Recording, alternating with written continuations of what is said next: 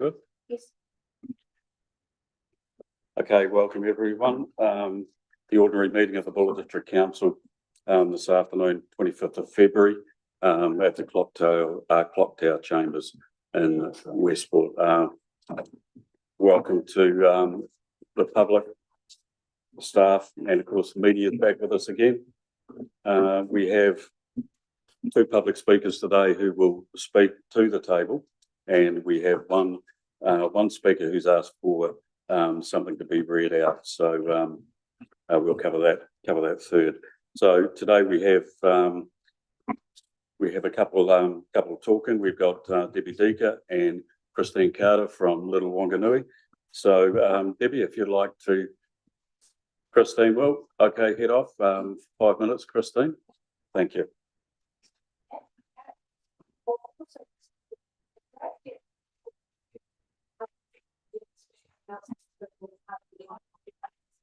Oh, that's right. Okay. Yes, one job. And anyway, I'm just holding up here a structure, and I'll give it. Do they need it? Yep. This is my idea of what BDC structure is really all meant to be about, and I'm here to talk to this today. Is that we have, I understand, about roughly 7,500 ratepayers. We're at the top of the pyramid. I just sort of kind of want to get this clear with everybody, because I get a feeling that it's kind of gone a bit the other way. Some people think we're at the bottom, but we're not. We're actually the people that pay the rates, which pay people's wages. And then we have our mayor and councillors. And right now, I'm pretty confident that most of you, some of you are new, and I'm kind of confident you're going to get all this stuff sorted. So please just get it that from my point of view, I'm not trying to get it. You guys, I know you've got a bit of time to get settled in your seats and work things out, but I'm concerned about the BDC staff. I don't know whether there's a problem much in our frontline staff here. I always kind of get a good response from them whenever I phone up. They're very helpful, etc., etc. But my concern comes down to our management and staff. And I know a lot of it's historic, but even if it's historic, surely the people taking over would have got some of this stuff sorted out. So what I'm just wanting to now emphasise is that, in my opinion, our ratepayers here have voted for an employed BDC to manage their functional community requirements, e.g. roading, water, waste, blah, blah, blah. We know all of those things. The mayor and councillors are here to represent the ratepayers' best interest and affordability. I really want to emphasise that one, because we are an ageing population here, and a lot of us can't necessarily afford heaps of rates. And then you're here also to oversee the employees of BDC, which is the management team. Frontline staff, as I say, have, in my opinion, been doing a good job. The management of BDC, this is where we feel that possibly the problems have risen, and in the eyes of us ratepayers, and they're representing us, we're a bit concerned about the number one, the accounts not being ratified by auditors since 2022.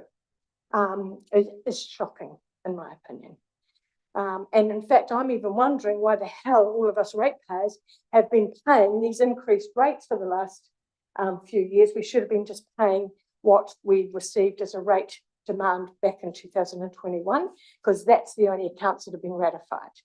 And when I asked my legal advice lady, Sue Gray, because she's my lawyer, what we could do about that, she then asked me quite a few questions, and I was explaining to her what's happened is that our accounts haven't been ratified, and she said that's a major concern, not just for you guys as ratepayers, but as well as that for the councillors sitting around the table, because they could be held liable.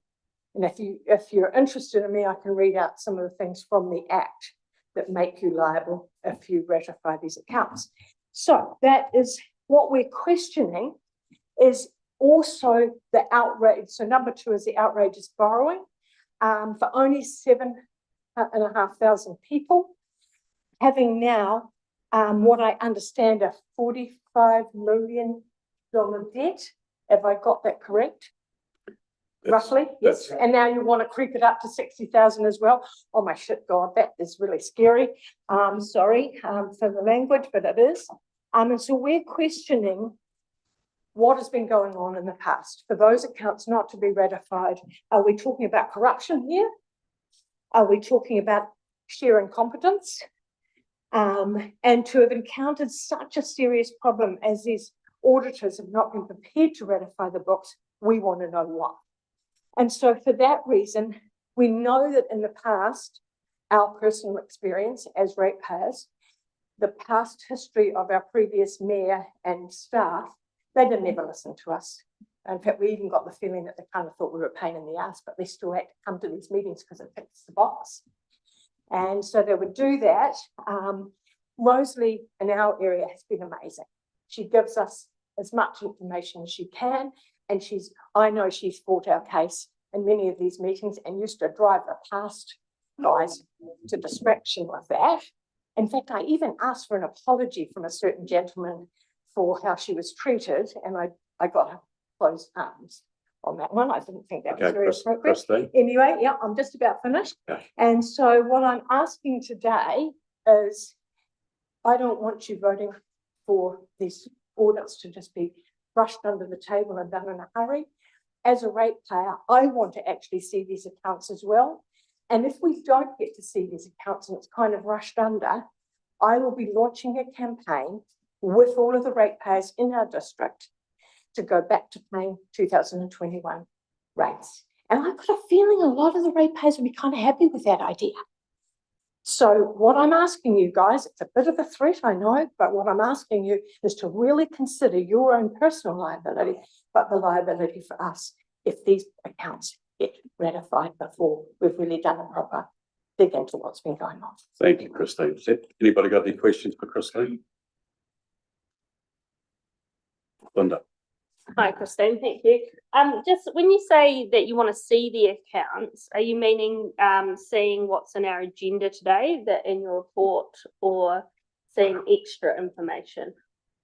I would like to know where all the money went disappearing to and why the auditors are questioning it. I think we have a right to know. This is our ratepayers' money. Thank you. Any other questions? No. Thank you, Christine. And we'll come back to you with, I'll come back to you in a written response. Okay. Thank you. And okay, Debbie. Thank you. I would like to preempt what I've already written here by just saying that I was really heartened getting to sit in on those few minutes earlier today, because it does seem that councillors really do care and are not kowtowing to central government, which is the feeling that we always got prior to this new council. But I'm just going to read exactly what I've written here. Just take that part into consideration. So as councillors, who is your duty of care to? Is it to us, the ratepayers, or is it central government and overseas interests? The original intention was duty of care was to us, the people who live and work here and pay the wages of the councillors and staff. Do you see how this has changed over time? It's been long past time to change it back to the original intent. I'm sure most of us would agree council need to be honest, transparent and accountable to the ratepayers in this region. As the previous speaker has highlighted, there is legislation concerning obligations for councillors attempting to ratify the past accounts today. They might be doing so, doing ratepayers and themselves personally a great disservice. So I'm here today to say, please don't succumb to those pressuring you in this. Defer ratifying until you have all necessary information and accounts have become available to ratepayers as well. We want to know what our money is being spent on, and that seems quite fair. Chris, you campaigned on transparency and we're here to support you in that. We're not okay with anything being swept under the table or carpet, so to speak. And we know this has happened a lot in the past, but no more. So will the accounts recently ratified or accepted, and the ones you're seeking to ratify soon, be available to ratepayers to view? That's something that a lot of people are curious about. And if not, why not? I'm also very dismayed at the apparent complete lack of accountability of council staff. I'm mostly talking right now about previous staff. It seems they make a big mess and then move on to positions elsewhere. There must be some means to have them pay for their mismanagement and misappropriation of our funds, and for other councils and businesses to know about their transgressions, because then other councils will just be in the position that this council was in previously. Affordability for ratepayers must be of utmost consideration moving forward, and we must all live within our means. Imagine our district is just one household. Now imagine running that household as the previous mayor and staff did, the BDC. How long would it be till that household became bankrupt? Money has clearly been mismanaged and spent unwisely, so please no more borrowing. That's really quite out of control. We, the ratepayers, cannot accept any more financial burden. Thank you for your time today. I hope to receive open and honest replies. Thank you for your time. Okay. Thank you, Debbie. Does anybody have any questions for Debbie? Yep, Councillor Halls. Yeah. I was just interested in your comment around a belief that there's misappropriation. I just wondered, what do you mean by misappropriation, and to get your view of what you're talking about? So there's been a lot of borrowing, and there's been a lot of borrowing, debt that we are going to be liable for, and yet we don't see that it's been put to good use. So we need to know what happened. Did people make serious mistakes? Did they shift it into projects that they were more interested in? We don't know. So that's why we need to have some accountability. And the situation with the accounts not being ratified for several years is definitely a concern for the auditors and us. Yeah, thanks for that. I mean, it gives me a bit better of an idea. So misappropriation is quite descriptive of what we're talking about. We're talking about a belief there's a lack of consultation, a lack of a chance to agree or not agree to a direction of travel that incurs debt. Would they be fair assumptions? Yeah, yes, but not that in entirety. So We don't know, these accounts are, as I see it, up in the air. Yeah. So until we know everything that's in there and why the auditors have been so hesitant to, ratify or approve them, then it's all a big question mark right now. yeah, I think we're just moving to accept that that's the status, that's the state as it is today, and then build on from there. But anyway, the other part of my question was that I hear that you're really concerned about a growing debt problem in the district, and I'm asking you now, because other things are facing us going forward. Are you aware that that debt is about to increase extremely rapidly with the development of the local water done well, which will probably end up growing by 3 times? Yes, and I'm really not happy about that. As I sort of gleaned from conversations earlier, it's basically just a rebranding of Three Waters, which I don't know who wanted that in the first place.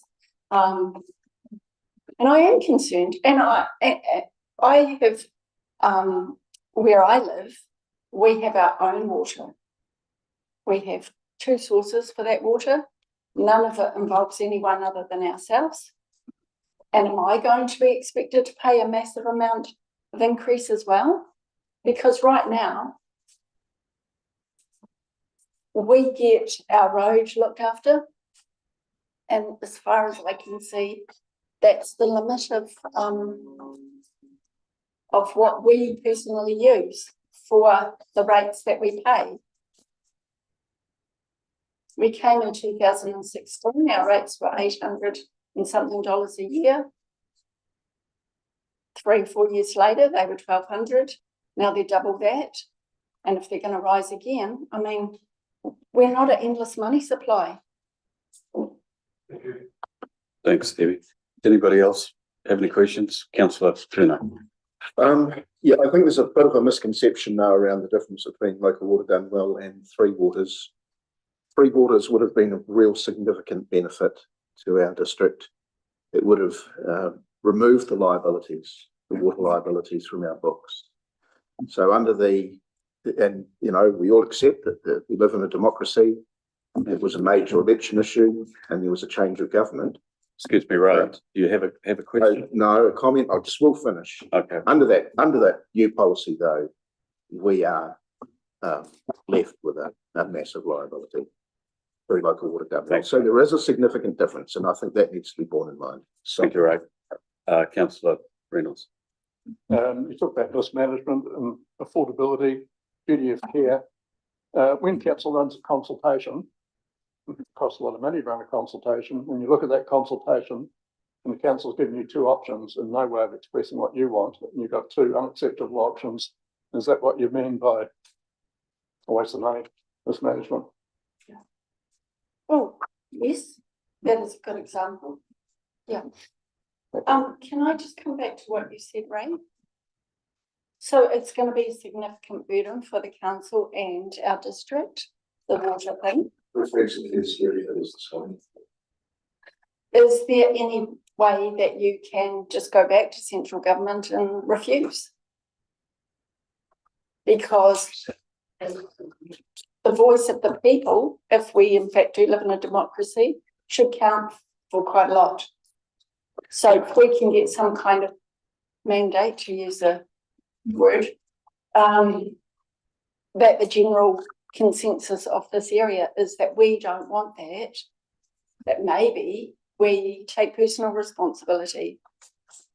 Okay, thanks, Debbie. And you were privy to some of the discussions in our session earlier on. So I think you've got a bit of a flavour from what councillors think around the table in response to exactly what you're saying. And that does give me some encouragement that things might go in the right direction. That's good. What we want you to know that we do support every positive move, Thanks. but not necessarily the dictates of central government. Thanks, Debbie. Thank you. You're welcome. No other questions? Okay, thanks again, Debbie. Now, Jeanette Donaldson has, she can't be here today, so she's asked me to read this out. It's in relation to dogs on Palmerston Street. Westwood has no dogs policy on Palmerston Street. The poorly situated signs are still there. No dogs on Main Street, 8 a.m. until 5 p.m. since COVID, and I use that as a measuring stick. Dog control has gone out the window with dogs being tied up in shop entrances where mobility scooters and people old and young and middle-aged can't get past. Dogs barking, yapping for hours outside shops and in parked cars. Dog poo bags left behind, left in shop doorways or chucked in gardens on the main street. Empty dog food cans being left where owners have fed their dog and left. People in shops who are shopping have no care that their dog is and has barked the whole time. Some people are afraid of dogs tied in doorways, and where council now sit in this regard. We are proud of our town and how it appears to other locals and tourists. Tourism is the key, they chant, so let's lift our town to clean and the main street once again dog free. It finishes by saying clean up our town's act. Simon Bassian couldn't be here today, so I might ask either Simon or Chrissy if they've got any comment to make. Thank you, Mr. Mayor. So I did speak to our compliance team earlier. Unfortunately, due to resources, we're unable to police the streets as we once were used to. However, we do act on complaints as they come in and are happy to do so. So if anyone does note dogs on the high street, there is still a bylaw that prohibits them between, I believe it's 9 and 5. So happy to take complaints or feedback. If you want to pop to council offices, give us a call. All the details can be found online. Otherwise, a simple service request can be completed. But that is something that we can take note of moving forward. Thanks, Chrissy. We'll discuss later on our response to that, but thanks to Janet Donaldson, if she's watching online, for that, and we'll come back to you on that. Okay, so that finishes off the public forum. Thank you very much, and I'll declare the meeting open at 15:53. Okay, and the first item on the agenda is apologies. We have an apology from Councillor Reedy, and we have an apology from Francois Tumahai. Francois has indicated that he will start joining our meetings from April onwards. So the draft recommendation, draft recommendation that the apologies be received. Okay, moved by Councillor Rutherford, second by Councillor Reynolds. Thank you. All in favour? That's passed unanimously. Thank you. Okay, item number 2.1, members' interests. The draft recommendation that members disclose any financial or non-financial interest in any of the agenda items. Does anybody have anything to declare, or are there any questions? Okay, would somebody like to move? Moved by Deputy Mayor, seconded by Councillor Hawes. Thank you. All in favour? Those against? Passed unanimously. Thank you. Okay, item 3.1 is confirmation of previous minutes prepared by the Chief Executive. The draft recommendation the council received and confirmed the public minutes from the ordinary meeting, council meeting of 17th of December 2025. Are there any questions, or would somebody like to move? Okay, Councillor Hingston. Thanks, Mr. Mayor. I just have a point to make. It was reported in the minutes that we said no to Te Kaha Water Conservation Reserve, and when I read the proposal, I read that we voted as a not yet. Can we just have some sort of confirmation that it was recorded as a not yet, as opposed to a no?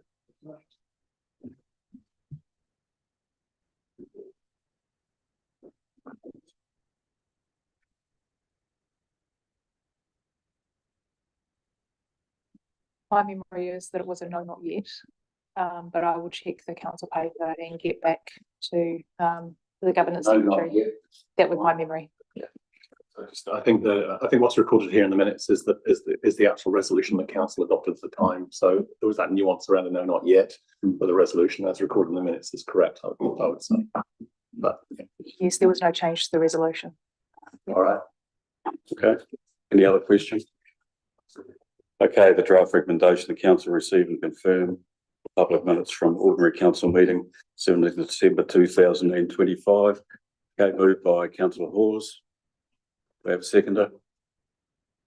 Okay, Councillor Curnow. Thank you. All those in favour? Those against? Mosley? In favour. Okay. Sorry. Okay, thank you. Okay, that's unanimous. Okay, agenda item 4.1, action points. The draft recommendation, the council received the action points report for information. It's prepared by the Chief Executive. Are there any questions? Deputy Mayor?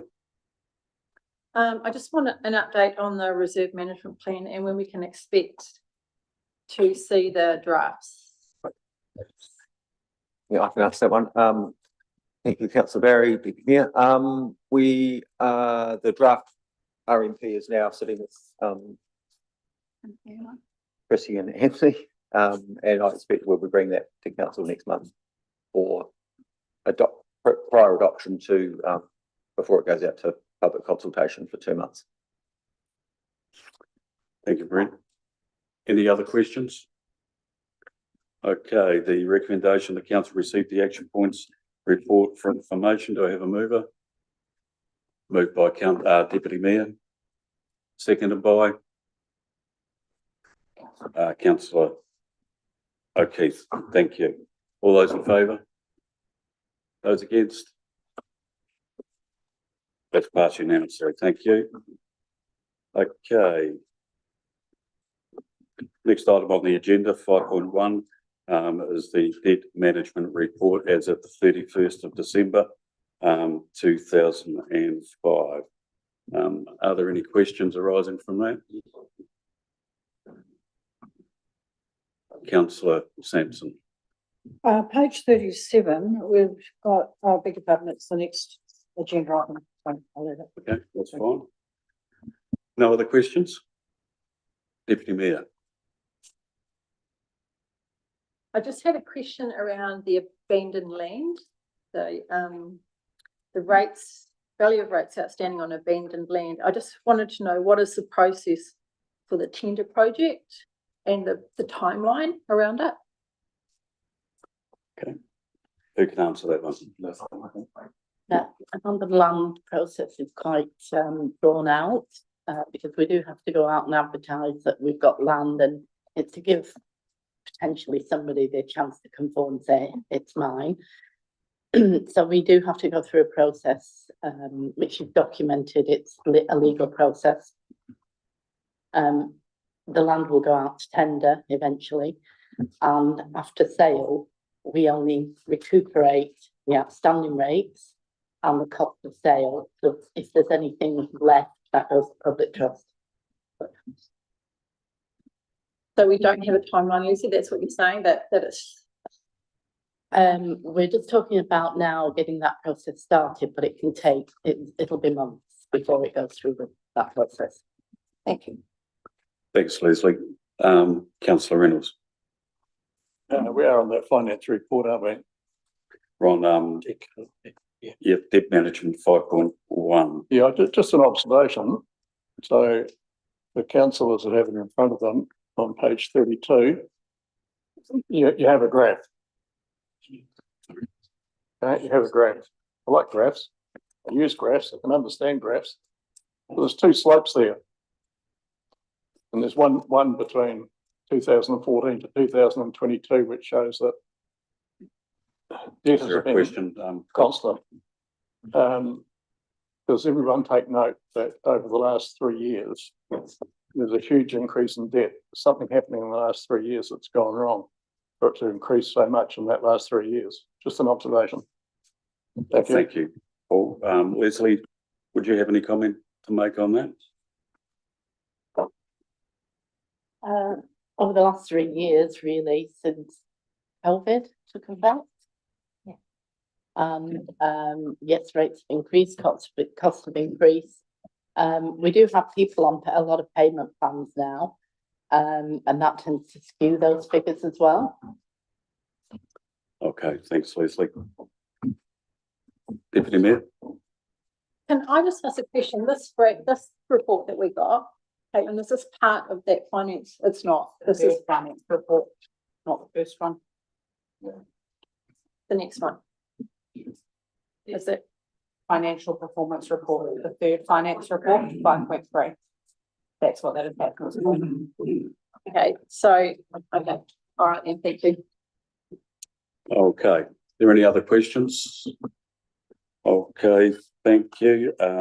Draft recommendation of the debt management report dated 25th of February 2026 will be received. We have a mover, Councillor Rutherford, second Councillor Reynolds. All those in favour? Those against? That's passed unanimously. Thank you. Next item on the agenda is 5.2 investments and borrowings report. As at the 31st of December 2005. The draft recommendation that the investment and borrowings report dated 25th December 2026 be received. Are there any questions? Councillor Reynolds. I note that there's a 3.3 million invested there. And we're earning an interest rate, which is, we're charging our ratepayers 50% more than that for infrastructure borrowing while we're loaning our own money out at a cheaper interest rate. What's the rationale behind? Do we have a question, Paul? Yeah, what's the rationale behind? What's the rationale? We loan our money out at 3.85 to 4.35% and charge ratepayers we've got more than that, and we borrow it from the bank. Leslie, can you respond to that, please? I'll have to have a look at that for you. Get back to you on that.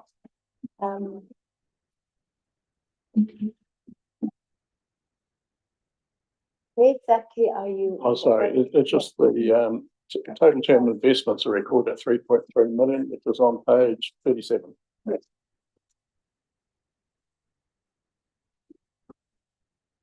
I don't have an answer for you now on the rationale for that, but I can definitely find out and get back to you. Okay. Yeah, I know that when we work out the interest charge for during rate pay calculation, it's done at 3.7%. So it is lower than that. Yeah, and it gets worse on page 38, and that we've loaned money out at even lower rates, as low as 2.93. We've loaned our money out at 2.93. Yeah. Yet when we have an infrastructure improvement program, we go to the bank and borrow money for at a higher rate than that.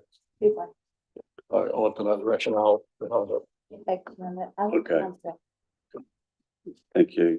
Any other questions for Sahana? Councillor Sampson. Again, on page 37, it's got 3.3 investments on the 31st of December. But in actual fact, it's got two of them mature in October 25, the 8th and the 20, and the other one, yeah, the 8th of October and the 25th of October. And this is at the 31st of December. So one, I thought it would have been updated, but the other question, have they been reinvested and who by, who to? Who has it been reinvested with? ANZ and BNZ again? Yes. Because the question I asked, we were most upset that our investment with MBS had stopped, and surely one of those could have gone back to the MBS as reinvestment. And again, we had no say, while it was made clear that the councillors weren't happy, that reinvestment could have been. Okay, do you have a question? Well, that's why I'm asking, why were we not consulted on the reinvestment and if we wanted it to go to MBS? And the second question is page 38. Can we deal with your first question first?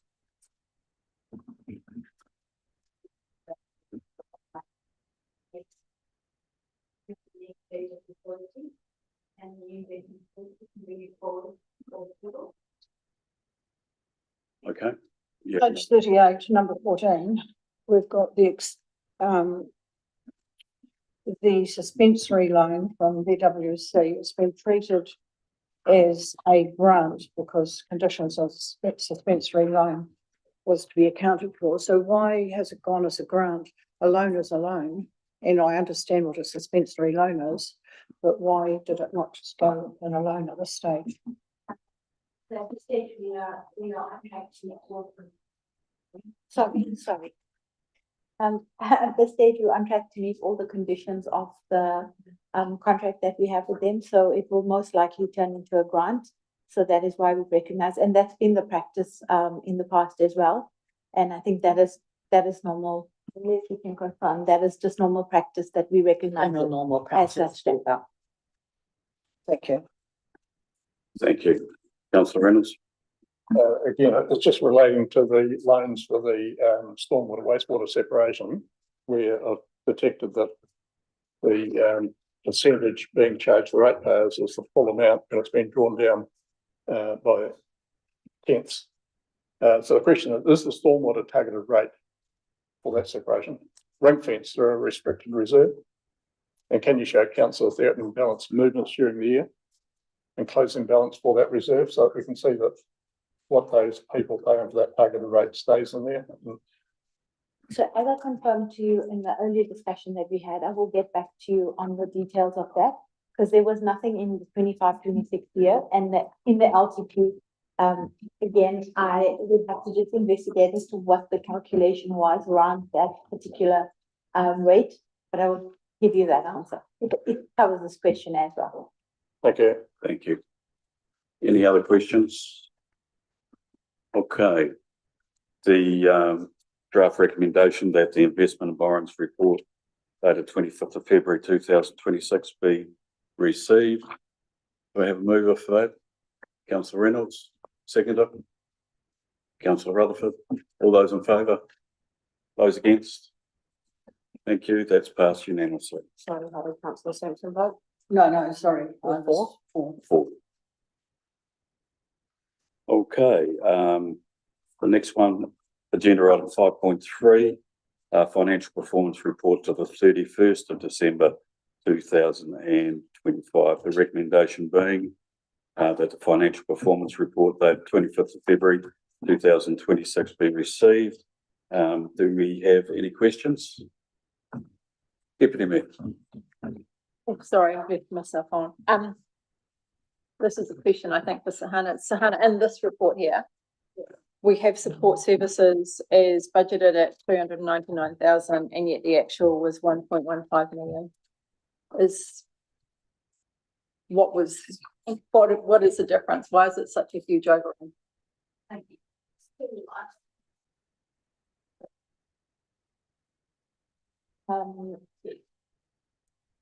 I just want to find the correct line, sorry. Yeah. Okay. Yeah. But a smaller version, my apologies. Yeah, on that particular line, we've had a lot of misaligned costs in terms of the people costs, which I've explained the last time as well, in the last meeting. So again, I can't answer as to what went into the calculation on that particular budget line, and then in the budget, it had been phased equally. So there's a misalignment again, also on budget phasing, versus the cost that we've incurred. We've had an overlap of staff with the restructuring of the finance team. So that those were quite large costs that have come through towards the latter part of last year. And that's definitely not in the budget. Thank you, Sahana. Councillor Curnow. So just on that question of the misalignment. Yes.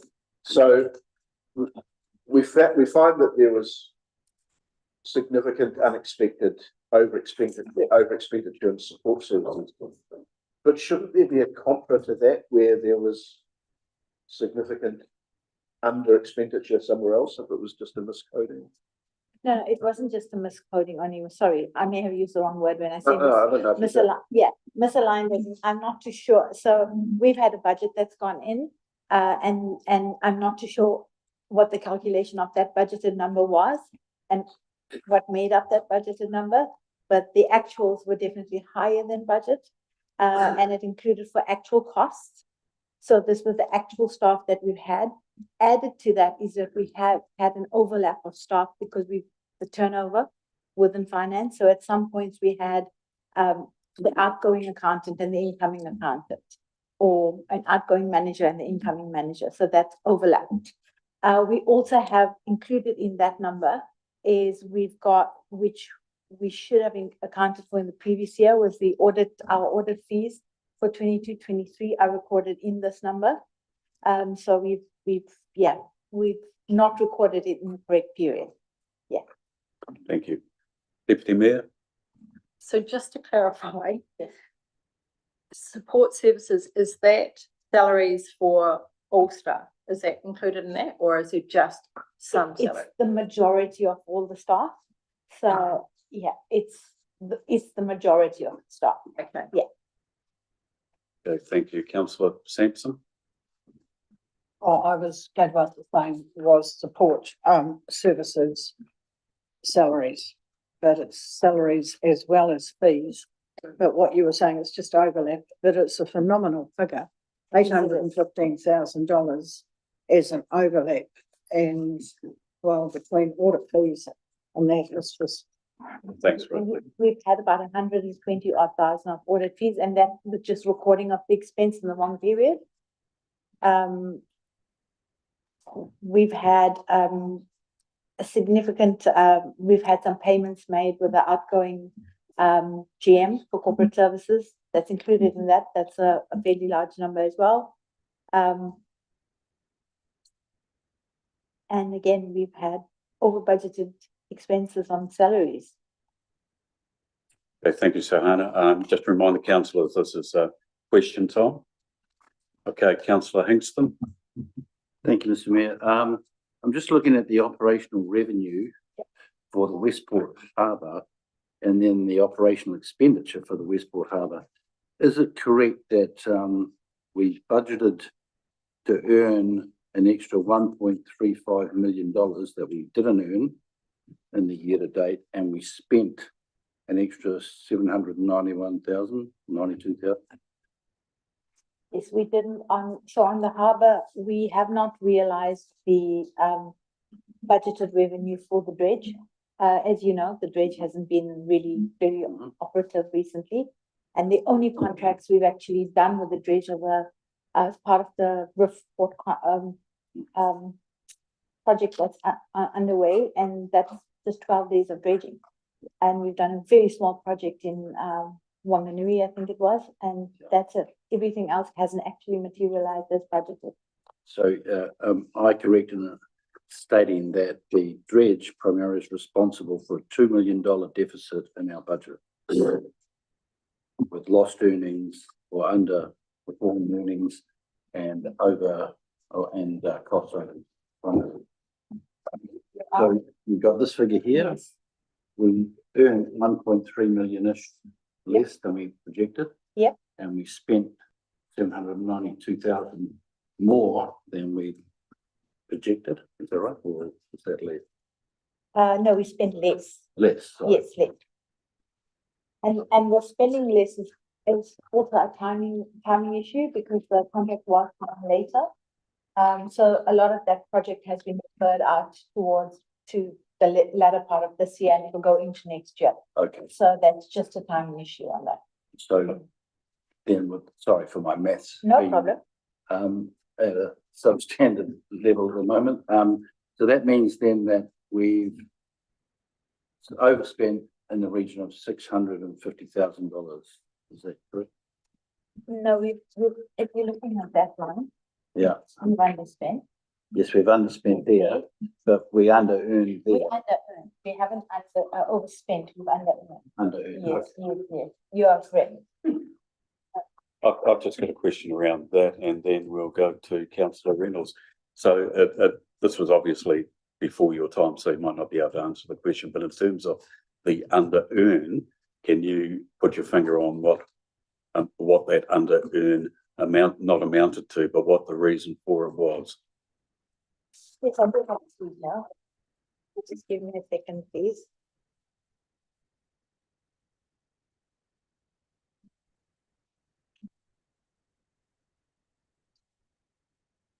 So there were various contracts with Gisborne Dredging, Westport gravel removal that was in the budget that obviously didn't materialize.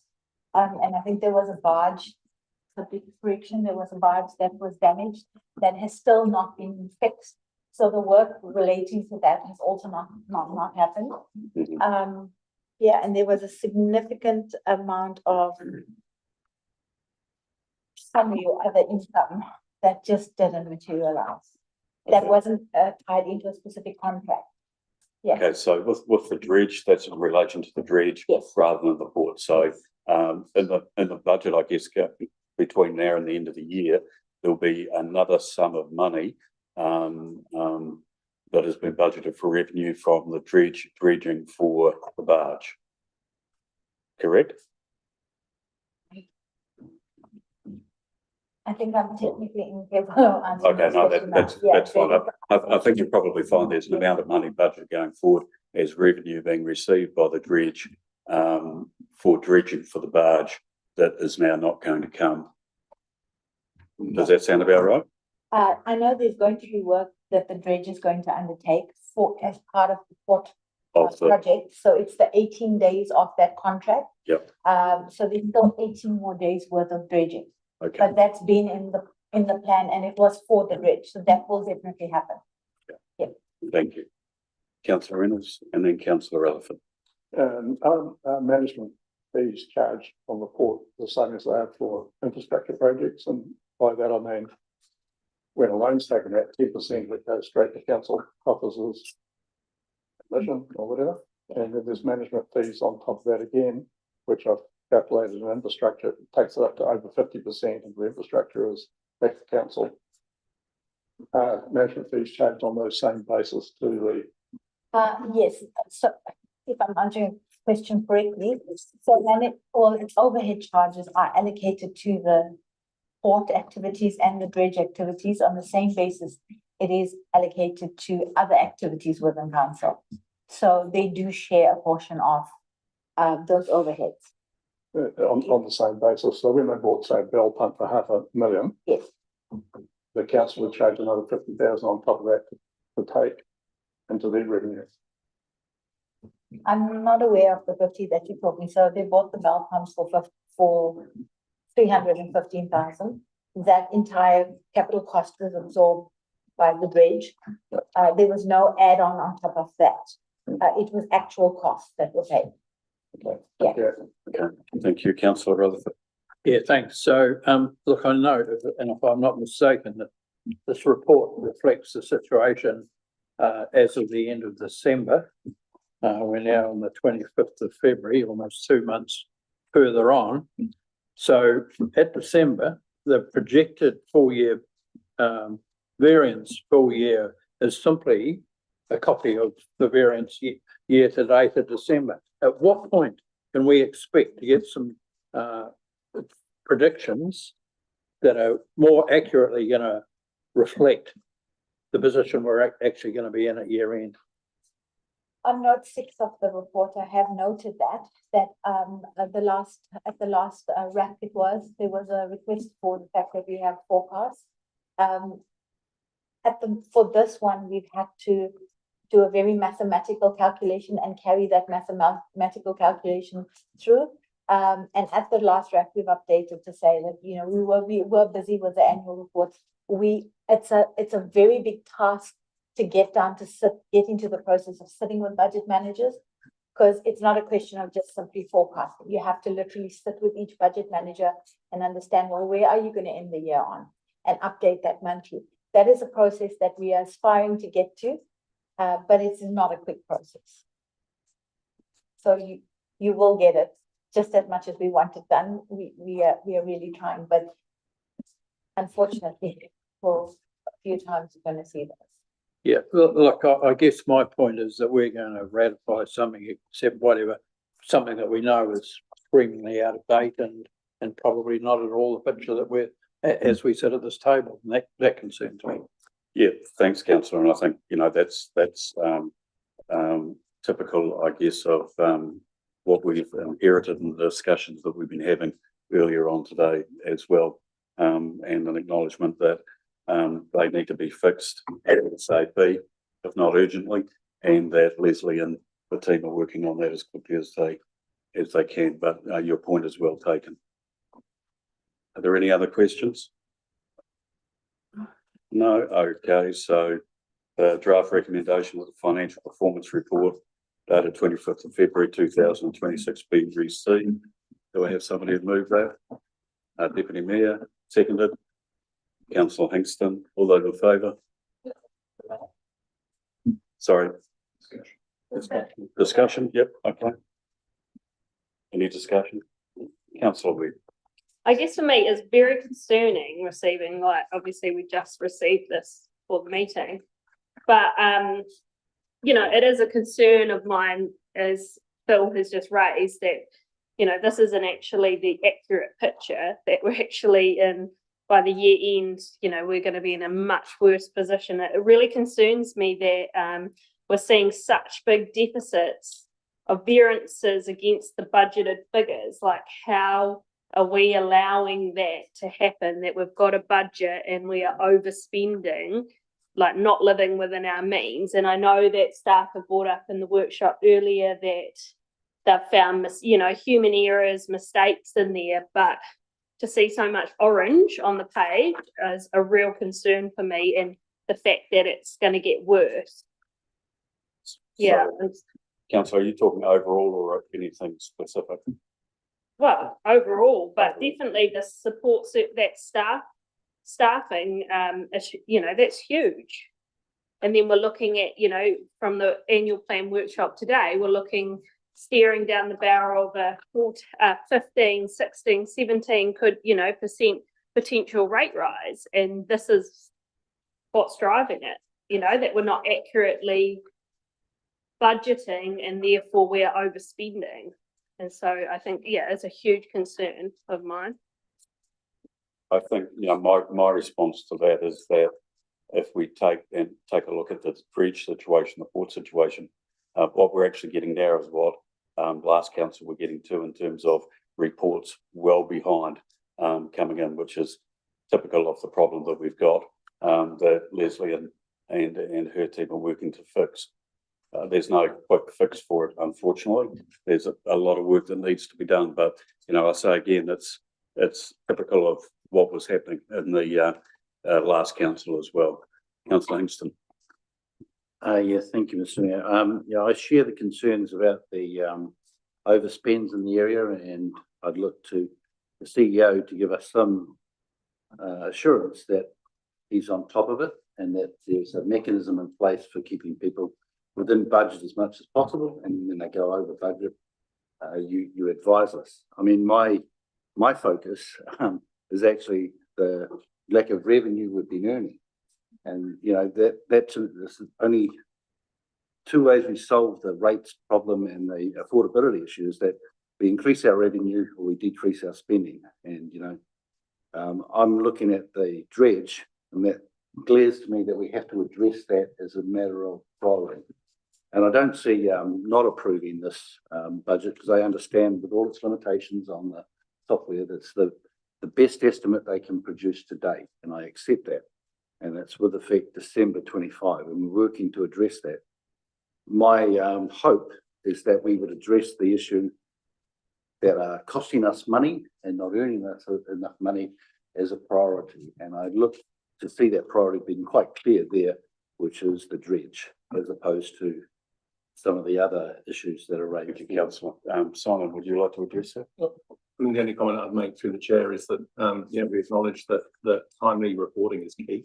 We do struggle even internally getting timely reports. So and with the council cycle, this is the first time you're seeing this this year end, sorry, 6 month end position. So we are under Leslie's leadership upping our game in that space, and we will be better at it.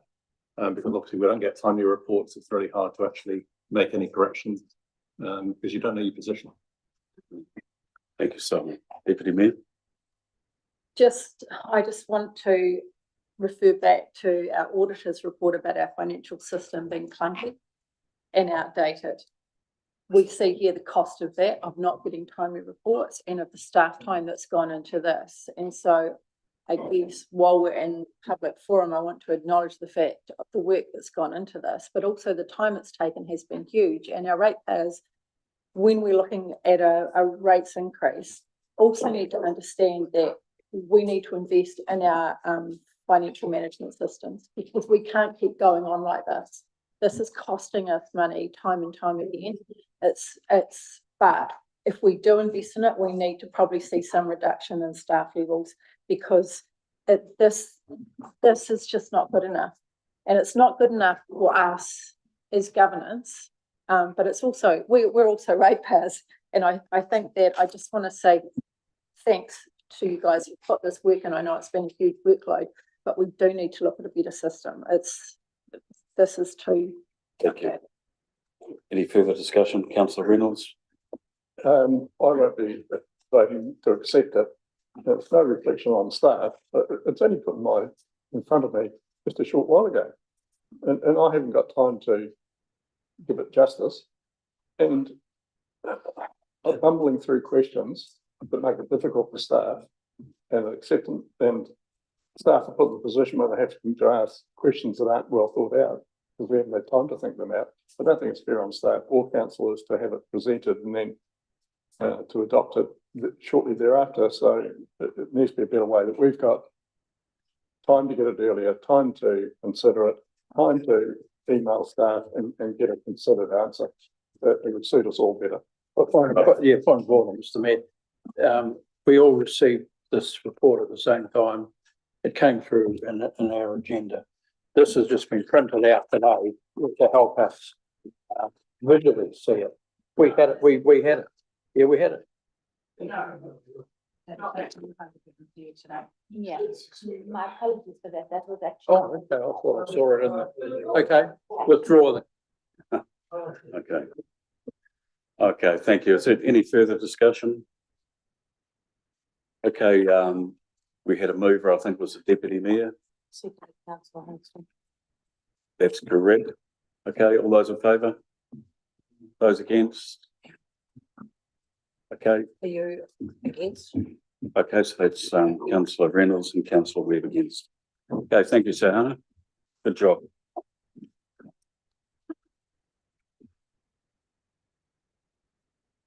Okay, agenda item 6.1 is adoption of the 23-24 annual report prepared by John Salmon. The draft recommendation that council 1 receives the 23-24 annual report. Number 2 adopts the annual report for the year ended 30th June 2024. 3 authorises the Chief Executive Officer to take any necessary minor amendments and corrections to the annual report that may occur prior to publication. Are there any questions? Councillor Reynolds, then councillor Hawes. Well, I'd like to move that this lie on the table for a month for the same reason as the last document put in front of us just a moment ago. Sure, we got this on Friday, which was the bare minimum statutory period to dispense it to the public. And we as councillors are very focused on the agenda because it's our work. We've got to give it due diligence. And we're a little bit more focused than maybe the public are. And the public need more time to digest it and come back to us questions that they may have too. This has been delayed for nearly 2 years, and I've got many questions on it. And one of the reports I got was at 10:28 today, and I haven't had time to fully read that in the time, let alone time to understand it or formulate questions to try and get some answers before I move to adopt it. So I don't want to be seen by the public it was someone that was stage managed, where it's rolled out in front of us after it's been advertised as council will be adopting the annual report on Wednesday. And even that wording that council put out is egregious, because it should be saying council will be considering adopting it on Wednesday, not that they will be adopting it. So I haven't had time to give this justice, and I move that it lay on the table till next month to give us time to ask questions of staff, to get some answers, to be more fully informed, to do it justice. Thank you, Councillor Reynolds. So you're moving that the report be tabled until next month and brought back. Is there a seconder? Councillor Sampson? Any discussion? Councillor Hingston? Yeah, I know Councillor Paul's reticence, and I agree with him, especially on the presumption that we're going to approve this as a matter of formality. I've gone through it. I'll confess that I don't fully comprehend all of it, but what I do comprehend is that this has been the result of a perfect storm of a series of extraordinary circumstances around the flood, combined with extraordinary demands on the staff, a high staff turnover, and really, really poorly unfit for purpose software. So, you know, all those things come together, and that's the reason why this report I've got a lot of questions about. So I'm confident, though, that in the reading of the report, that there's been no corruption, in my opinion. There's been no deliberate criminal acts. There's been no deliberate misappropriation of funding. I have confidence in that. And I would like the public to get the same level of confidence. So, you know, I would like to see this made public as much as possible. And if that's possible, that we can do that before we vote on it, that might make for some better decision making. I'd be in favour of supporting it now, approving it now, but for the fact that, you know, other councillors have expressed a reluctance because they haven't got their heads around it and haven't had the opportunity to ask detailed questions. Thank you, Councillor Sampson. And just to speak on point of seconding, it is just the fact that it's not timely that it's come out so late, and I concur with things that you say, but a matter of reading and getting it to us, you know, the last report at 10 o'clock today is just not acceptable. Anybody else? Oh, sorry, Councillor Webb. Just a question. So the audit opinion report that we got sent this morning, has that been uploaded? Has the public had a chance to see that yet? That will be uploaded as an amended agenda tomorrow. So the answer is no. Correct? Correct. Councillor Halls? Yeah, I just thought that we were going to have, sorry. I just thought that we were going to have some background explanation in the council from the auditor. I thought that we were going to get that feed into this process, because my understanding is, of course, that if we don't adopt this now, then we put in jeopardy the next report, not meeting step, and it sounds like we won't anyway possibly meet that. So it also puts at risk other things that follow on from this. The timing issue then ends up pushing things out, and we end up in a similar position to what caused some of this. So I'd just like to hear from, I think it would be advantageous to hear from the auditor before we make a decision. Sorry, just before that, I'd just like to comment that, so this is obviously the second of our late annual reports. And just as a reminder, we do have a commitment to the LGFA to get this done. And the commitment was to get this done this month. We are at risk of defaulting on our payments, on our loans, and it will be a major issue for this council if we cannot get funding to continue our capital program and our capital work. So they could call in the debt. I'm just raising that as a risk for you. Acknowledging the late delivery of the audit opinion, but you did have the overall report, the annual report itself prior to that on Friday in advance of the statutory deadline to consider over the weekend and 3 working days prior. So it is the process that we have got. It hasn't been ideal, but as you heard earlier, it has been a challenge to get to this point. But it is important that we adopt this today. I would strongly advise that this is the best line to take, and the risks of delaying this a month are significant. Councillor Sampson. I am just gobsmacked at the fact of what I've just heard. I have asked on a number of occasions of us not having our audited reports, will it have any bearing on the LGF loan? And each time I have been told, no, it's okay. it will not have a bearing. And now I'm told we've got to have it done by the end of the month. 5 days' time, for goodness sake. And it will have a bearing. So through the chair, we did traverse this last time in December when we adopted it, and I made that very clear at that point that these are the deadlines that we have. Councillor Webb.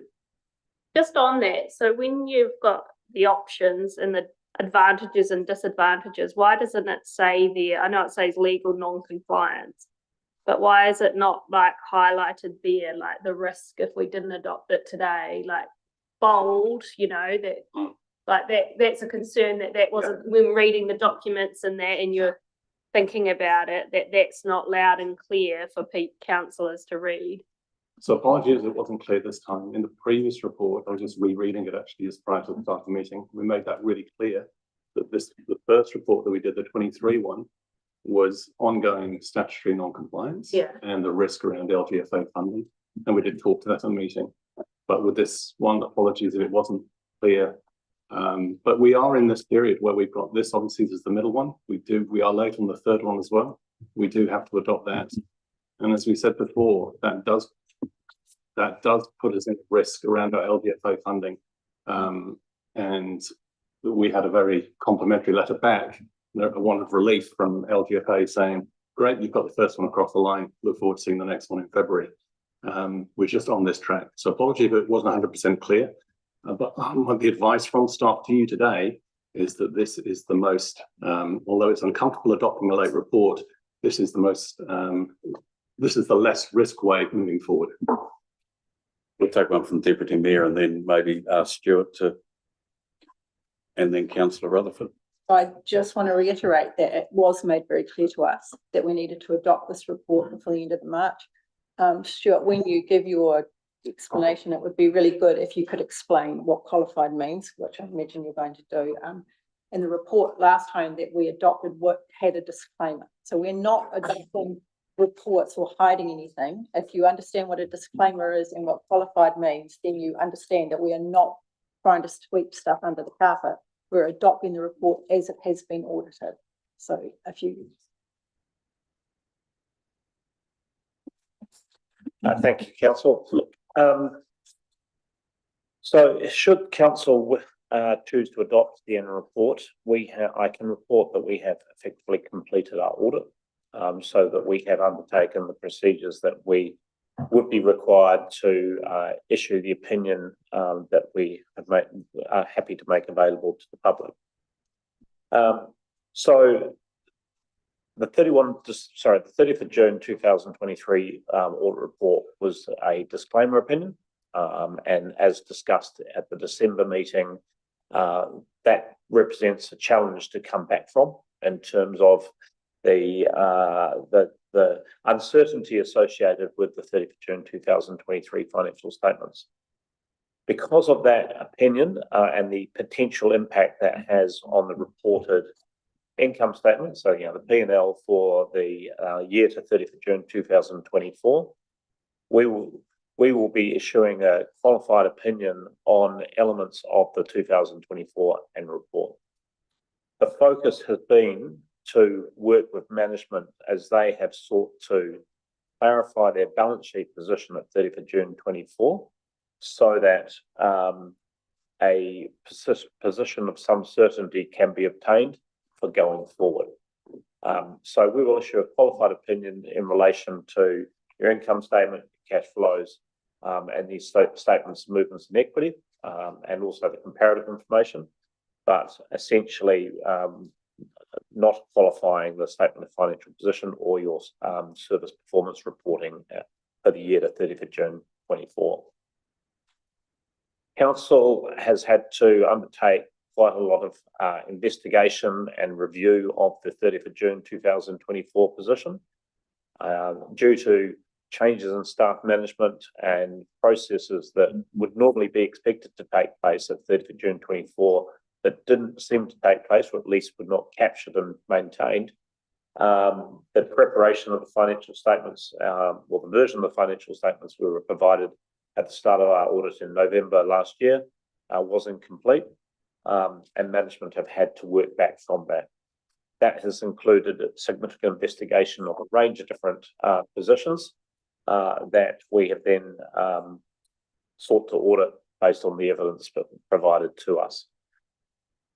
None of those sort of situations have enhanced or made our ability to actually complete the audit any easier.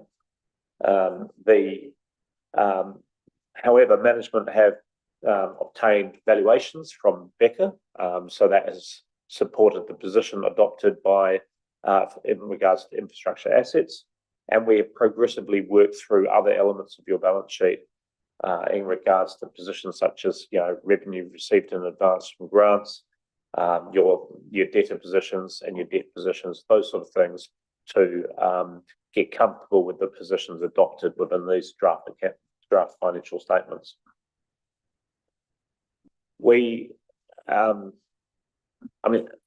There are certainly challenges in regards to your financial records for FY24, and we can just recommend that you continue to improve matters. You did have significant changes in staff. The records that the state of the financial information that we found was not comparable to what we would expect for a local authority. And I think management are fully aware of that, but it's just going to take continued work to actually get things back on track. Happy to take any questions or queries. Thank you, Stuart. Council. Any further questions for Stuart, Councillor Rutherford? Well, it's not specifically for Stuart. It was just some context of the discussion we've been having. Although Stuart may have some observations. So, we can't change what we can't change. And I'm not opposed to adopting today on the basis that it's not an endorsement, it's simply an adoption. Maybe Stuart will comment about, is there any wording that could be included in a formal resolution that signifies that we're adopting the report, but we don't necessarily, what am I trying to say? I'm struggling to think what I want to say, other than we're all disappointed. We're not endorsing the actions and the management that got us into this situation, but we adopted reluctantly. Is there any, can you advise on that at all? Council could acknowledge the expectation of receiving a qualified audit report. Council could acknowledge that it is the best representation of the financial of the annual report for 2022 that management have been able to make available. But you still have a statutory responsibility at some point to adopt the annual report for council in accordance with the Local Government Act. Thank you. So that was only a small part of my question. So having, gone through the report as much as I can in the limited time, and again reinforcing position that I'm no accountant, I can't comment a lot on a lot of what's happening in that area. Some stuff that does concern me, and I guess it can be addressed right now. I know that we've had some reassurance from Simon and our team about how things, we can moving forward, improvements that are being made. But I do note in the report there are a lot of non-financial performance measures that have failed. In fact, an alarming number, and it would be, in my view, things like requests not being met in the time frame. This as an example, there's one here that in 2022-23 a property management register is up to date, and yet 23-24 it's red flag because it's not met because the register is being re-examined. So, or was it not up to date in the first place? There are a whole lot of questions that disappoint me, and so I would be looking for some type of reassurance that not only are we improving in our financial reporting systems and managements to give us confidence, but also that we're going to meet a lot more of these non-financial performance, that we've obviously set these targets by agreement with our staff, and there's a huge number of them that have not been met. So any comment on that, I'm welcome. Thanks, councillor. Before we go to councillor Hawes, maybe Simon, you'd like to respond to that? Yeah, look, it's hard for me to comment on those specific, those 23, 24. I mean, yeah, it's disappointing they haven't been met. But I mean, I don't know. There are some specifics. I know there are things that Brent and I have talked about, particularly in the infrastructure space. Is there any commentary around trajectory upwards for those, Brent? Yeah, I thought long and hard, I put that comment in about, asset registers, property asset registers, because we have lifted the lid on that and gone, this isn't right. And it hasn't been right for a long time. And whether it was just a tick box, because property is just this big beast that no one really understood because we didn't have property managers. We were split across 3 departments. It's now consolidated temporarily into infrastructure services. So I spoke to my group manager and said, look, our last group manager said, do 2 things. Be honest and don't do dumb shit. So this is be honest. So is it a reset? Yes, it is. Will it improve? Absolutely. Thanks, Brent. Just one further comment, I guess, as part of our long-term plan, we did look long and hard at our LTP measures. And actually, because some of them just aren't smart, they're not measurable, or they're not achievable given the current resource. So as part of that process as well, we did weed out a whole lot of things that just weren't achievable. But yet acknowledging these ones, the 24, aren't great. Thanks, Simon. Now, we do have a motion on the table, but councillor Hawes wants a quick word. Sure, you know, I mean, we've heard that there's reluctance to accept the report, basically, which is what we're being asked to do. Is there anything that would be able to be changed within this anyway? Like it's a report, a statement of fact, a statement of position at a point in time. You know, by not accepting it, in my mind, gains us absolutely nothing except a lost month and more pressure into the next phase. Look, I think we have completed all the work that we think possible. I think management have undertaken a review of historic financial information as much as they can. Because of the disclaimer opinion for 2023, it is, I wouldn't say impossible, but it's not practical to find a way back to develop anything else other than a qualified opinion in regards to the financial performance for 2024. I mean, our opinion, yeah, should this sit on the table for public consideration for a week or 2, then our opinion wouldn't change, and we would step towards getting on with 2025 in conjunction with management. Yeah, our position is not. There's nothing economically or time-wise, viable that you could provide to us that would change our opinion. Thank you. One more from the Deputy Mayor. So just one final question around going forward and processes going forward. So when we spoke earlier, you mentioned that perhaps there were reports that should have been run on a monthly basis. Are you seeing improvement in your relations with staff? Are we getting better at this? Because we need to know that we are. Look, there are a number of areas where reports that should have been run or reconciliations that should have been managed better at 30th of June 2024 were not performed in a good way. We have seen some elements of that as part of our sort of early view of the 30th of June 2025 position, that some of that reporting is better. However,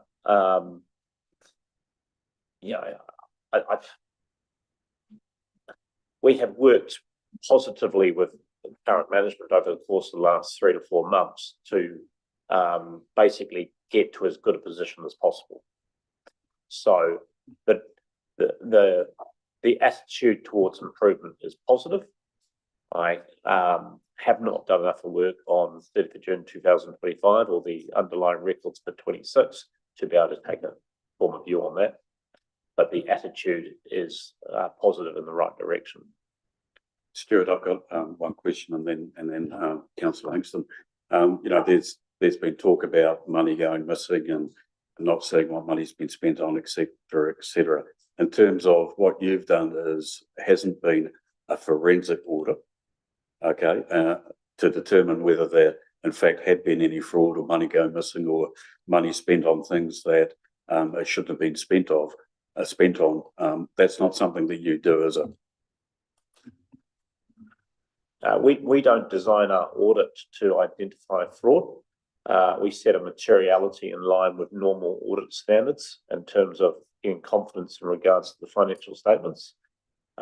If there are any matters that come to our attention that suggests that money may be liable to someone because it's gone in the wrong direction, we would make inquiries and follow up on that. So, for example, there were protracted discussions between council and NZTA during the course of the 24-25 year in relation to some of the historic matters. A liability for obligations has been recognised within these financial statements that you have in front of you today for that, and that's the sort of matter which we would pursue and understand whether council has got any obligations or liabilities to organisations for funds that you haven't appropriately recognised. We have a responsibility under the Office of the Auditor General's auditing standards to give consideration to waste and probity. So therefore, when we are reviewing expenditure, we are looking to see that it is, basically being incurred in the for the purpose in which it's intended. However, we don't form a policy. We are not required or expected to have a view in regards to policy decisions in terms of money being spent. If council or senior management within delegation approves something, unless it's for some personal benefit, which we have not witnessed, then it's in accordance with the delegated authority of council. So if this report was to be passed, would that preclude the likes of a forensic audit in future if that's what something council asked for and approved? I mean, the words forensic audit is hard to determine in itself in terms of it. If you were to be wary or if you were conscious of something that you thought was materially untoward, then your responsibility first of all would be to tell me as your auditor, and then if it was of a material nature. The signing of financial statements doesn't necessarily mean that every single number within those financial statements is 100% accurate. We apply a materiality assessment to our work. Otherwise, we would be here for an extensive period of time. There's nothing, the adoption of an annual report does not preclude any future retrospective review of, the financial results of an organisation after that adoption. However, if there are genuine concerns that can be articulated at a more specific level, then the responsibility is to inform those charged with governance and auditor. Thank you. Councillor Hingston, you had a question? Actually, it's an order. I was going to make a motion to amend. Microphone, no. If it was an order, I was going to make a motion to amend the original motion by adding a caveat or a verbs to the effect of that the qualitative work by the council going into the audit needs improving. However, it is accepted that as a bit, this audit represents the best representation of the accounts since 2024 or for that financial year that the council can make available. something along those lines. Okay, well, I think we've already got a motion on the table from councillor Reynolds to set it aside Yeah, for so 1 month, so we need to do that first and then. Okay, so is there any further discussion? We've got a mover. Yep.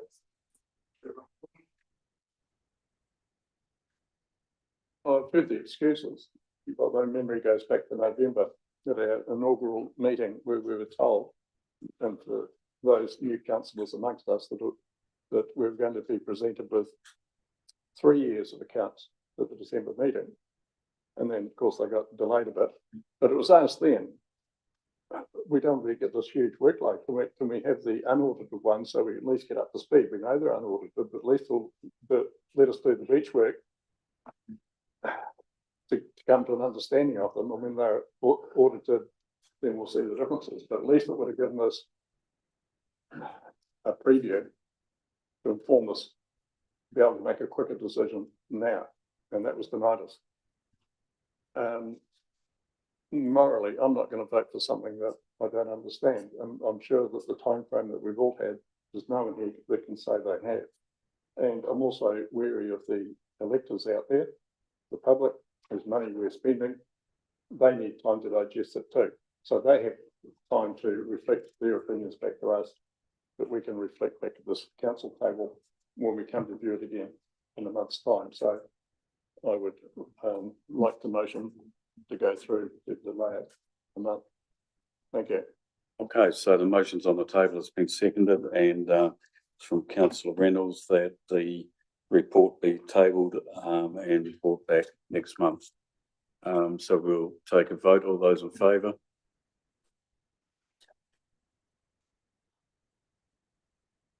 Those against? Okay, that motion is lost. I'm up. You're on.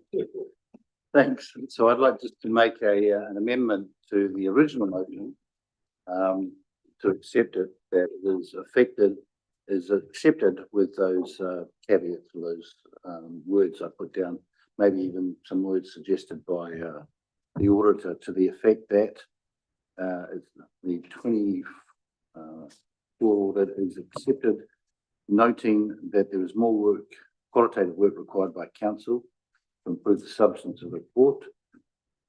It is a representative of the accounts, the best representation of the accounts that the council can make available. There's something about it from that. Can you read it again? Can you read it again? All right. The council accept. Where are we this one? Adopt the 23-24 annual report, noting that It's a new one. the qualitative work done by council in the composition of the annual report needs improvement. And we expect to receive a qualified audit. We'll get Caitlin to read that back. Make sure she's got it right.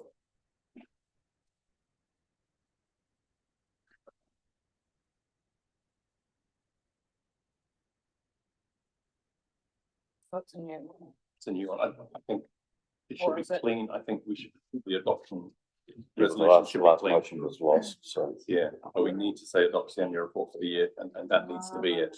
But then we can add a subsequent resolution just noting.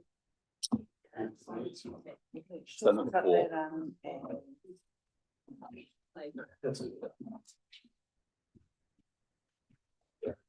Yeah, this needs to be, it's an additional comment.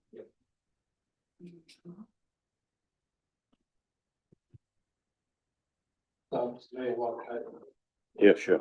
I've got package movement 1, 2, and 3. We've got a. Yeah. we've got- Yeah, happy with that. We take the lead, Bill.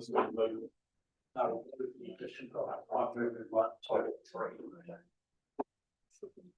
Yeah, that's fine. So you can work in here. No, actually, Okay, we'll let Caitlin catch up with that.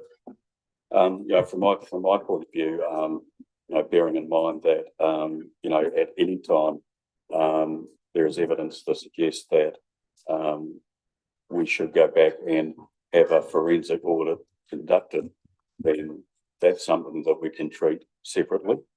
So this exercise is my view. Yeah. I think an expensive audit would just be that, an expense, and where we need to spend our money on is our financial systems to ensure that we have got a better process going forward. When like a forensic audit, unless we clearly know what we're looking for, will give us nothing. Better financial systems will give us more assurity going forward. Thank you. There we go, Katie. Good. Good. So you're gonna vote 1 through 3 and then 4 as a separate one? Yeah. Okay.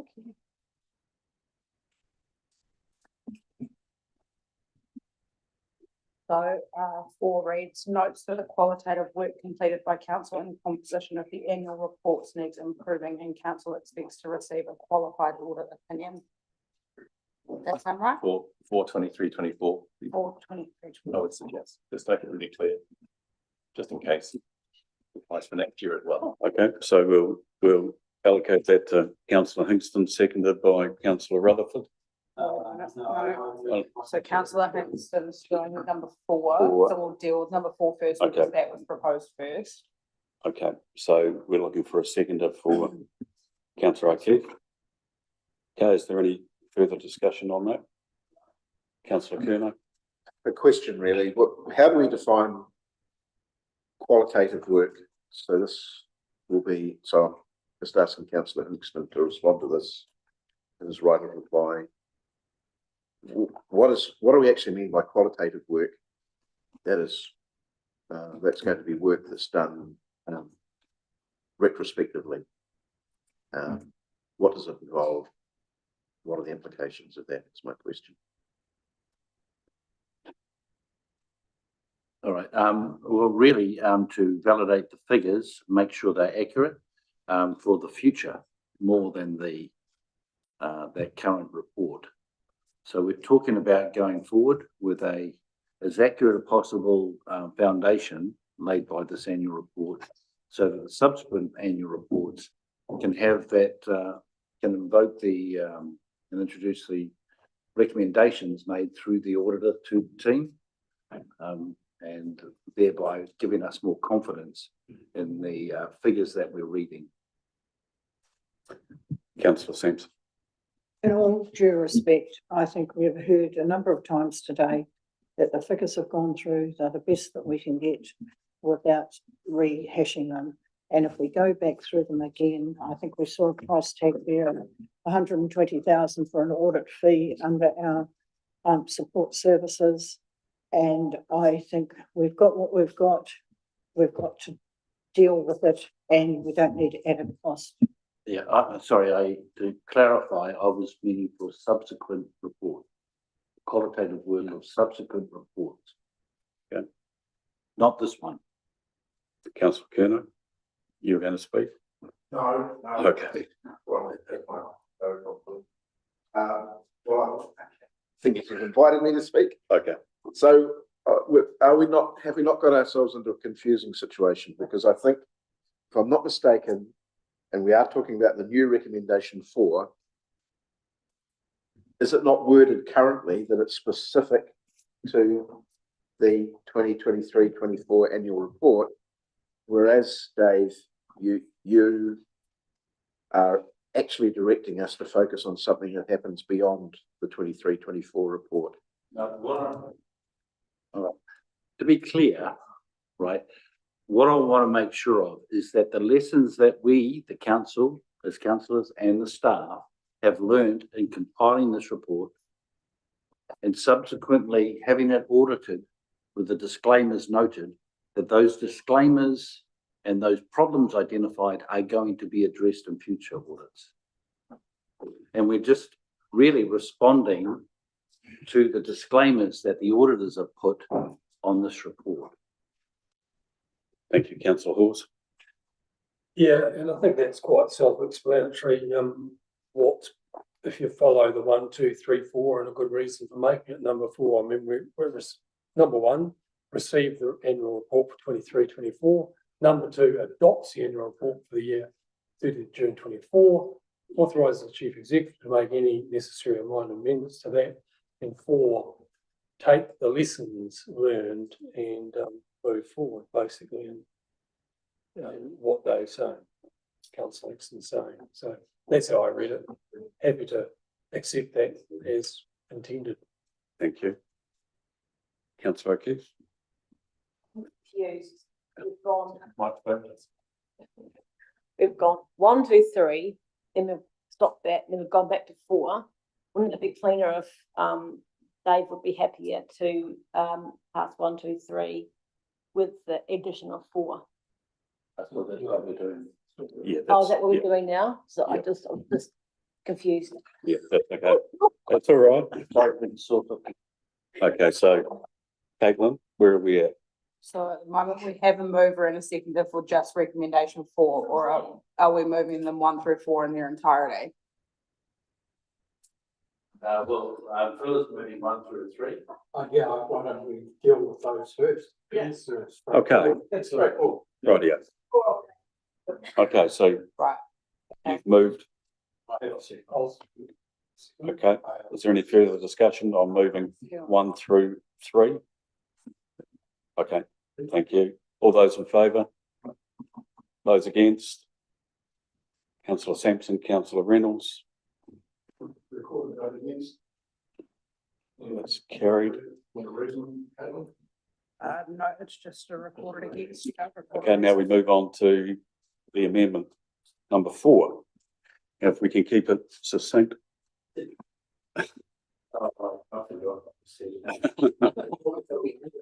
Can you read it out, Kevin, please?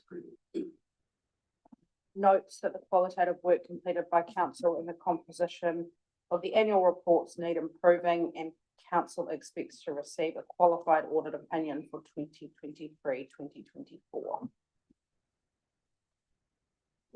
Moved by councillor Hinkson, seconded by councillor okay. No. Okay. Okay, let's start again. So that's moved by councillor Hingston, seconded by councillor Halls. Any further discussion? All those in favour? Those against? Rosalie? Okay, thank you. That's passed. Thank you, Stuart. Okay, the next agenda item is agenda item 6.2, approval of submission to simplifying local government. The draft recommendation being that council give retrospective approval to the submission on the government simplifying local government proposal sent to Parliament on the 20th of February 2026. Are there any questions of Mr. Salmon? Oh, sorry, that was prepared by John Salmon. I see Mr. Zanin at the end of the table too. Councillor Rutherford. Yeah, thanks. So, yeah, I do have a question, and it's a question and an expression of disappointment.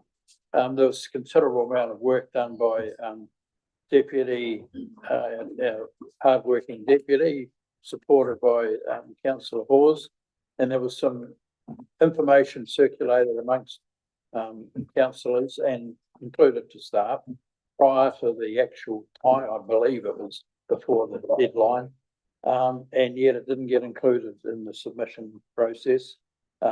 It disappoints me that that didn't happen, and I'm keen to hear why. And with a further question, you know, what opportunity will we have to submit that type of additional information moving forward? Sure. As it was my email I sent around. Thanks, Stuart. After discussions with staff, we felt, I know I agreed with them, that it was best put in a single statement there, that at this stage of the game, we were better just to leave it as a single statement. Westmont had said the same thing, and it would still leave doors open for us. So, and they had asked me, and I said, I'm okay with that. So I did send it around to everybody. It was kind of the night before, but that concern is still there for us. And so I just asked that a statement could be included that would leave that door open, because we do get to speak to our submission. And I think we can expand further on that when we speak to the submission. That's Yeah, that's good. Yeah. Do you have anything to add, Paul or John? Okay, councillor Rutherford.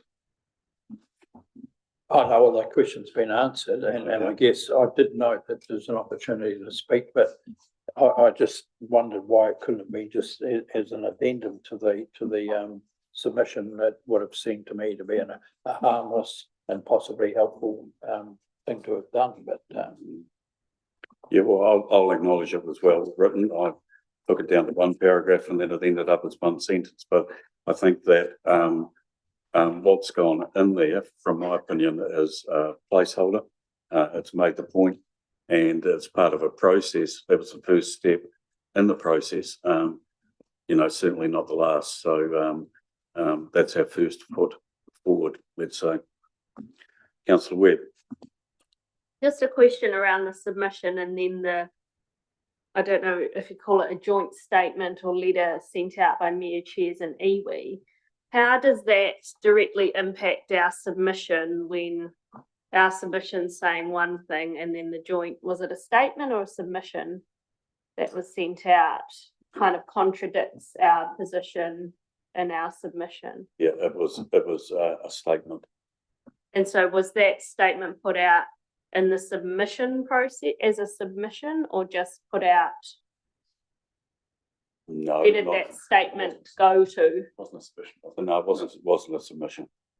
It was designed, if you like, for mayors, chairs, and iwis to send a message to Wellington that we were all committed to working together, rather than a submission as such. So then my question is, how does that support our submission as the Buller District Council when then we're part of a statement saying actually, like it kind of contradicts itself?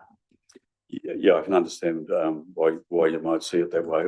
It was, somewhat of a negotiation to keep the door open to demonstrate to government that, all the councils on the coast were committed to working together through a process, albeit that, Buller had a different view to what the other councils had.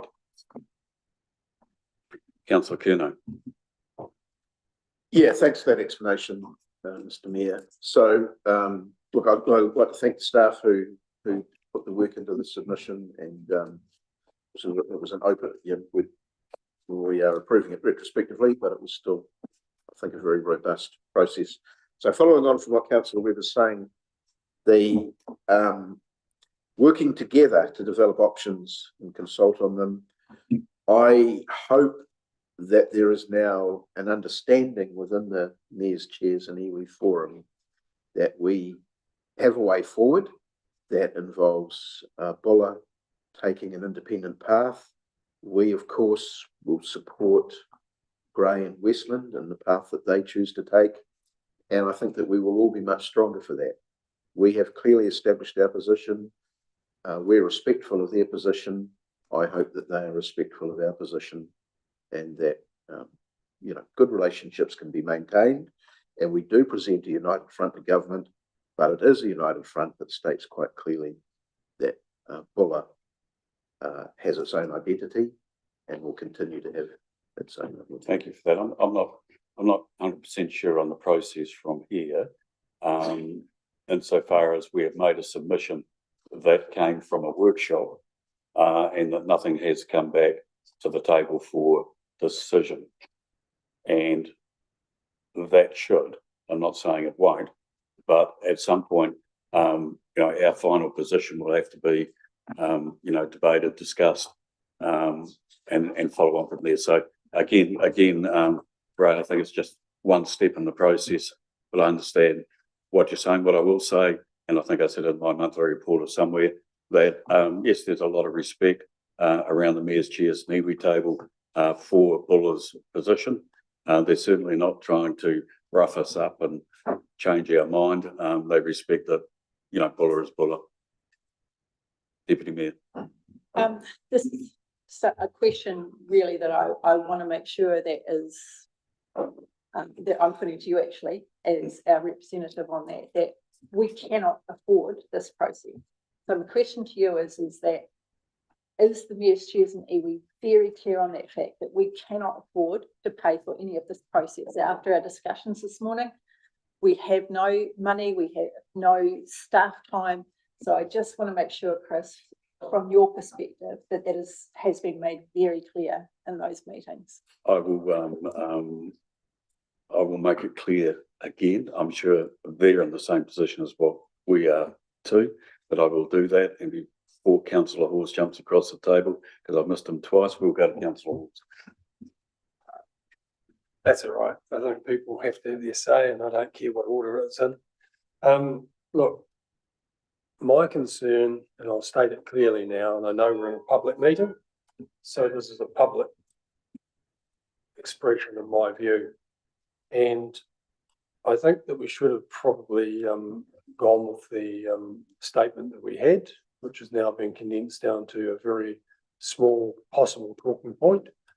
I think it'll be lost in the wider submission. I think now it's down so small and insignificant in there, it might theoretically give you a talking point, but it doesn't clearly state our position, which I think we should have. And I'm really disappointed that we didn't put it in unaltered from that respect. I think that I've been through these processes long enough now, starting with the amalgamations that Paul referred to earlier on, way back in the 1980s, when I opposed amalgamation. From that point onwards, and exactly everything that's been identified at that point in time has come to pass, as we know. These things do not ever, and have never, made things cheaper or more efficient. If we look at across the board, every single one of these things adds in vast amounts of management and large amounts of increased cost, and also all of that treating water time, getting through processes. So we should have been clear. I think if you're going to argue a case for amalgamation, I submitted to this council at the table around the local water done well, and I basically said that you don't join three pigs ears together and end up with bacon. It doesn't work. You know, you end up with a worse situation, compounding errors that already exist. So I think that these amalgamations are ill-conceived across they're a broad spectrum approach by central government to drive an agenda, and I don't think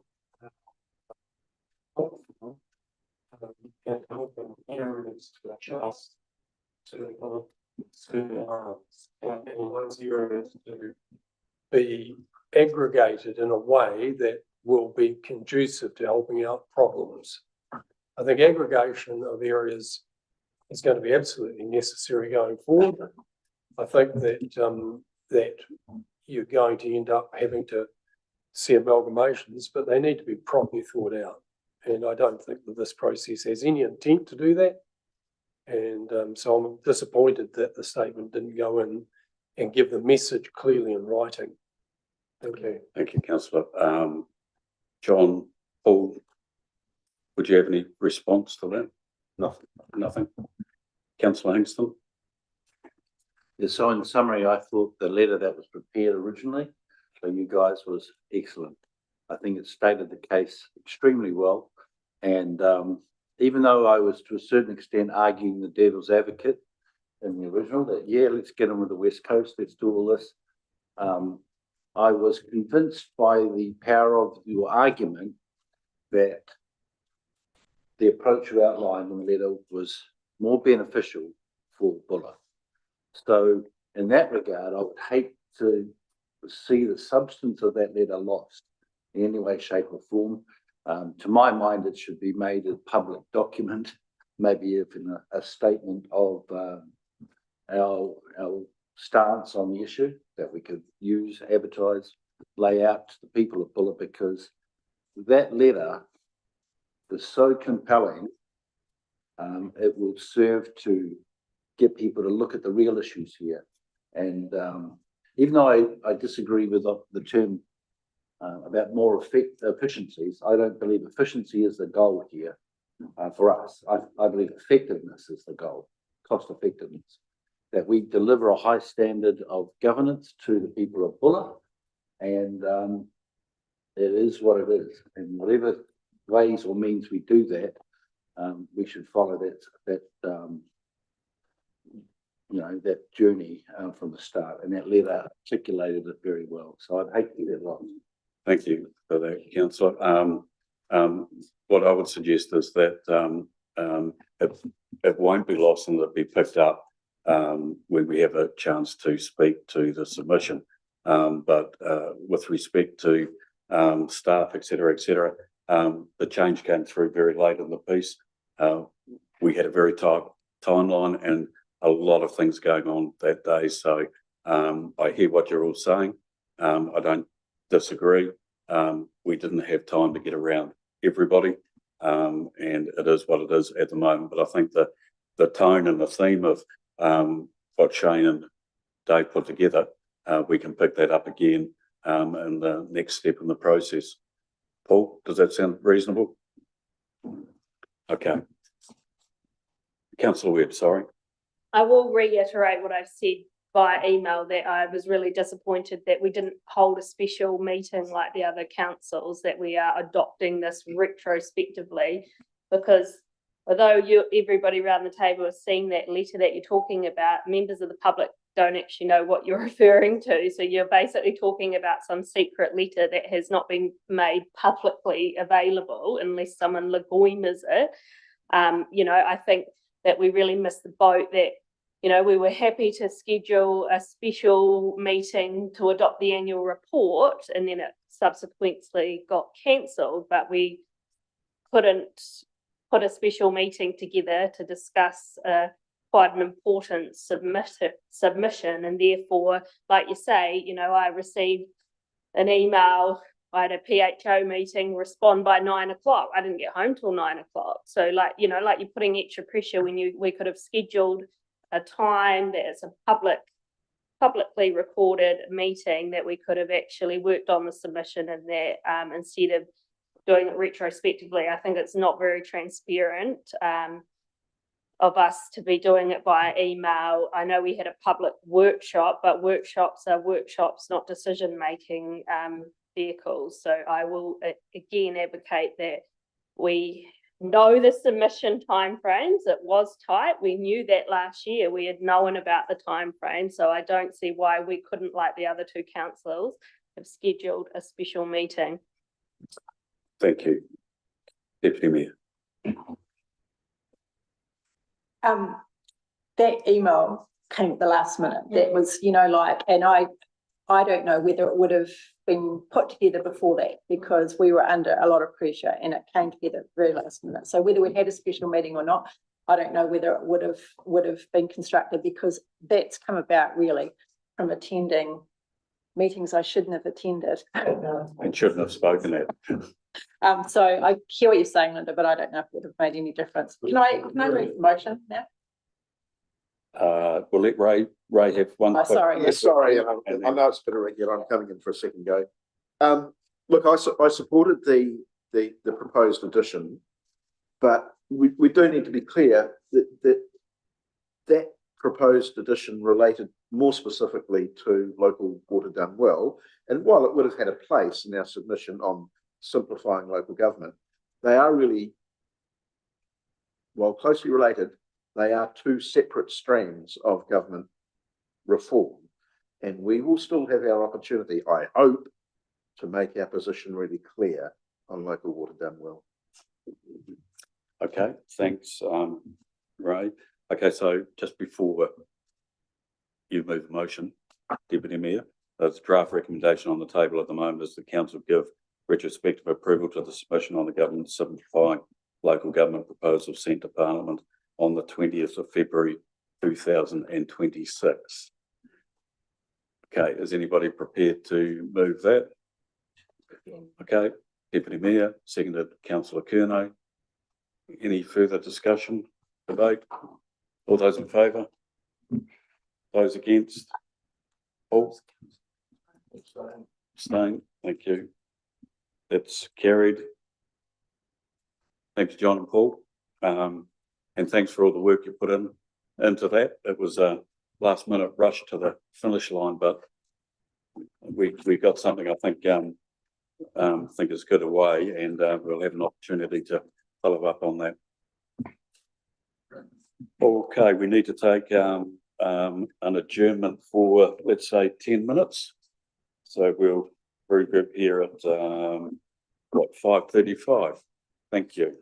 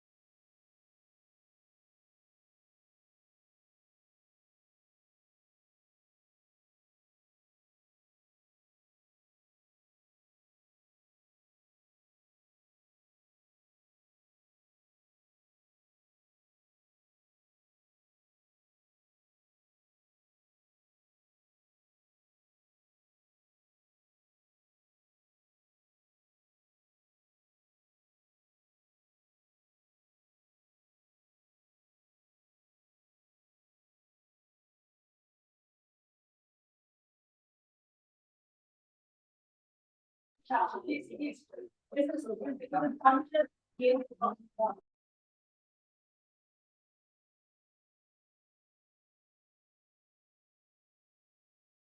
moment. Okay, welcome back, everybody. We're live again. We're going to head on to agenda item 6.3, the 2025 to 28 West Coast Triennial Agreement. The draft recommendation being that council agree to enter into the 25 to 28 West Coast Triennial Agreement, either A, without amendments, or B, with the following amendments. Caitlin, with the following amendments. So just for clarity, that's in case council wish to make any amendments, noting that this would then have to go back to the other councils because we're all signing this collectively. I believe Gray have already adopted. John? I believe it's adopted at a council meeting, yes. So if there are any changes requested, we can certainly take that back, but it will, obviously, we'll miss the deadline. But that's unfortunate, the way this is unfolded. Okay, thank you. So questions, councillor Rutherford? Yeah, thank you. Look, so it is just a question and I'm really keen in regard to the background. The LGA requires all councils within each region to enter into agreement. What is the region? Who defined it? Where is it legally defined? And how did we get into this region with these three other councils? Yeah, so I'm only asking this question on the basis that, you know, a few years ago it was lovely. Here we go, we've got this beautiful agreement where we work with our three neighbours and that, but it's almost now a preemptive document that anyone who wants to make the argument for a combined one council for all them all just looks at this. Well, how are you guys? You were doing this. What's wrong? You know. So the question: how is the region defined legally? Thank you, councillor. I certainly can't answer that one. John, can you help us? Yeah, the region is defined as the West Coast.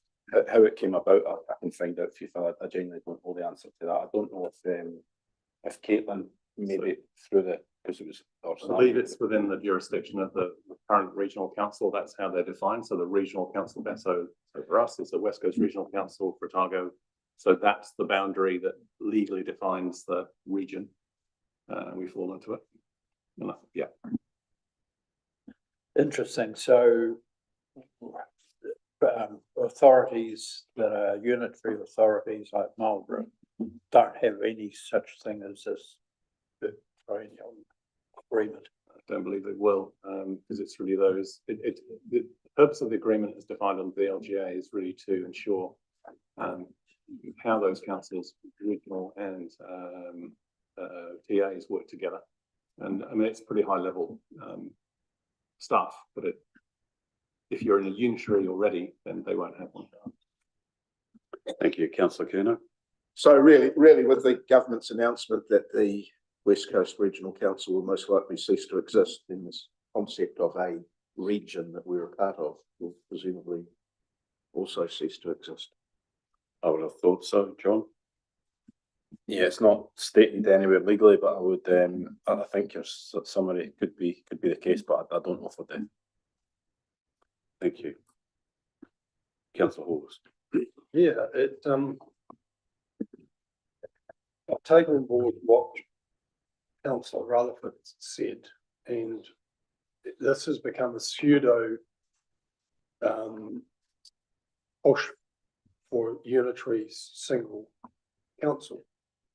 And that's quite clearly come out in statements at various meetings that I've attended that have had representation from the 4 councils on the coast. People further south seem to somehow have a view that this is already a fait accompli.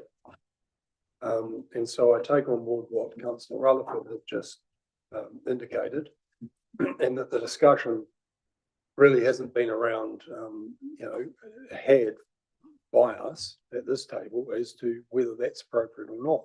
And we haven't had a chance, definitely then, go out with our considered opinion to the community and see what their views are. And You know, You have a question coming from that, don't you? well, my question is, by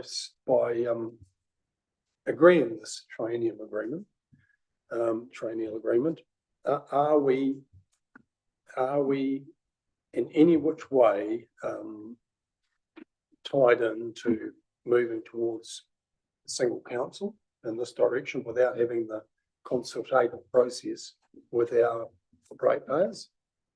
And if not, is this like, can we be guaranteed that whatever's discussed at these meetings doesn't include that unitary council without being able to take it to our ratepayer base first? I believe in answer to your question, no, it doesn't bind us to anything, but John, would you like to comment? Thank you, Mr. Mayor. Yeah, no, it certainly doesn't bind us to anything. Stage two of the simplifying local government, that's when we think we should be looking at all opportunities. This is just an agreement that we will work together on a collective basis to see if anything can be done and almost share ideas with each other. There's certainly there's no binding agreement in terms of how we work moving forward. Sorry, through the chair, the wonderful Caitlin has just corrected me. So so Marlborough do have a triennial agreement with the other TAs, so with Nelson Tasman. So it's so if you're unitary, you can have those cross-border, because if you look at the triennial agreement, it can cover things like how you're going to work on those those when you've got a close boundary. So it doesn't necessarily preclude you from having a triennial agreement outside of your region. Thank you, Councillor Russell. Well, thanks. Well, that actually leads into a really interesting question I have now. Why don't we have an agreement with Tasman and Nelson ourselves rather than are we legally bound to have it with our West Coast neighbours, or we border on Tasman? Through the chair, I don't think we can answer those questions. We'd have to take advice. I mean, this is probably, I don't know if I'm right, but I suspect we've had a triennial agreement in place since 89 with those, I believe. I haven't gone back through the history, but 2002 local government. Was that how it, yeah, actually it came into, we've always done. Doesn't mean it's not appropriate to question it. We can come back with some advice, just noting the time frame. But Thanks, Simon. We've got Councillor Sampson and Councillor O'Keefe. Just a query as to why the iwi and Development West Coast are in the triennial agreement, because it sort of relates back to local government mainly, and then it states that they don't fall under the Local Government Act of 2002. So why are they in the triennial agreement? So I'll give you an answer to that one. So through the chair, so the mayor and I could answer. This came up through discussion at MCI, and they were suggested as additional signatories. The LGA doesn't preclude them to be signatories as part of any triennial agreement between, as you're right, through the TAs and the regional councils, which is the bare minimum. But MCI felt it was appropriate to have them in.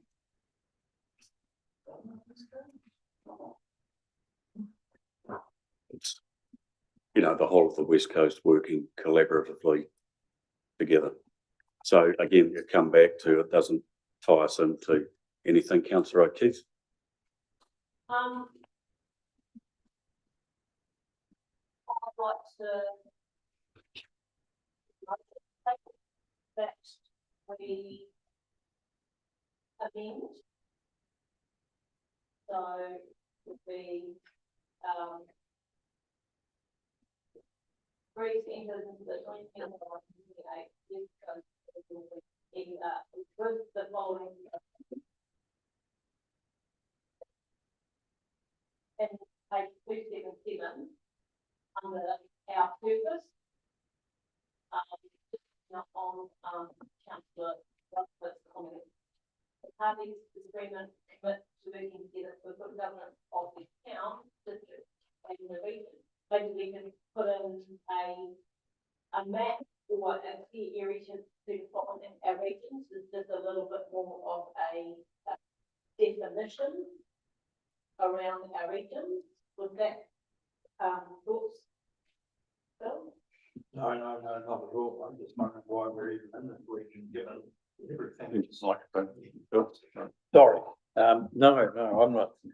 I fairly well understand what our region probably is. My question is why and how legally we're tied to it. If we chose to have an agreement with someone outside the West Coast, that was the purpose of my question.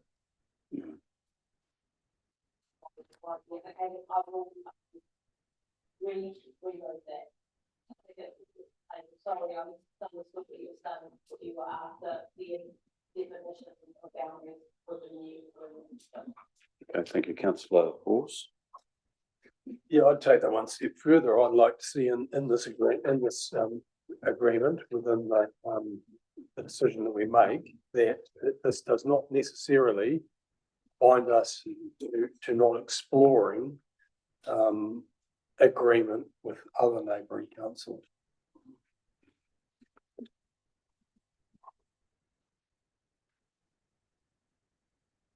You want to move that as an amendment? I'll move that as an amendment, that we're not bound, that we have the freedom to explore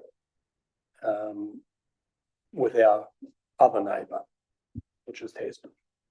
Councillor Hingston. I was going to second that. Second it, okay, moved by councillor Hall, second by councillor Hingston. Okay, is there any discussion? Councillor Webb. Just a clarification question on that. Are you wanting that amendment to be in the triennium agreement or an amendment to the motion? In an amendment to the motion. Okay. Right. Okay, so that's pretty clear. Councillor Kerno. Just also a suggestion for councillor Hawes, as part of his proposed amendment, to insert the word provisionally, that council provisionally agrees to enter and then with that proviso. On the basis that on the basis that we're currently undergoing a process of local government reform. Yes. Okay, so okay. Do you want? Can I just make a Yeah, comment? sure. So I've just looked up, so in the triennial agreement in the LGA, under section 15, it says an agreement, this is 15 4. An agreement under this section may be varied by agreement between all the local authorities within a region. So it comes back to this definition of what a region is. I'm just wary about you resolving something if we don't have advice on it. I get the sense of what the table is concerned about. I mean, this conversation I had with the mayor earlier about, with the proposed government reform and the dissolution of regional councils, how can they be a signatory to this?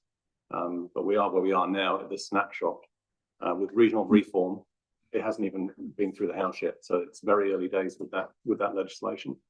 So I guess what we were doing is presenting, as we did last time, the last training, this is what we're proposing under the Act. But we just have to be careful that we don't put ourselves in breach of the LGA if we start talking about what is the region if we are defining it around this table, because I think the LGA is talking about, it recognises regional councils as the triennial agreement parties with additions. Sorry, I'd like to contradict that in the fact that we've just learned that unitary councils in other areas have combined agreements that basically step across that. And Marlborough and Nelson certainly don't consider themselves, or Tasman do not consider themselves as the same region. So I don't think that makes any iota of difference. I think my intent was that we make sure this is a 3-year agreement being put in place for 3 years, and local government change is indicated to happen very rapidly within that 3-year timeframe. This is just allowing ourselves to explore other options, as we've had discussions around this table, that Buller used to be Northwest Nelson. The region historically was a different region from what we're talking about within this triennial agreement. And I do believe that we should have the option to explore all of the available options to our community in terms of being financially prudent and resource prudent. Thank you. Councillor Reynolds.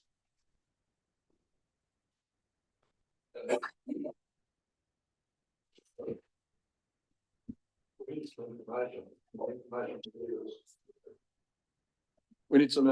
The information we need is the triennial,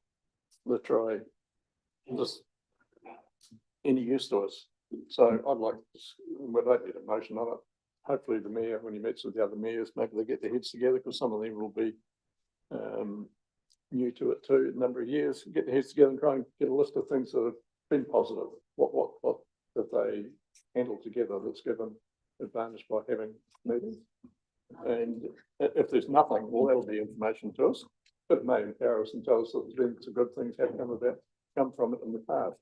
But that's only, it doesn't need a motion, and it's just maybe Mr. Mayor could reflect back what the three mayors have got their heads together and decided what has been beneficial in the past. That's all. John. Yeah, thank you, Mr. Mayor. I just wanted to point out one thing on page 5 of certainly the report I've got. It's the bit under as signatories to this agreement. It does say they support opportunities for other local authorities, whether party to this agreement or not, to work jointly on the development of strategies and plans for the achievement of identified outcomes and priorities. So I would suggest that the thing we're discussing around other opportunities, I think the agreement actually covers, we can do that. Thank you. Okay. Right, so what have we got on the table at the moment? Dave?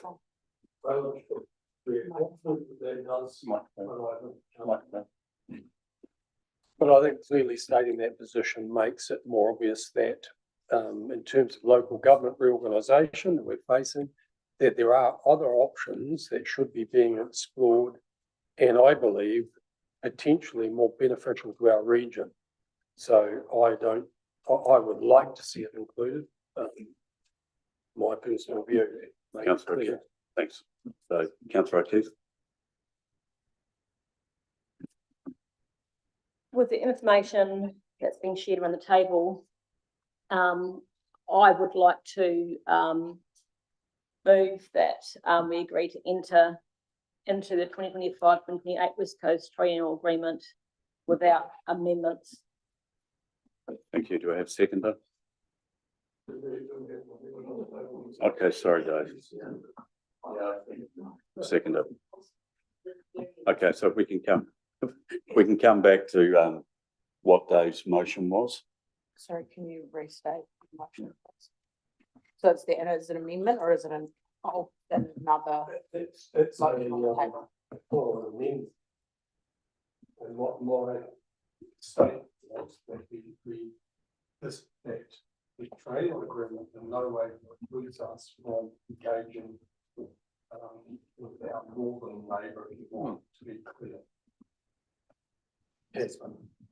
Yes, yeah. So under the LGA, we have to create a triennial agreement with the, as defined in the Act, as the region is defined in the Act as means the region of a regional council.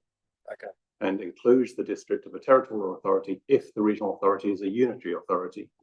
But it doesn't preclude you, once you've signed that agreement, from making other agreements with other neighbours, other regions, if you wish. So from a compliance point of view, statutory obligation point of view, we need this with our region. Okay. Doesn't prohibit you from doing anything else. Okay. So yeah. On the motion, okay. Okay, so that. Okay. Councillor O'Keefe. Yeah, so my previous motion is now on the table. Thank you. Councillor Curnow. In a second, so it's motion, I'd like to speak, but I think got ourselves into a situation here where there is a case for further review. Yes, I support signing the agreement, but we need to find ways to signal this thing. We're open to Thank you, and dare I ask, is there any further debate? Right, a reply? Your own motions. I'd just like to say that even though I agree with everyone's sentiment, I think it, for now, it clearly covers that in this agreement. I think that we should definitely be working with our neighbours and forming good relationships and keeping those good relationships going. We have like regional deals, all these things that we benefit by being partners, and we don't want to send the wrong message by putting in some contradictive wording. So I feel at this stage, I think we're safe with this agreement. Thank you. Okay, no further debate. Okay, we'll put it to the vote. All those in favour? Those against? Thank you, that's carried unanimously. Okay, agenda item 6.4, reserves and public amenities contract. Prepared by Jess Curtis. Draft recommendation being delegates to the CEO to approve an extension of the current contract 2011-2012, but 03, reserves and public amenity with West Reef Services Limited until the 1st of December 2026. Delegates the CEO to amend the base contract with West Reef Services Limited and complete direct negotiations to award the contract. Are there any questions? Councillor Rutherford.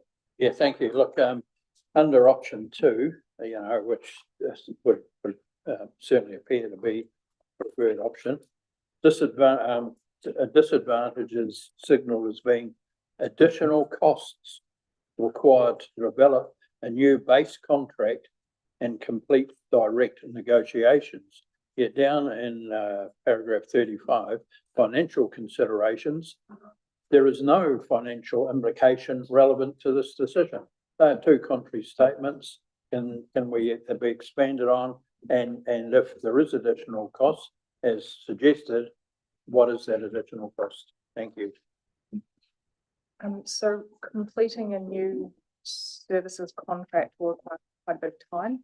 That would either be staff time or would have to be consulted. A consultant would be brought in to do it. It would also require running, while there is the recommendation to proceed with a direct negotiation, we would still run the same methodology you would use for an open competitive tender, just to the one supplier. So there is still quite a bit of work that needs to be done to get to that stage, which is the other reason why we've suggested extending out the existing contract till the 1st of December to give us time to do that.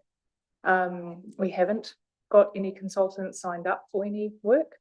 The indicative cost that I was given would be between $50,000 to $60,000 to do that through a consultant, and that wouldn't come at an additional cost.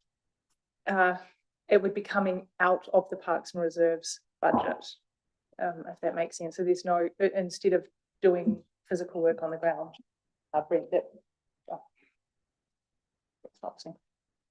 you explain that better than me? So that any consultants we use for the Parks and Reserves contract would come out of the Parks and Reserves physical delivery budget. So the way we dealt with this review that Hype PM Project Management did was we allocated that fee against all the Parks and Reserves contract activities. So a little bit went to cemeteries, a little bit went to reserves, etc. So it's not a direct cost. Additional cost. So for complete clarity then, if option 2 is adopted, there is further costs and you believe it could be in the region $50,000 to $60,000, but it won't be additional budget. It'll come out of current budget, and as a result, there'll be less work undertaken. Yes, that's correct. My concern is that if we were to do it in-house, it could take a rather long time, and we may not get as good an outcome as if we use people that do this regularly. Thank you, Jess. Councillor Hingston and then Councillor Hawes. Oh, sorry. Okay, thank you.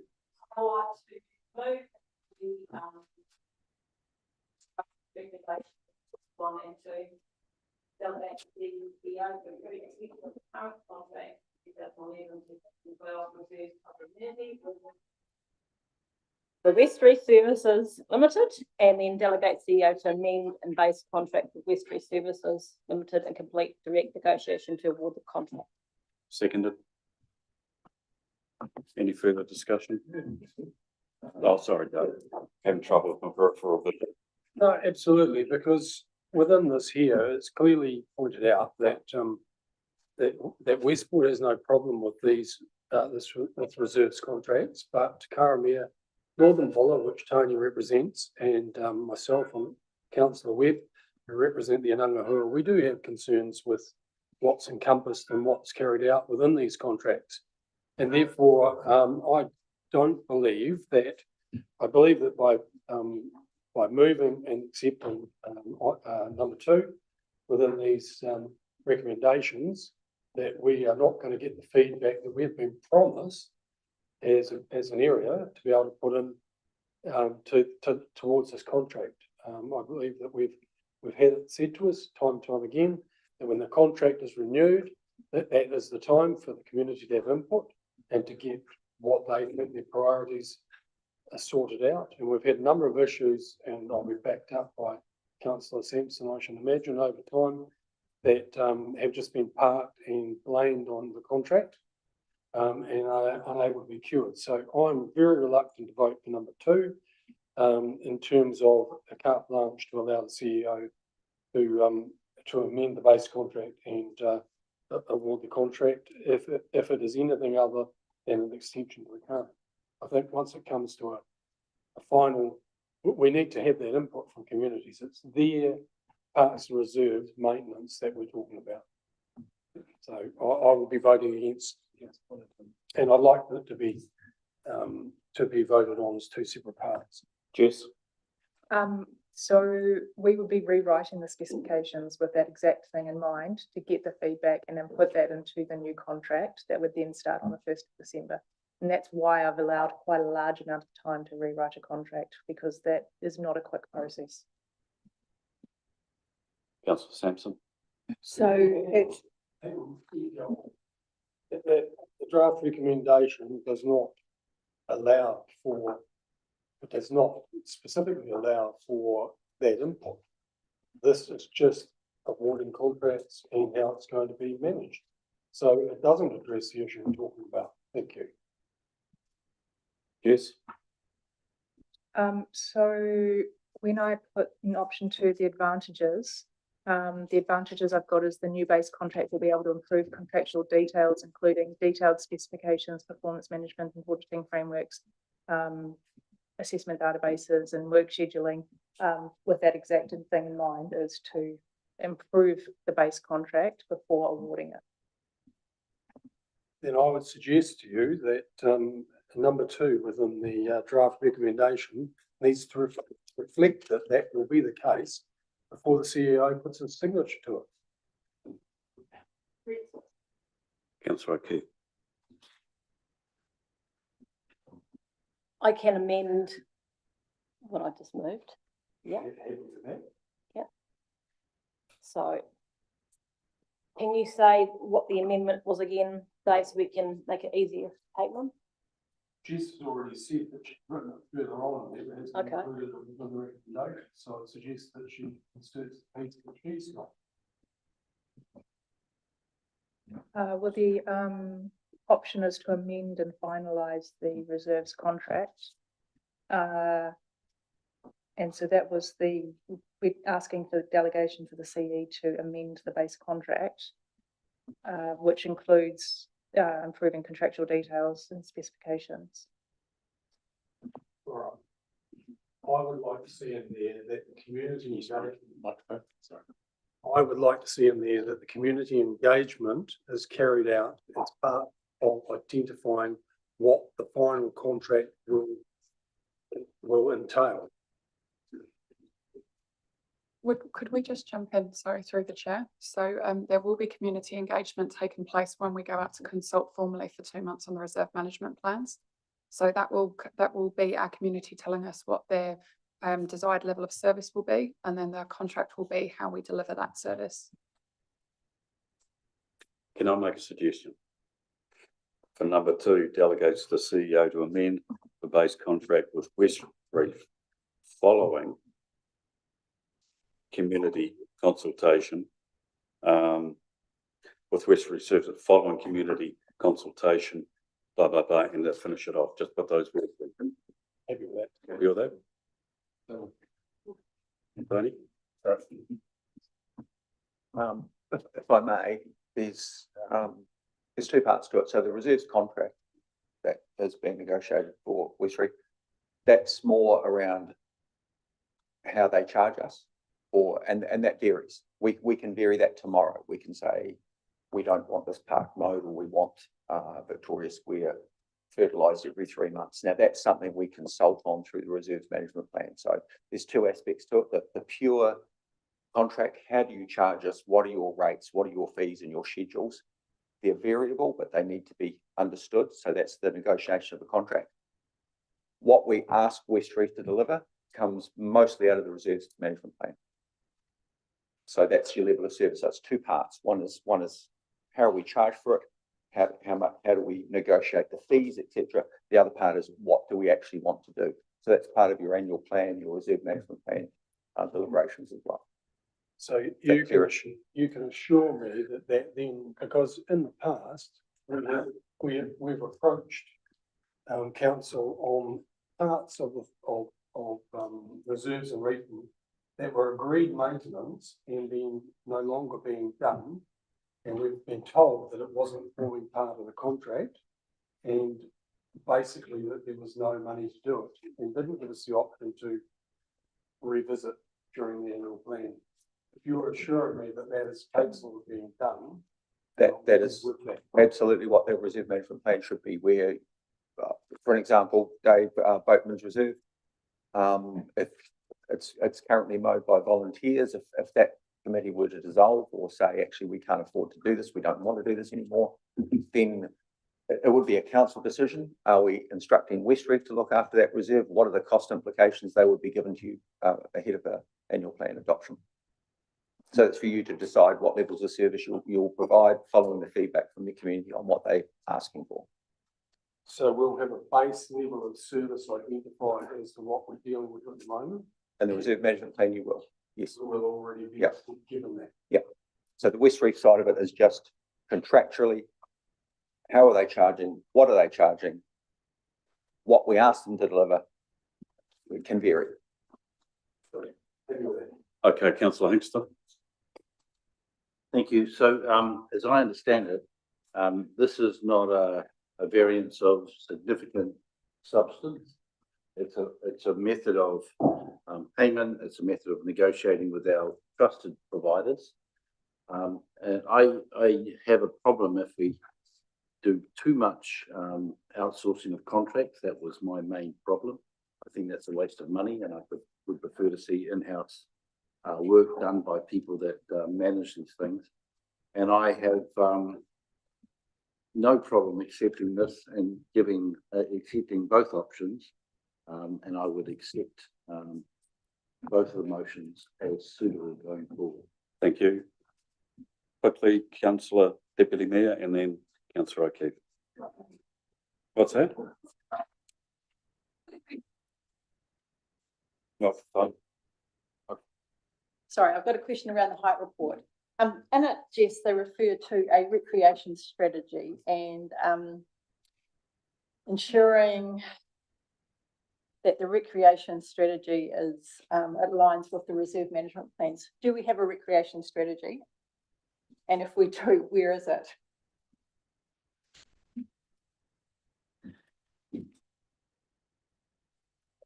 No, we don't.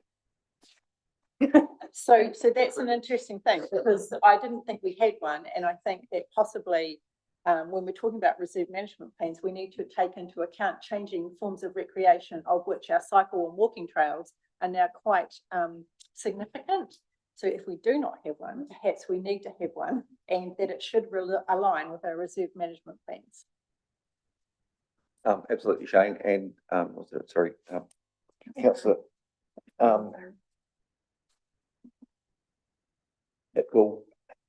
It needs to be done. These are many hurdles that have been not even attempted to be jumped for 10 years. So we're getting over the first of them to begin with. Okay, thank you. We have councillor O'Keefe and then councillor Webb. Just a question, if it's kind of like simple, why is it gonna cost $60,000? Like if it's so simple, you know, it's just, yeah, why is there a $60,000 cost to this? Explains it's simple in the sense that it's a business as usual approach, but it still takes time and it'll involve a lot of toing and froing, for example. So first of all, we'll have to draft up what the new amended contract looks like. And then that will come with a request for proposal draft that will then go to Westry. And that would then be toing and froing back, assessing it, making sure that there's any clarifications, everything's well understood. So it just, they're big pieces of work, but they are business as usual type of processes. Councillor Sampson. So who are they? I requested a quote from Height. As I say, it's just a quote. So who are hired? Height were employed through the professional services panel, so they've already been through a competitive process once. They do a lot of in the procurement space. That's their core business is procurement. So it does come with efficiencies. It also comes with sort of more nationwide views and being able to access other work that people have done. Would that be more than we're really wanting to get out? We're wanting to get a contract for what we do now. So would that be going sort of out even further? So therefore the contract would be written up in a way that would cost us more? I don't believe so. I think with the contract, it's at an age now where it would just be worthwhile refreshing it in general. Thank you, councillor O'Keefe. Okay, I'd like to make an amendment to the motion. That I will, that I approve 1 and 2, with the amendment being 3, and it'll be worded including a detailed specification, performance management and auditing framework, be a detailed and complete assessment database, working, scheduling and planning processes, and the commercial model that's best manages risk and cost. Can we shorten this? Which is taken from under advantages. Taken So from do you want that as a third Yes. recommendation? What page are you reading I from? can see we're on Thursday. Page 3. Yep. My screen's frozen, sorry. Do you want it as a third recommendation or Yes. as an amendment to number 2 with noting that it must include the following? Okay, yeah, 2 must include the following. So 1 and 2, that must include the following. Right. Okay. Do we have a seconder for that? So it's as long as you're okay Yep. with that, if Yep. you were to seconder. That's yeah. Okay. And sorry, just for clarity, are we voting these separately or together? Together. Are you okay with that? Because councillor Hawes did want them voted on separately. And you should only allowing for the community to have their input. Because I think that what you're looking at here is, you know, this has been the argument in Aotearoa for a long time, that things are completely missed out of this. Avoided, not done, use it as an excuse not to do it.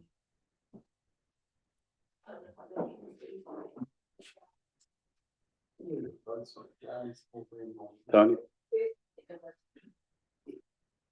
Okay, is there any further discussion?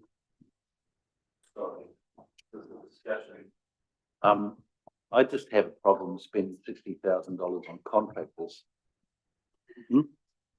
And yeah, I'm sorry, but I've had experience with contractors and I've always been unimpressed with their ability to deliver new and innovative ideas.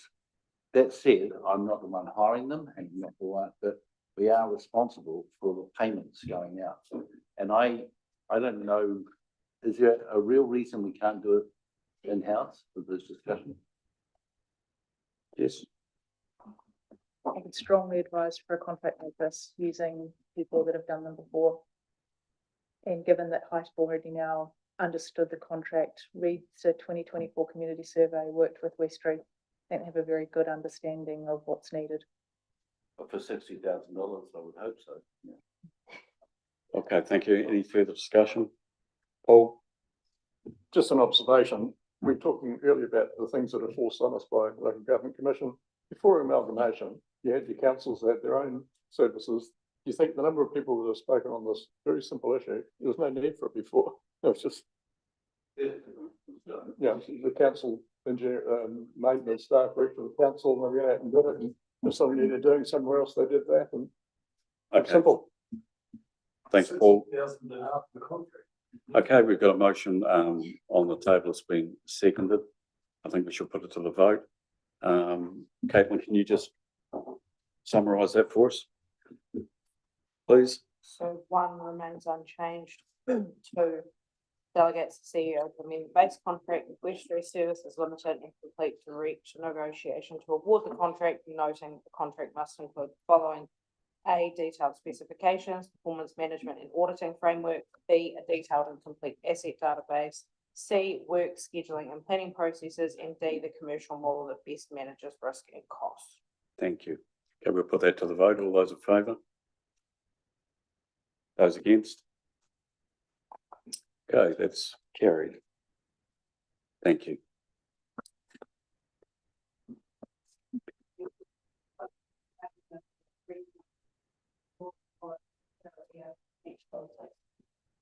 Okay, agenda item 6.5, welfare community facilities solar power project funding. Mr. Oldham. Are there any? Oh, we'll let them get to the table first. Yeah.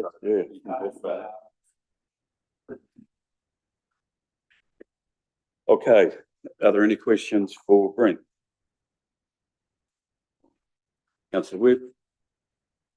Just wondering, given our earlier workshop about energy costs and that, how come, for instance, the Reefton Pool wasn't a contender to have these solar panels on? Yeah, I'm happy to answer that. The remit from ECA was that they had to serve a dual purposes civil defence evacuation centres. Thank you, Councillor Sampson. Are all the, well, there are two questions I have. One is Charleston, a Karami, I mean, a community council facility. No, it's not. So I And thought. either it's not. Pardon? Knockawar Domain technically isn't council owned building. It's on a council owned reserve, but we don't own the building. We don't own Charleston. And that's why in the report we're talking about using the 60,000 co-contribution on only the it's semantics. We will only use that money on council owned recreation reserves. So, but you've cited both Knockawar and yeah, they are Charleston. They are all getting solar treatment. Yeah. But they technically don't qualify as recreation reserves. So will they have to come up with the shortfall themselves or? No, what we're proposing is we use the BDC contribution to fund those sites that do qualify as recreation reserves, and the rest of them will be 100% funded out of the ECA contribution. Okay, so following on from that, the roofs, and I'm aware that Knockawar roof is needing to be replaced. So are all roofs that the panels are going to go on sound for the next 10 years? Yes, they've all been inspected. Knockawar has been identified as needing remedial work. We spoke with Knockawar committee or Jackie last week. They've been chasing funding, but they've been chasing a bigger pot of funding. We've gone back and said, look, we think you need to lower your expectations, get your roof dealt with, or you're going to miss the solar. Because that is a risk that if it's not done, if the roof isn't up to spec, it was pointless putting that solar project on. Thank you. Deputy Mayor. Brent, are there ongoing maintenance costs, and what's the life of these? You know, like what have we budgeted for costs going forward for these things? So in the little summary that's there, most of these will actually lower your energy bills. So for Carter's Beach Hall, I think it's around $3,000 a year. These are conservative numbers. The savings for NBS and the Reefton Community Hall, we've already adjusted the numbers in the annual plan. I'm hopeful they're going to be a little bit higher than that. You know, we'll save a little bit more. But maintenance, the first year is free. After that, it's a clean of the solar panels. Now, whether we want to professionally pay someone to get on a height harness and wipe them off, or we'll get to that. But the quotes we've got so far, you know, the estimates are around $1,000 per site annually for cleaning the solar panels and giving them a wee tickle up. But it will be really interesting to see what these power efficiencies are. What's the lifespan? Lifespan is the ones we've got, they're guaranteed 20 years, including the batteries. So the one we've gone for are really high quality batteries and really high quality solar panels. Payback on these, even if we were paying for them ourselves, is less than 8 years. Less than 8 years. Yeah. Thank you. Okay, so the draft, sorry. Phil. Yeah, sorry, look, quick question. I note that the Buller Resilience Trust was approached for funding and declined. Was there any thought of going to Bath to seek funding? A little challenging. It's not really arts and recreation. It's more a civil defence, you know, response to emergency. Yeah. I mean, we're at the point here now where we really need to sign a contract, and I don't know that we have any other options other than overspend or use the RCF if we can. Look, it's just that I think the community aspect of it could be incorporated into a BART type funding application, but maybe it's too late. Okay, thank you, Phil. Okay, so the draft recommendation, council approves the required $66,000 GST inclusive. Co-funding be transferred from the reserves contribution fund. We have a mover, Councillor Hawes, seconded Councillor Hingston. Is there any further discussion? I'd like to see $60,000 of contract in for the draft. Microphone. Okay, so all those in favour? Those against? Carried unanimously. Sorry, is councillor Kerno, are you for or Yes, against? for. Yeah. Thank you. Thanks, Brent. Item 6.6, funding of water services, council controlled organisation, setup costs. Mr. Salmon, is he still with us? Yeah. Oh, there he is. And yes, we have Douglas and Teresa here too. I won't read out the draft recommendations just yet. We'll just go straight to questions. Does anybody have any? Whether they want to talk to it, let's get to questions. Yeah, okay. Thanks for that. Okay, John, we'll hand it over to you and your team. Thank you, Mr. Mayor. Yeah, this report is the next part of the process in terms of the funding for the water service delivery plan and the establishment of the Water Services Council controlled organisation. With us today, we've got Teresa Wooding from Stantec, who is a programme director for the establishment. We've also got Douglas Marshall, who is our finance lead for the West Coast Water Services organisation.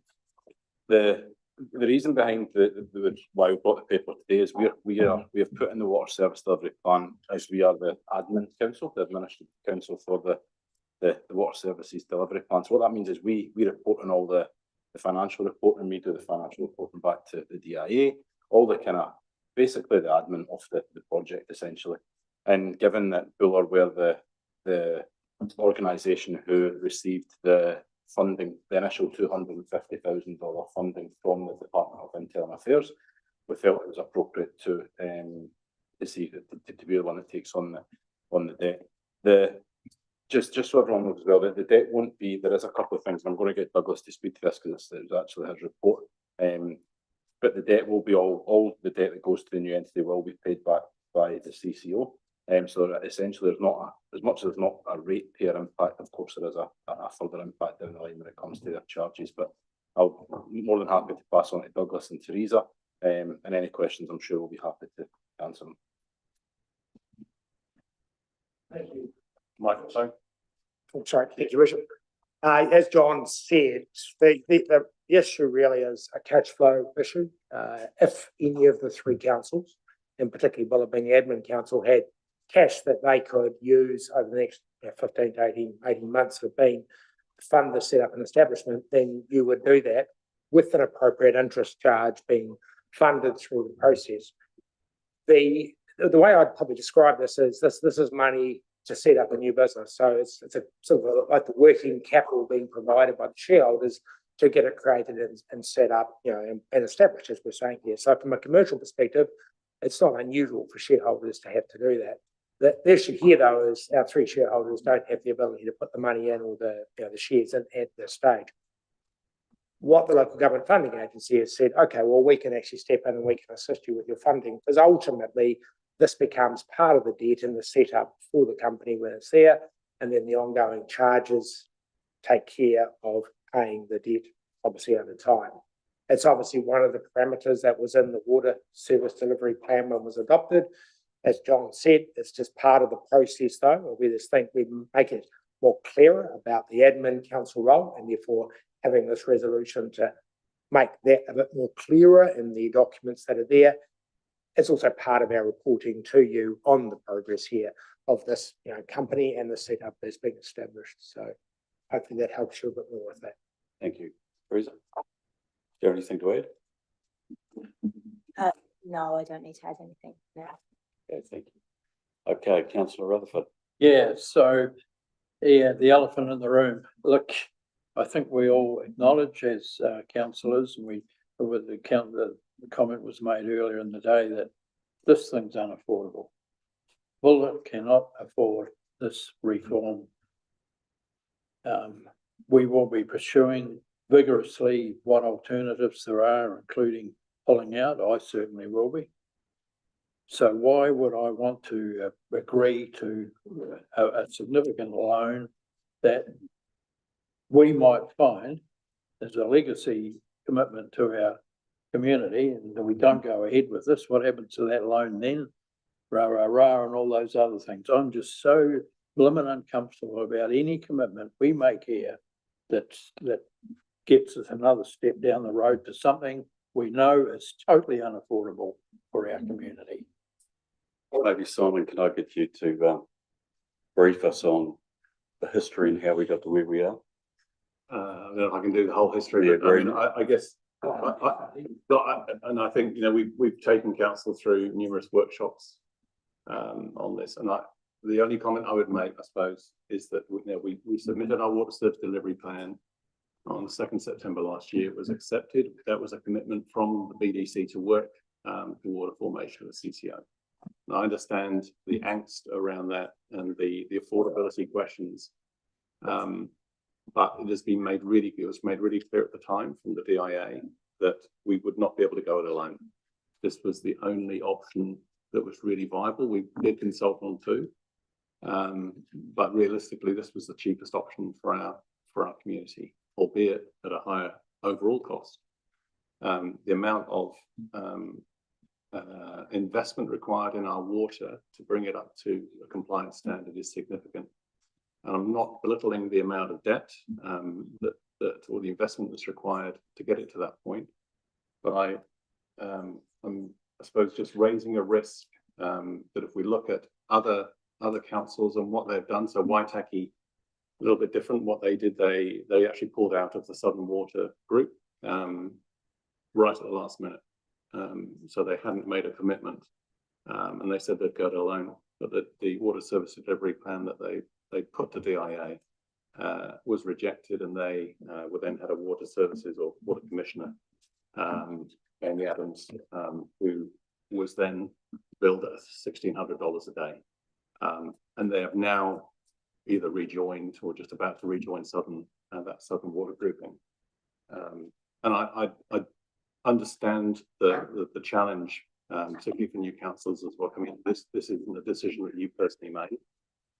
However, it is a decision that we've kind of, we've reached this point, and to withdraw, I would strongly recommend against that, given that we will be made to do this. The conversation I had with the DIA 2 days ago, when I got a sense of where councillors were feeling about this, and they made it really clear that it would be thoroughly unwise at this point to withdraw, because of the, I guess, the implication of intervention, but also what that meant reputationally for BDC, given we have already made this commitment to do a joint water CCO, and what that will then mean in the wider context of the other conversations that we're having around mineral royalties, and so on.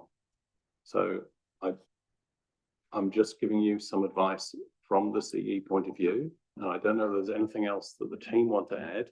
I don't want to take up more of your debate time, but I do recognise that this is you're coming into this point and you are legitimately questioning it. But from a staffing point of view, I just want to outline what I think the risks are to this organisation if we don't adopt this 5 million, we don't resolve this today because we are incurring costs. And we have been incurring costs already this year, and we don't proceed along that route. Is there anything else you want to add, team, just briefly? Can I just make a comment? Really, it's a question. I guess we have entered into an agreement with the other councils already, as far as this is concerned. Okay. If we were to consider withdrawing, that would be another step in the process other than this, which is just part and parcel of what we're working through, given the agreement that was made by the former council. So correct me if I'm wrong, but from my perspective, this is let's call it an administrative matter, because the councils have already agreed to it. And if what councillors are saying is that we want staff to come back to the table with options to withdraw from it, that's a different question altogether. Is that correct? That would be true. I mean, I guess this is, there is concern around this decision almost as a proxy for why are we even doing this. Got my microphone. So this is like a proxy for a decision around why are we doing this? Should we just withdraw?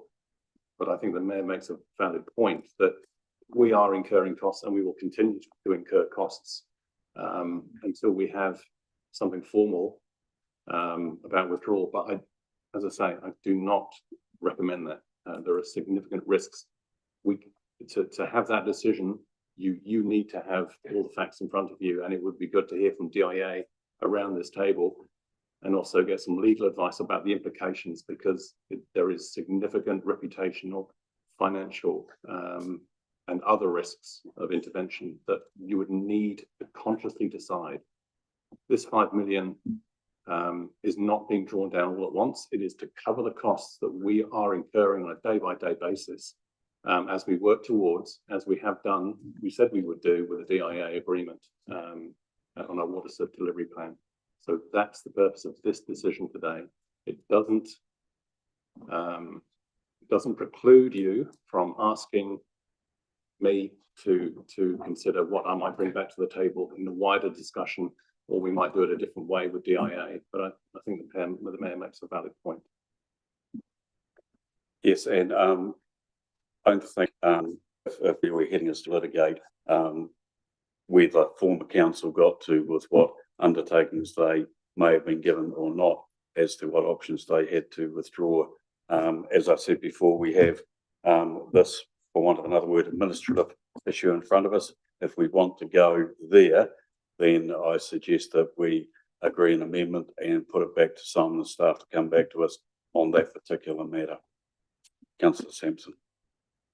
I agree with Phil that I understand the position we're in, and we've got 3 councils, and I don't think for 1 minute we should be the banker for the other 2 councils. or guardian angel, whatever you want to say, because we're not in a position to say, to do that. If anything, it's got to be a third each that goes into the capital of the, working capital or the setup, whatever they call it. And the $5 million setup, I just shudder, and how I think some of those figures were sort of, yeah, Okay, I think, Yeah. councillor, that's something different that's, again. okay, but But- all I'm saying is I don't think we should be stumping up with all the administrative money. It should be, if we're in it together, we share the administrative. My understanding, and correct me if I'm wrong, Simon, is that, this was part and parcel of a decision that was made previously. So through the heads of agreement, from long team that we were nominated as the heads of agreement, we were the administrative council on behalf of the other councils. It is, I mean, maybe Douglas, you can comment around the risk and how that might sit across the three councils. We're not taking on more risk. I know we're taking on the debt, which will be transferred across to the new entity, but it might be worth some commentary around that. Yeah. So if you, I mean, let's just make an assumption that in 6 months' time, the process stopped for whatever reason, then you're going to share, in thirds, whatever we spend. So picking up the question here, is there an ability for the three councils to put in their share of the 1.66 million, of the total 5 million? Just parking the 250 grant for the moment, just so it's not part of that discussion.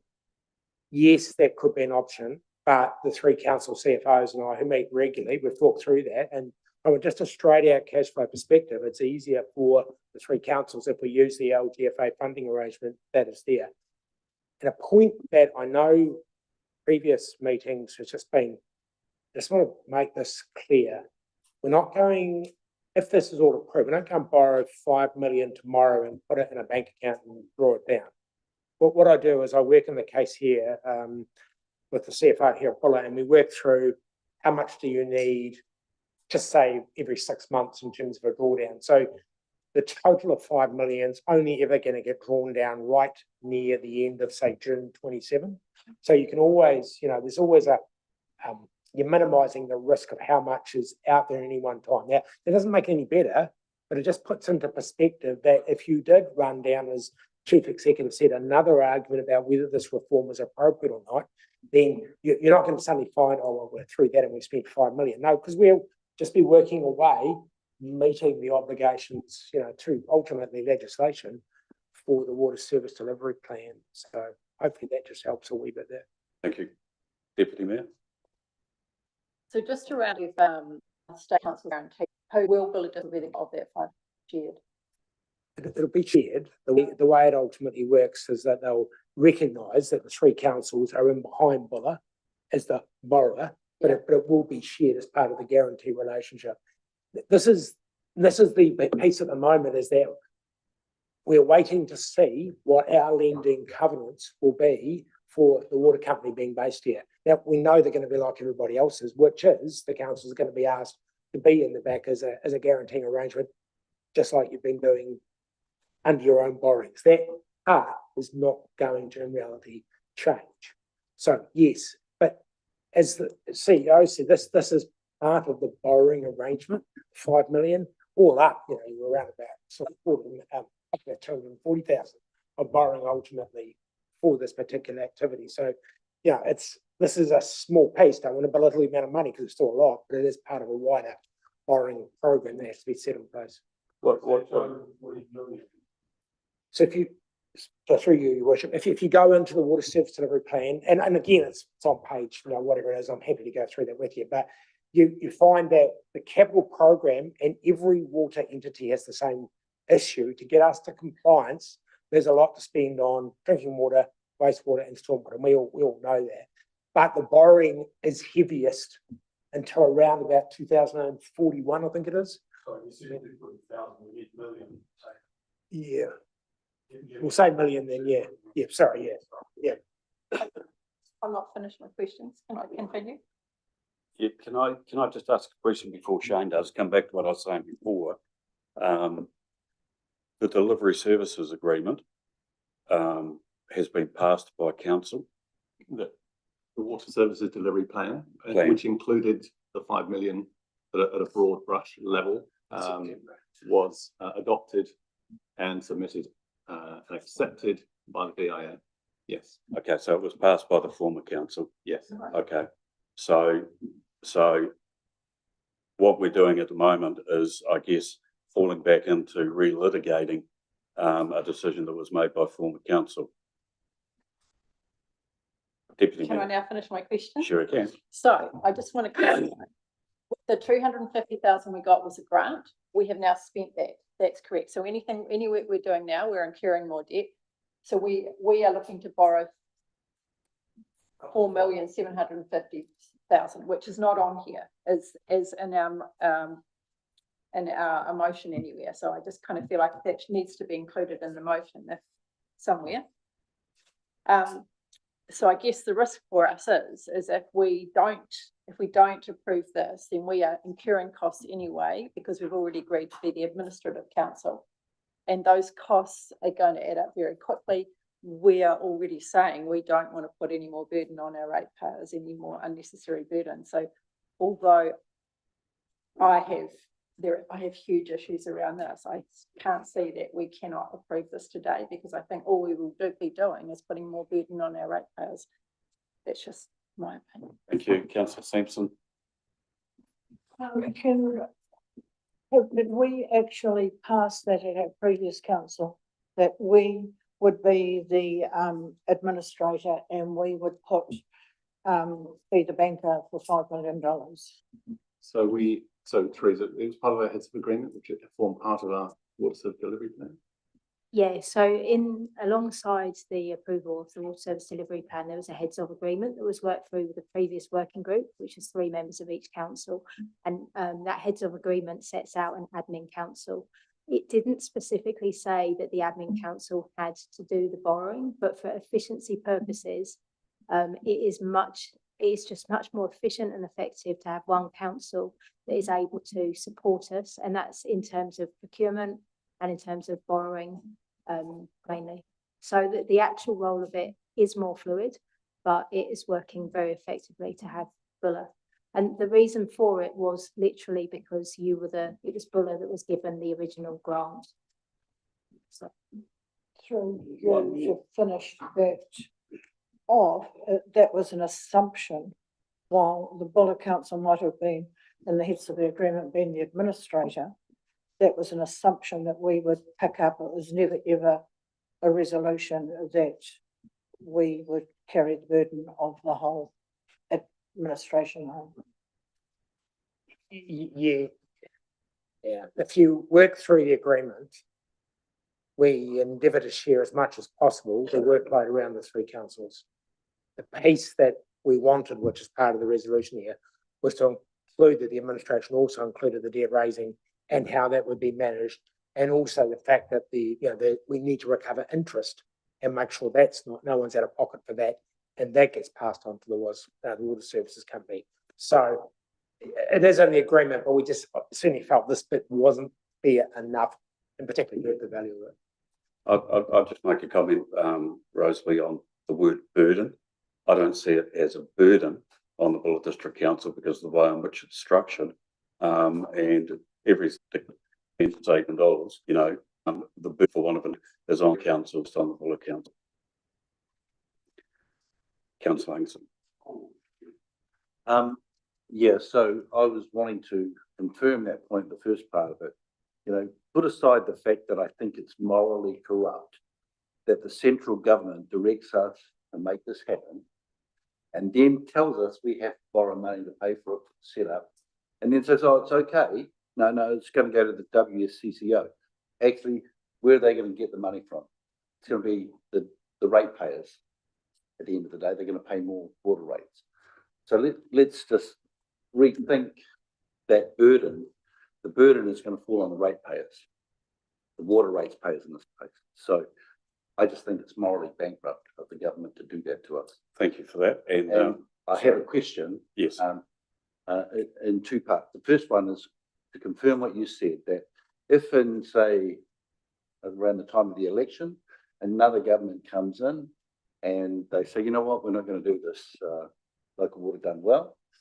Therefore, are we sure that it's in writing that if we borrow this money, that whatever money is expensed from that account is spread across all the districts? Because I'd hate to be holding the baby. Yes, my understanding is that it would be. It would be. Yeah. Douglas? I mean, that's the principal reason for part A is to block and grow. Council did on that. We're tomorrow welcome, but we're only at the same 3-year time to do that if that change occurs.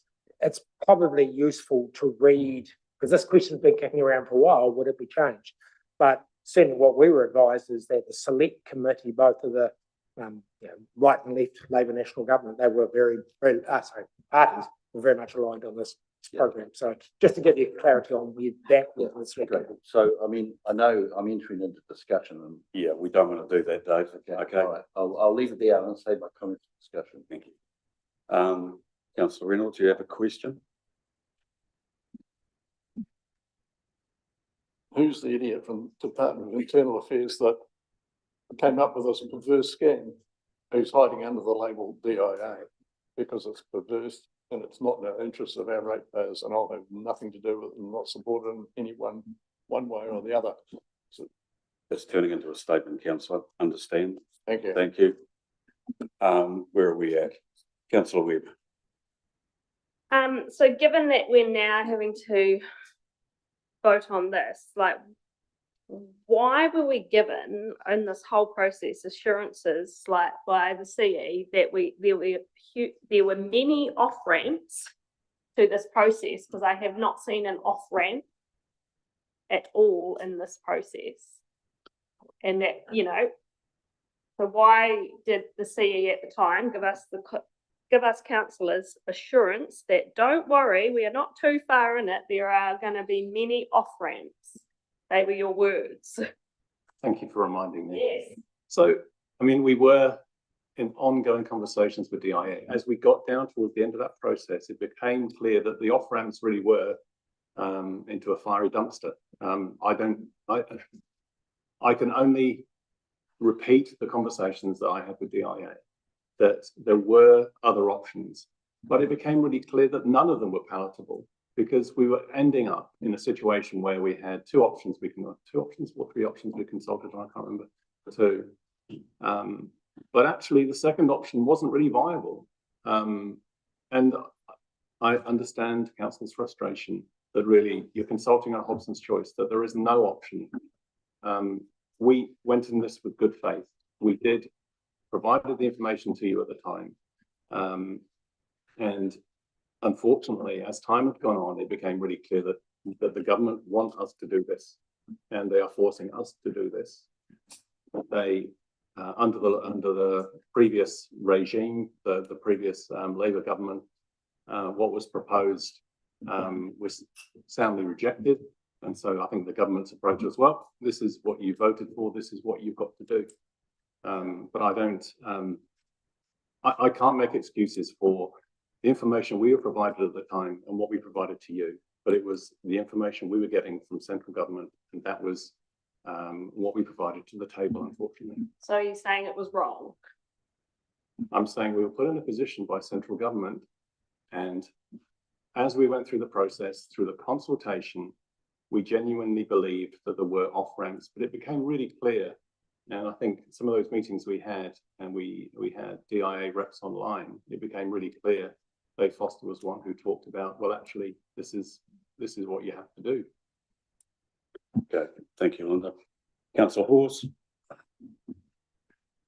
Okay, first part of the question, Douglas, where does the funding for this debt, because the whole entire water services system is going to be funded on debt, including all of the, obviously the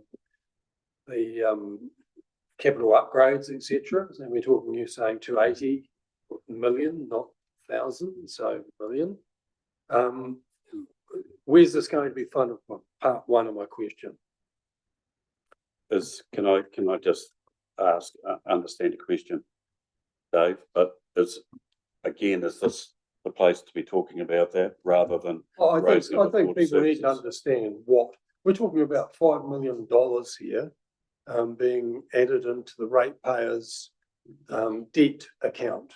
We've had people come and present to us in the public forum, and that was their main concern, was the level of debt within this council, and the fact that they believe that they're not being listened to in terms of accumulating more debt. They also gave us affordability issues that were foremost in their mind, that they will not be able to afford to pay these imposed costs that are going to fall on them. So these imposed costs can be enforced by taking mortgages out against their property. They can be imposed by selling their property, leaving them homeless. Then they can be asked by the government, by the police, to move on because they can't sleep under that culvert. So yes, it's relevant. I think though, councillor, your question to Douglas was about 240 million. No, this is the 5 million as part of this borrowing. So where is the borrowing coming from? To be clear, for members of the public are out here listening to this meeting right now. We haven't really had a consultative process with them. This has been done to us. We've had that clearly identified by the CEO, who has told us that we have a gun to our head and being marched forward. Okay, clearly that. So please, can you tell us, that's on public record, we're being recorded and it's being live posted, where the debt's coming from? So the debt obviously gets raised from the local government funding agency. They bill of its charges in the model and out of the water sewer plan, but our East forecast for running costs, running water interest costs, and we had to do a number of calculations, of one of which was called the FFO, which is the free funds. Sorry, I think you're off the subject of my question. Just is the local government funding agency was your answer. Yes, but you wanted to know, councillor, how those debts would get repaid. I don't think that quite posed I understand who's going to have to pay it. So the second part then is, we pay an interest rate that looks to be around 4% from what we've had put forward from other things within our financial papers today. This funding agency obviously doesn't conjure up the money out of thin air. They're not printing it, are they? So can you just let me know, how do they raise the funding that's going to then be on lent to us at 4%? So the local government funding agency was established around about 2012, and they issue what is known as bonds and stock tenders to the market, which is an international and domestic market, and they borrow at slightly more expensive, and I mean by like probably maybe 0.2% more than the Crown debt. So they are seen as a lower risk party to lend or to invest in. They then on lend that to the councils who need those funds. Thank you. So you've basically told me that it goes out to private investors in the international and national community to invest in what we may term government bonds or government guaranteed stock, basically, in what will now be water entities. So you're talking about private investment, you're talking about interest-bearing loans that are going to be able to be manipulated by the market to whatever. So at the moment we're paying 4%, tomorrow might be 6%, depending on what the international financial market determines. Is that correct? So whether the interest rate moves depends on whether you've taken a fixed or floating position on your interest rate. It's no different to you or I going to our bank and borrowing money for the mortgage for our house. No different to that. Fine, gathered that. So effectively, this is no different, you're telling me. For these people now, we're going to be looking at 280 million in borrowing, which is effectively mortgage on their houses. Correct? Can I just ask about that $280 million figure? 200 40, Right, and now that's let's the say 40. maximum value of borrowing at around about 2041 in the forecast. Technically, these are not mortgages we take out on people's properties. It's the ability of the council from the water company to strike a rate as the security. It's important to note that the security, and we all provide security and we borrow, the legislation clearly states you cannot put up your water assets as security. Practically, you can't sell your water assets easily to anyone, so therefore it's not actually a pragmatic security, which is why rates has been the use of security for many years in the local government sector. Okay, sounds really good, except we, as a council, have the ability for non-payment when people cannot meet their obligations of payment, which have risen to a level beyond their capability, which we clearly had identified by members of the public forum today as currently heading to be the case, then we can sell them up and recoup losses. So therefore, interest rates rise, costs rise, we can foreclose on people's properties and we can recoup costs for international lenders. Dave, End of statement. I've made the point and I've made it publicly on out there, and I hope people will listen. okay, understand where you're coming from, Dave. You know, again, I'll come back to if what the table wants is for the chief executive to go away and come back with, you know, options for us to exit the agreement that the former council entered into, then that's what we should be asking. Please. Councillor Yeah, Rutherford. thanks. So a very specific question. Sorry, Paul. Yeah, if this evening we choose not to approve, I take it it'll stall the whole project, and what happens then?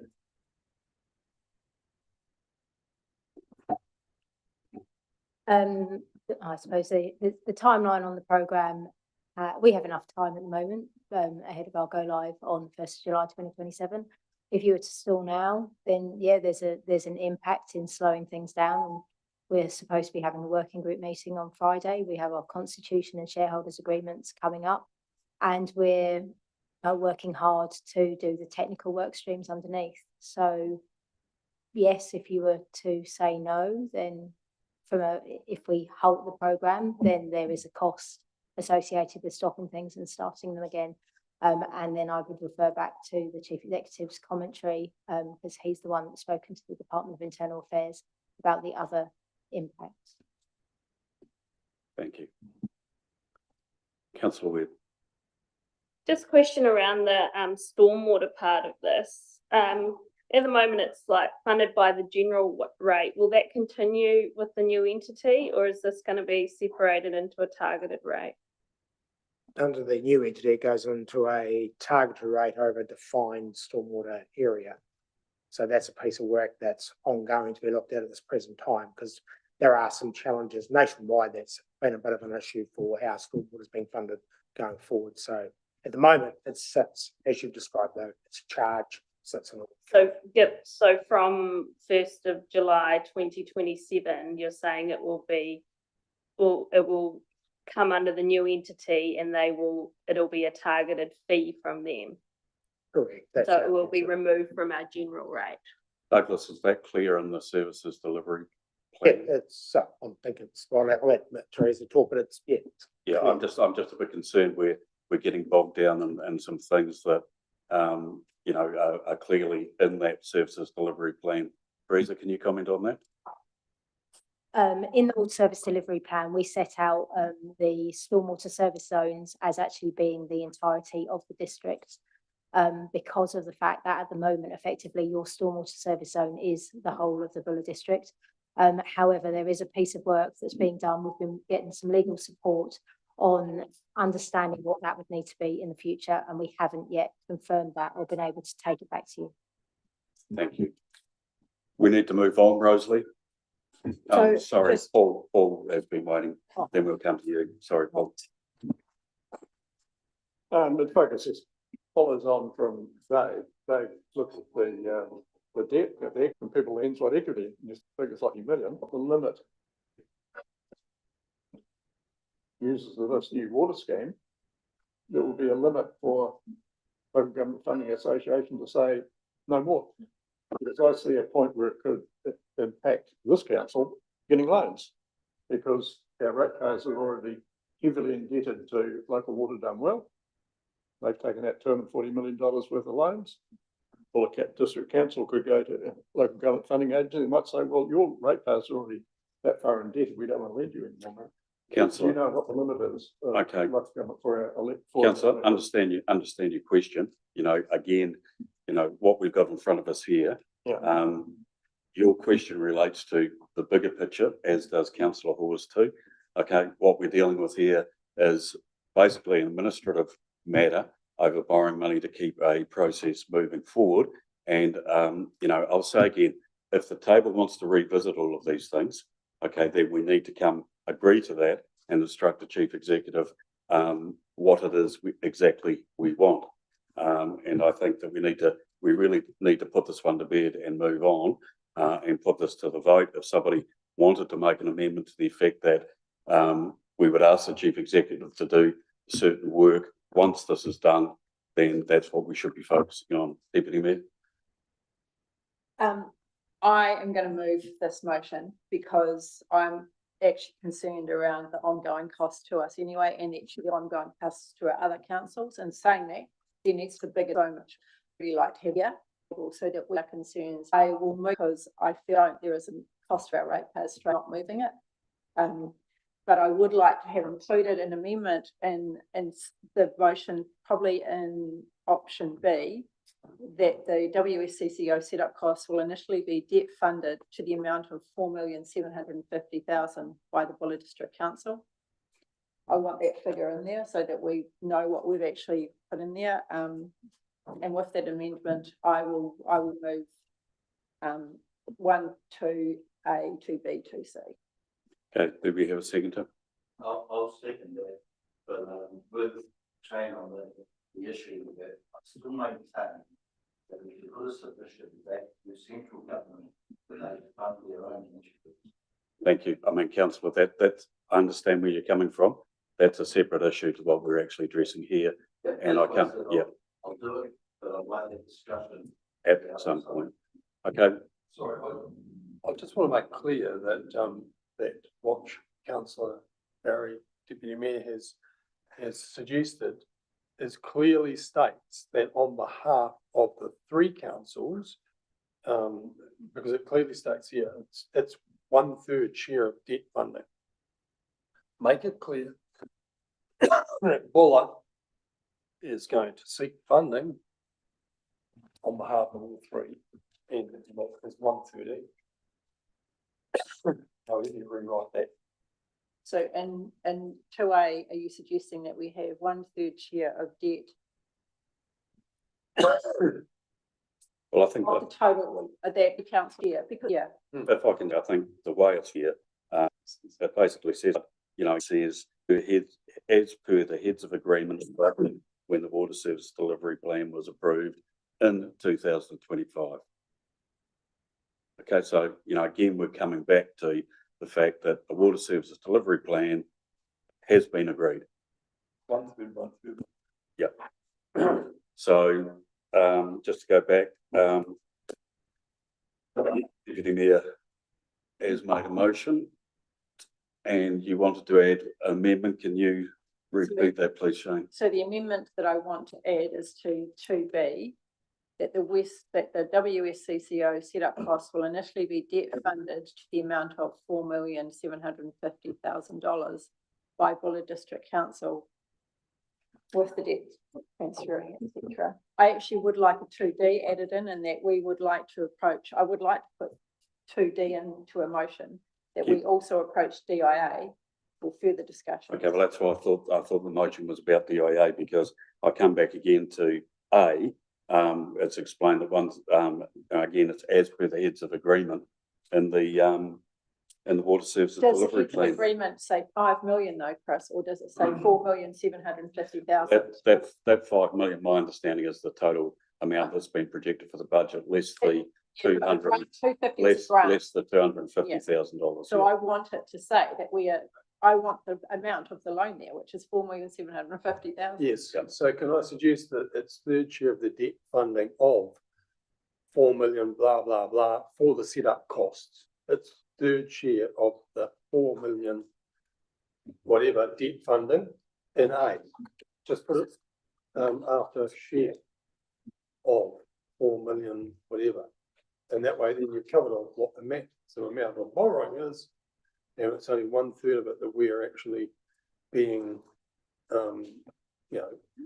held to, basically. Does that make sense? So Caitlin's just pointed something out. I think if we go back to number 1, and it says endorses the setup budget of 5 million for the Water Services Council controlled organisation, we could say of which 4.75 million is debt funded. Yes, that'd be great.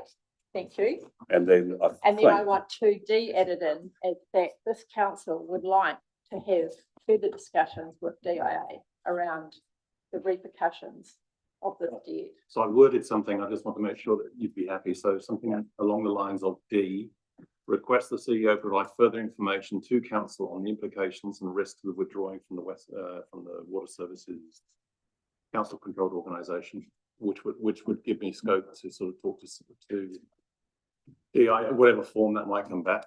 If I want DIA, I want to speak to DIA. Well, I mean, that would, yeah, okay, well, we can say DIA, see, but yeah, it would definitely be DIA in that, but there would be other things around legal as well, I suspect. Dave? Yeah, I hear what Deputy Mayor Shane's saying, and I agree. I think that we're getting very second-hand information through the CEO, which may be accurate, probably is accurate, but we're getting it second-hand. I think that if the DIA is forcing this issue, as we've been told, then they should be able to front up here, and I believe that should be a public meeting. And I don't think it's a reflection on you, Simon. I think that we're putting D there because some of us are new around this table. We actually want to have that conversation with DIA. And now we have debt that we're having to guarantee. There are ongoing repercussions, which wasn't initially what was happening. So Okay, thank you, Shane. Can we come back to Simon, what you proposed there? Yes, so I could modify this request, CEO to provide further information to council, and the DIA to put in here. So you want to see the DIA, you want to hear from the DIA in a public session. Yeah, yeah, yeah. Yeah, so. Yeah, I mean, from there, I think you need an initial workshop with, including the DIA and some legal advice. Because you need to be able to tease out, and if there's anything out of that, then there would be a report potentially. But I think you need that initial ability to question firsthand from DIA. Yeah. Yeah. Okay, but still, it doesn't take away from the fact that we need to sign off on this. And Simon, if we come back to you, just to make sure we've got number 1 right, endorses a set up budget of $5 million, of which 4.75 million for the Water Services Council controlled organisation will be funded by debt. And then we go to D. Okay, how's this? Request the CEO to arrange a workshop with the DIA to discuss the implications and risks of withdrawing from the West Coast Water Services CCO.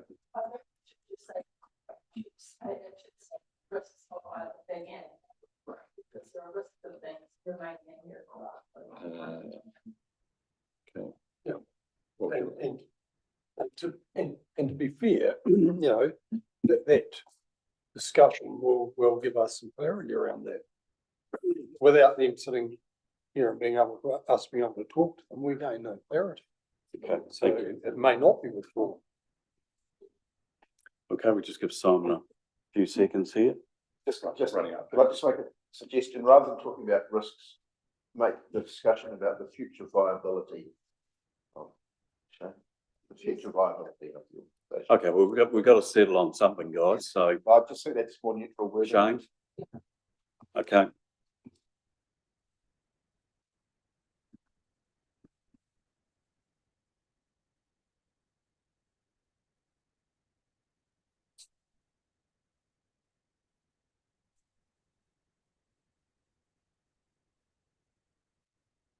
You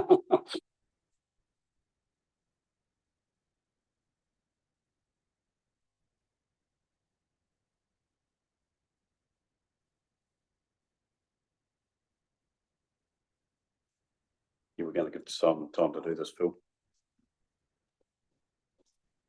But are we in discussion stage or Not are yet. we in Not question yet. stage? No, we're waiting for Simon How to. about, okay.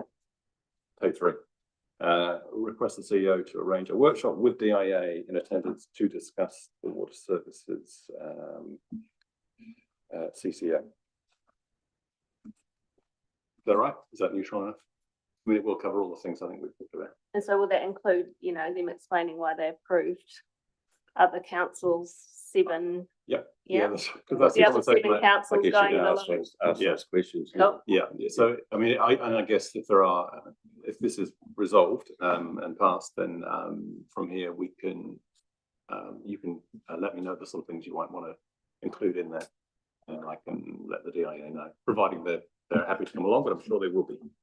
How does everybody feel about that, Phil? You were going to ask a question? Well, are we now in the discussion stage around, has anybody moved anything? Because Yeah, okay, okay. Deputy Mayor has. Deputy Mayor has moved. Seconder, Yep. Councillor Hayton, so that's with the amendment and the additional. Okay. Recommendation. Okay, Councillor Rutherford. right, we're in discussion stage. I just want to let you know that I'll be voting against the motion or all of the motions. I do not see that it's so vital for us to make this decision tonight. And I think by holding off on this sends a clear signal to DIA that we're not happy to move ahead with this without having that discussion with them. And so I'll be voting against this evening. And if I got the opportunity, I would move an alternative that it's held off for a month pending a visit from DIA, that we can work through all the implications for our ratepayers. So I'll be voting against. Anything from anybody else? Councillor Wade. I'll be voting against it as well, because I think we've just been railroaded from the start. And I think this, you know, like we've been all along the way, we see we had all these off ramps, but quite clearly that was not quite true. And I would be very interested talking with the DIA about this and how, you know, we've been railroaded into this, but yet they've approved other small councils around the place, Stratford, Mackenzie, and that, and now it seems that we've been kind of forced into this, and now we're going to be carrying the burden, the debt, even though it's shared, but you know, like it's another kind of a bit of a railroad. Okay, you know, again, I'll bring us back to the $5 million, or $4.75 million of debt funding. The issue that you're raising, Linda, is what Simon's covering under his amendment D, that we will have the opportunity to talk to DIA about. One last one, Councillor Hawes. I hear what Deputy Mayor Shane's saying, but I believe that we've heard that this $5 million of debt won't accumulate anyway until perhaps another 2 years down the track virtually. That'll be the final dollar that we draw down. There'll be parts of it along the way, obviously. So we're not talking a large amount of money. We've just seen how far we can deviate from budget within our own budgets. So I honestly think that this is an opportunity for us to actually to actually get some clarity around it by not voting for this, and so I won't be voting for it. Okay. Yes, Deputy Mayor. That's fine if you vote against it. I know everybody this is a really touchy subject. We do run the risk of it being an ongoing cost to our council if we do that. We've just said today that our rates increase is going to be huge. There's pressure going on us. There is a whole lot of work that's being done in the background.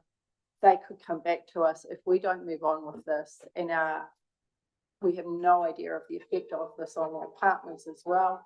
So I'm just saying that vote against it and understand the financial risk as well. Can I also ask the question before we go to Rosalie too, is that if this motion doesn't pass, then I would suggest that the other two councils will get together and figure out a way of borrowing the money anyway, in which case we will be liable for our share. Okay? Councillor Sampson. Just clarity, number one, we endorsed 5 million. We spoke about it being 4,750. Is it 5 million, a number one? Is it 5 million or the 7? The 5 million is the total budget, of which 250,000 has been advanced to the Buller District Council already. As a grant. As a grant, yeah. Okay, thank you. We had the right of reply from Shane, so we're moving on. Voting on it. Okay, so Caitlin, would you mind reading out 1 and D and the amendments there, please? Everything else So we've the got in front of council us. endorses the set up budget of $5 million for the water services council controlled organisation, of which 4.75 million is debt funded. And for 2D, request the CEO to arrange a workshop with the DIA in attendance to discuss the WSCCI. Thank you. All those in favour?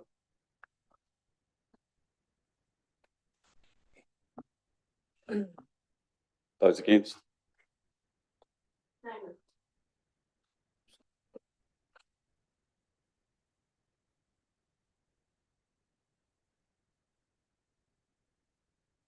So what have we got there, Caitlin? That's 5-4. The motion is carried. Motion's carried. Hang on. No, it's not. It's even. I'm just 1, 2, listening 3, here. 4, 5. 1, 2, 3, 4, 5. Yeah, it's even. So status quo applies. The motion is carried. Sorry, it's Status quo. The motion is lost. okay.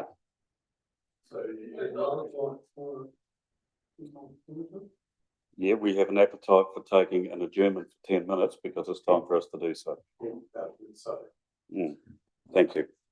Okay, we'll adjourn, let's say, back here at past. Thank you.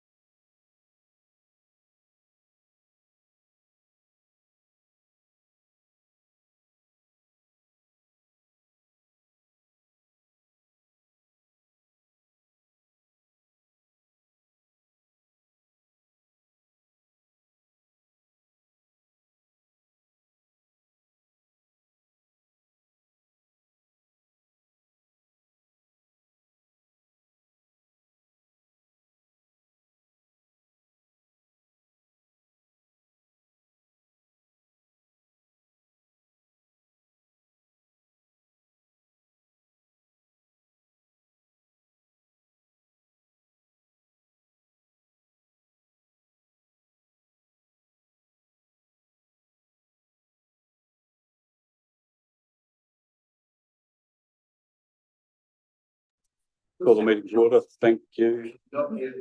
And we are live. Okay, we're back on live feed. Welcome back to the watchers. So Yes, councillor. I'd like to move a motion, an alternative motion that we convene an extraordinary meeting with DIA in attendance to revisit the financing arrangements for the local water done well, including the 4.75 million of debt funding required to continue establishment of the CCO water entity. So I'd like to move that. And within 2 weeks, I'd like to move it as within the next fortnight. Thank you.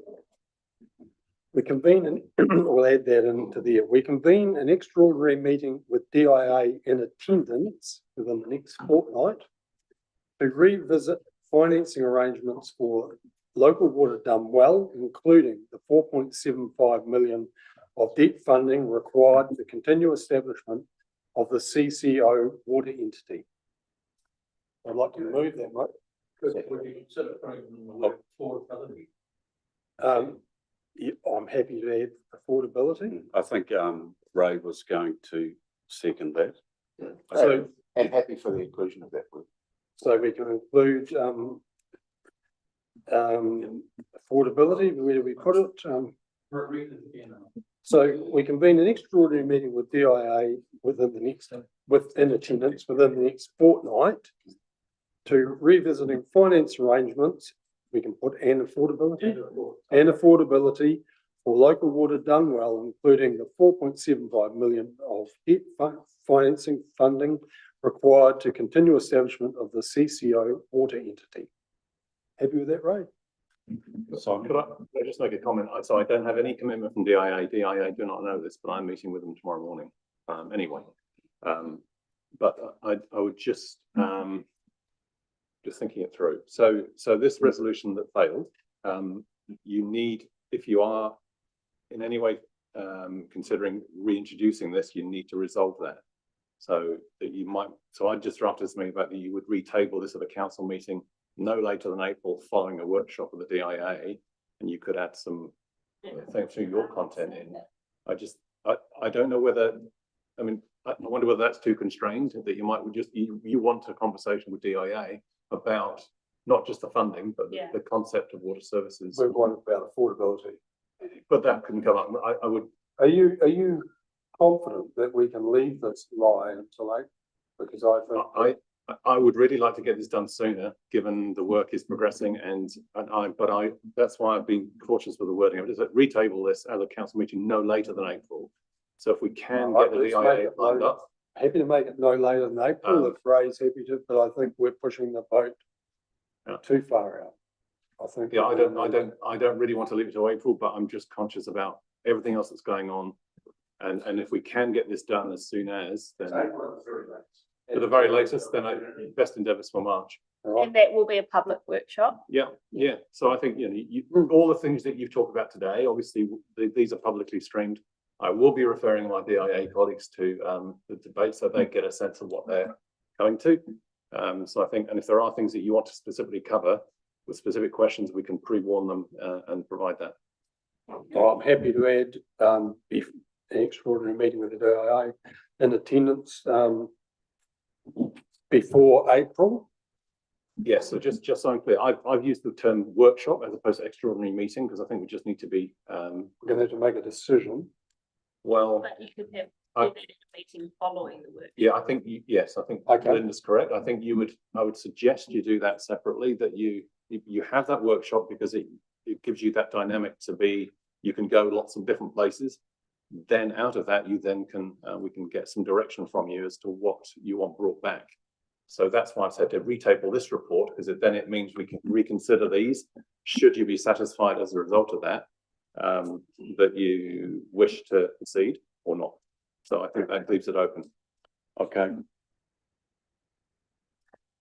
Just want to make sure that everybody understands the repercussions of that, they will not then be able to, if we continue down this road, they won't be able to put a board together until later, of which time most places are doing that now, so we lose quality governance.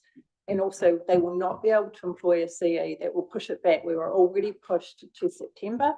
This will push it way back to probably Christmas, which could even then make it worse, which then puts the load back on our staff and on our CE. So by doing that, we're halting the process, and there is cost to that. So just be aware of that, and our staff who are doing the administration, it's, there are repercussions. Thank you. More than happy to accept those repercussions. I think that this is something that should have been done well in the past, and the community should have been taken along and informed, and now they at least get that chance. Yes. Well, yeah, speaking as the seconder, halting it, we're certainly pausing it. Not halting might be too strong a word, we're pausing it. But look, we're in an extraordinary situation as a group. It's 5-5, and I very much regret that we don't have cast and vote any longer. We should have, but we don't. It's one of the reasons why we should. So we need a way forward. We have to have a compromise. I voted for the motion, but it didn't get over the line. But nevertheless, we are in a totally unsatisfactory situation here. We're having something foisted on us, not just us, everyone across the whole country. This is an unworkable. So it's not a solution. It's an unworkable response to the situation that we're in. It's come about via some pretty unseemly political manipulation in the course of the last election. But it is what it is at the moment. I don't think it's tenable. It's not sustainable in medium or longer term, but it is what it is at the moment. So I support this as a compromise to find a way forward that we can coalesce around. Thank you. Okay, so we've got a mover on the second. Sorry, do we wish to alter that? Are you happy with the CEO's directive that we start with a workshop with? Yeah. So then we should Decision making following the workshop. Mm. Can we rewrite that then to just add that we, or can we alter the motion? Yes, I just that so it wouldn't be directly following. Obviously, it wouldn't be because there wouldn't be a report written because you.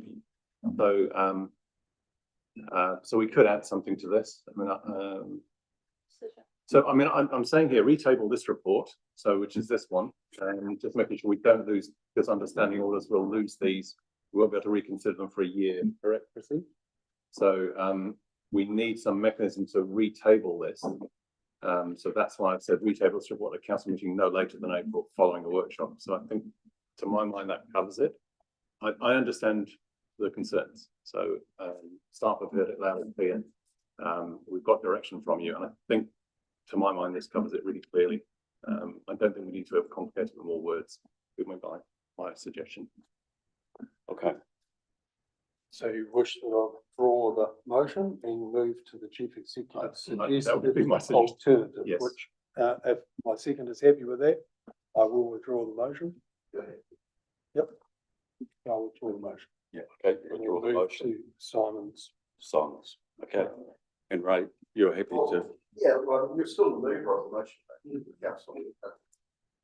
It's a new motion. Mm. Okay. So is there any further discussion? We read it again. Okay. So again, sorry, you've got it. Okay. Do you want to read it? So that council retable this report at a council meeting no later than April 2026, following a public workshop with the Department of Internal Affairs. Okay. Thank you. All in favour?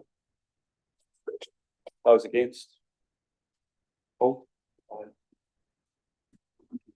The motion is passed. Thank you. Okay, 6.7. Agenda item, Buller Holdings Limited Statement of Intent. John, are you talking to this? Yeah, I'm just going to introduce Sharon Roach, the Chief Executive of Buller Holdings, and we've got Dean Fitz and Dylan Taylor as well. And they will sit at the front and talk through the statement of intent or the proposed statement of intent. Yeah. And I come back to you. Yeah. 1 minute. Okay.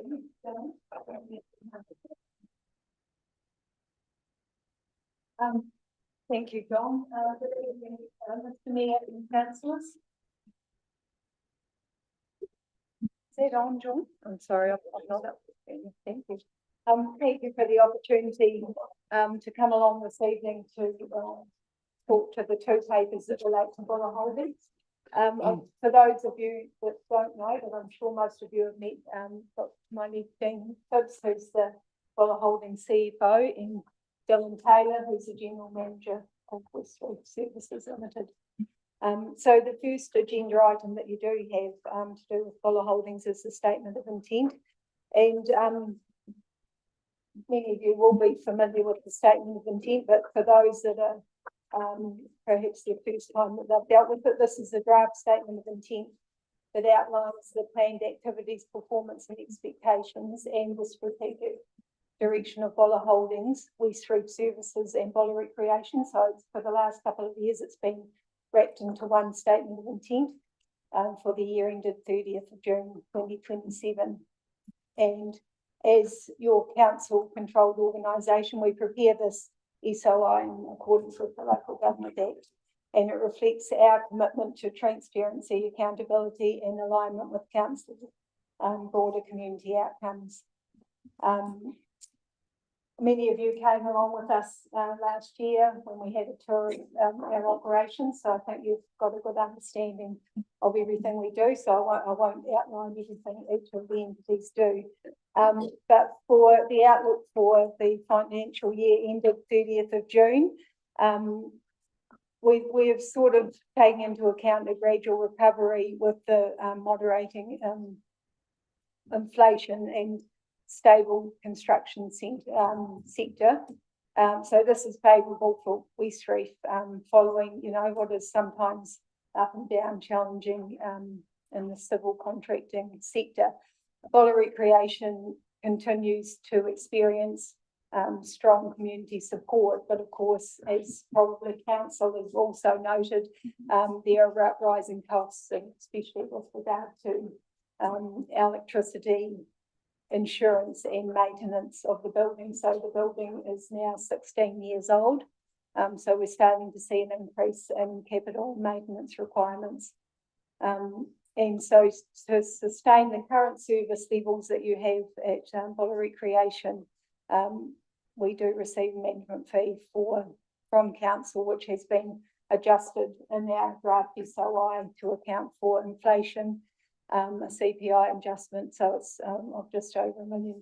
And across the group, Buller Holdings projects the distribution of $1 million, which council did indicate in their letter of expectation. So we've also brought that into the SOI.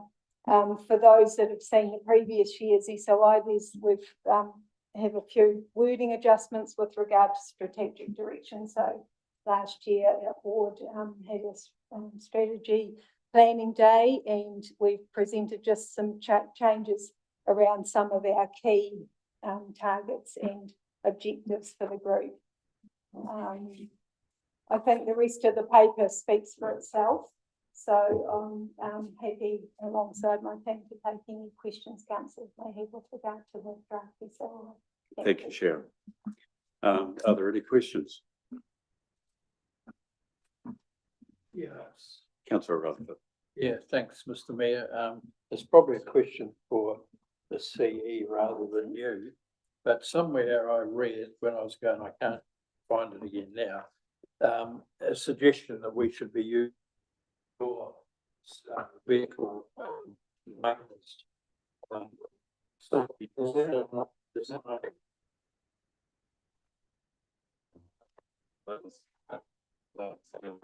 we not this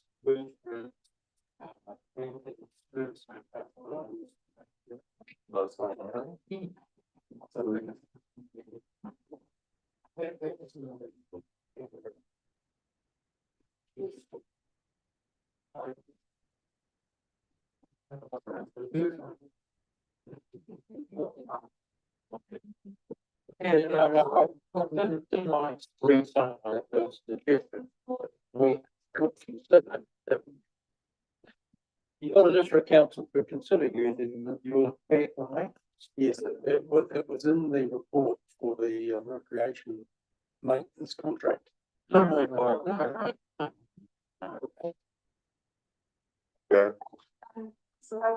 with respect to like fleet management on behalf, so that we three could provide that service on behalf of council and use the. No? No, fleet maintenance. Yeah, so that would be part of any fleet management program. We haven't factored that into any of our figures, I don't think. Well, Dylan, that hasn't actually been directly discussed at any point, has it? I think it's been an idea that moving forward, but that would be up to your team.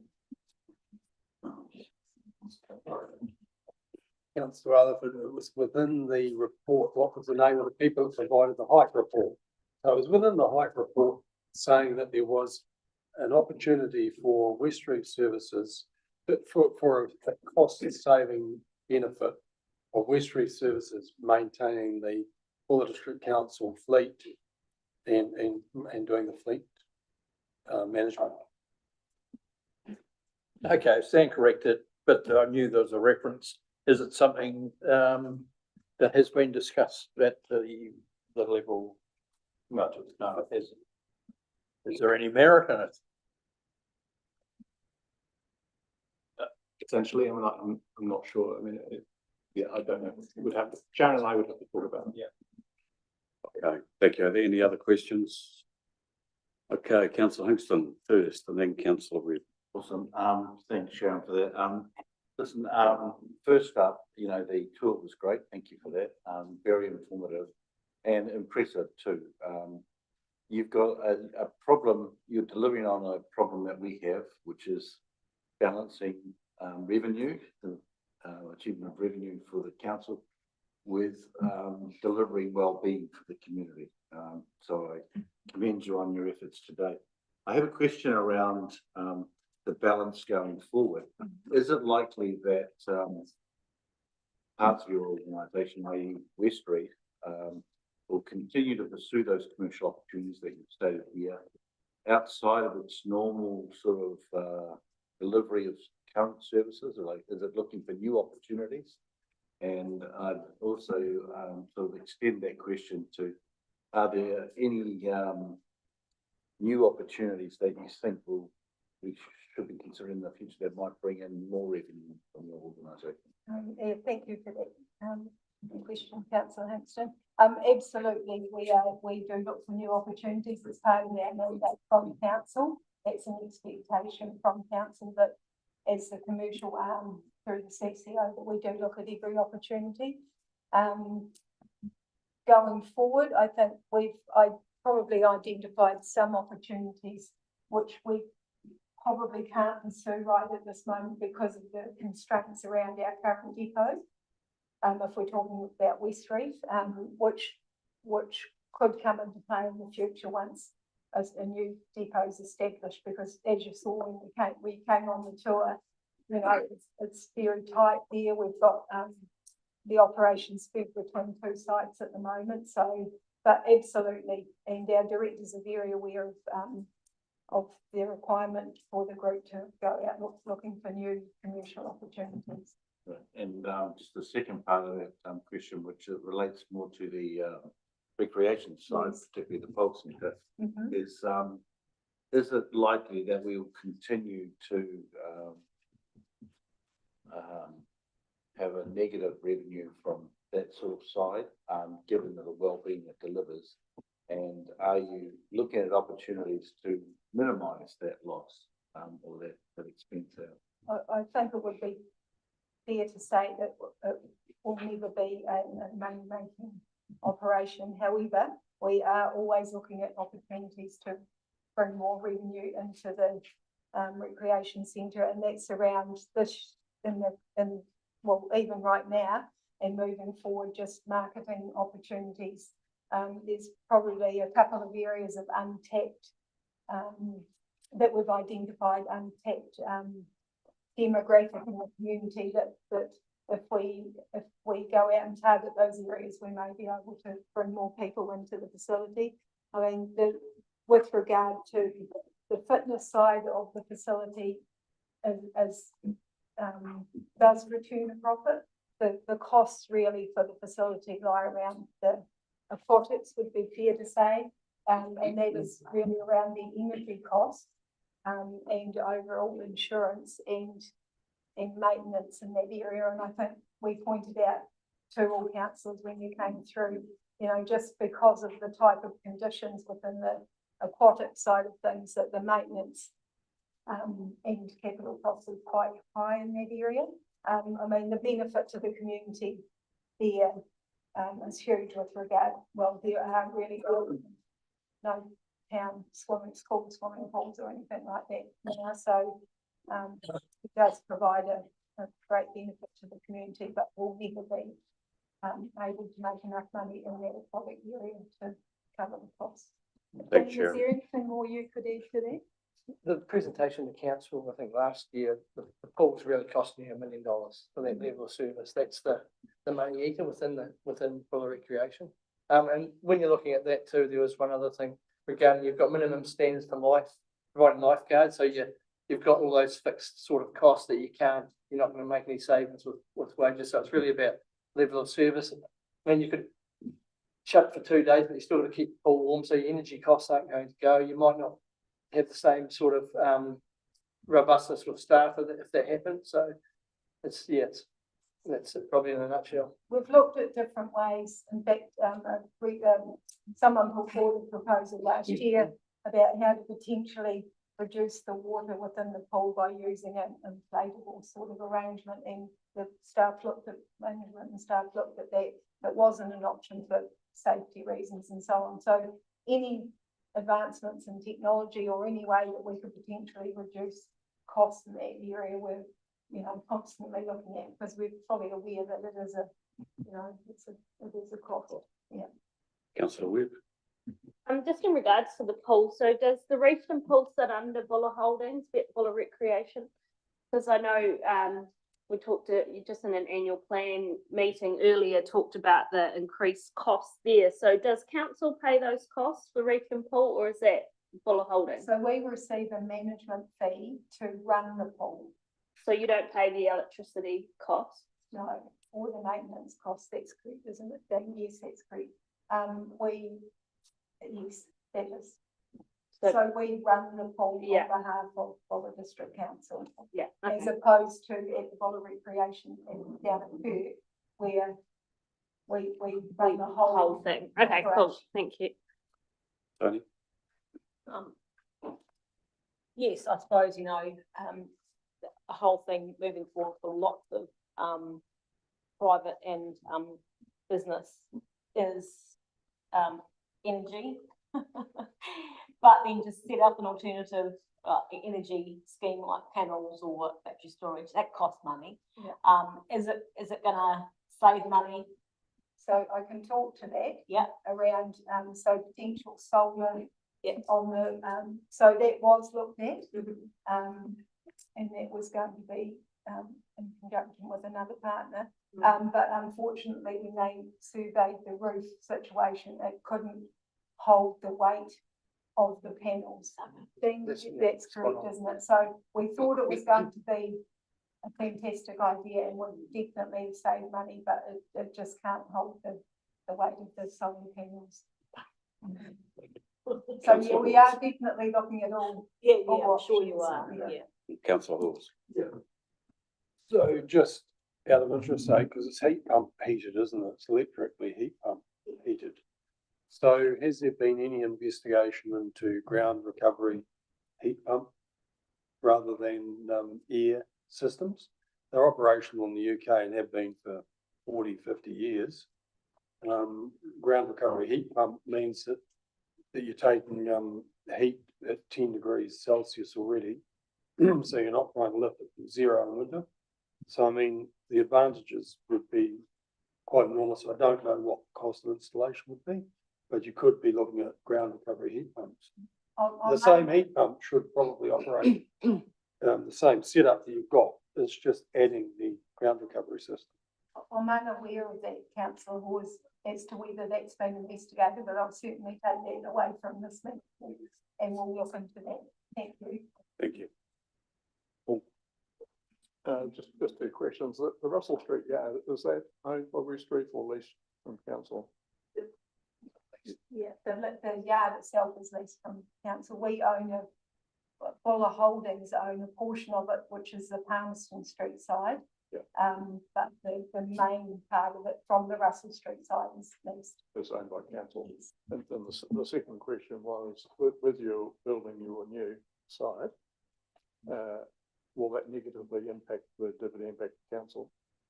No, the forecast going forward, do not see a negative implications through to council. Okay. Thank you. Any other questions? Okay, so the draft recommendation we have is that council receive the draft statement of intent for Buller Holdings Limited, West Reef Services Limited and Buller Recreation Limited for the year ended 30th of June 2027. To authorise the Chief Executive Officer to provide BHL with elected members' feedback for inclusion in the final statement of intent to be adopted by the 30th of June 2026. Councillor O'Keefe moved. Again, Councillor Reynolds second. Any further discussion? Okay, all those in favour? Those against? Goes past unanimously. Well done, Buller Holdings. Thank you for coming. But no, I think I've done next one. Oh, sorry. I'm not that keen to push you out, Sharon. Okay. Okay, agenda item 6.8, Buller Holdings Limited, Buller District Council land transfer. Okay, would you like to talk to that, Sharon? Do you want me? Yeah, Yeah, I'm happy sure. to talk to this. So, I think that also once again, we did the tour of the up on the terrace, we explained to councillors with regard to property ownership, and it's probably a little bit hard to sort of visualise when you're up there, but this goes back quite some time. I think some of the councillors that have sat around the table for more than this term will be fully aware of some of the land tenure up on the terrace. So we've been working closely, myself and Dylan have been working closely with council's senior leadership team, so with Simon, CEO Simon and Simon Bastian and Anthony Blom to work out how we can move forward, because without the surety around, especially that what we refer to as Hamilton Block 1, then it's sort of in a way holding us up to some degree around the depot, because it sort of straddles, as you see in that photo in the picture in that report, it straddles where part of our depot will be.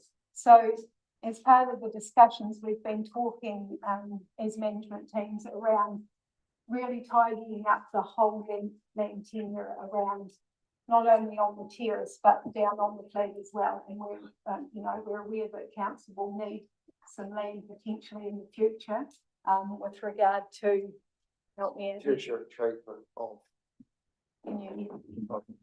Tertiary treatment of water from potentially the wastewater plant. Yes. Okay. So, and then there was also, for those that were aware, that going back a number of years, there was the land that was bought from Fulton Hogan.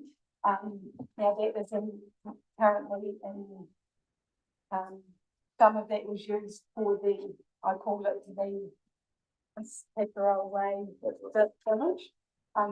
So that all needs to be tidied up as well. And so we saw this as an opportunity as both management teams just to tidy up all that land tenure, and then also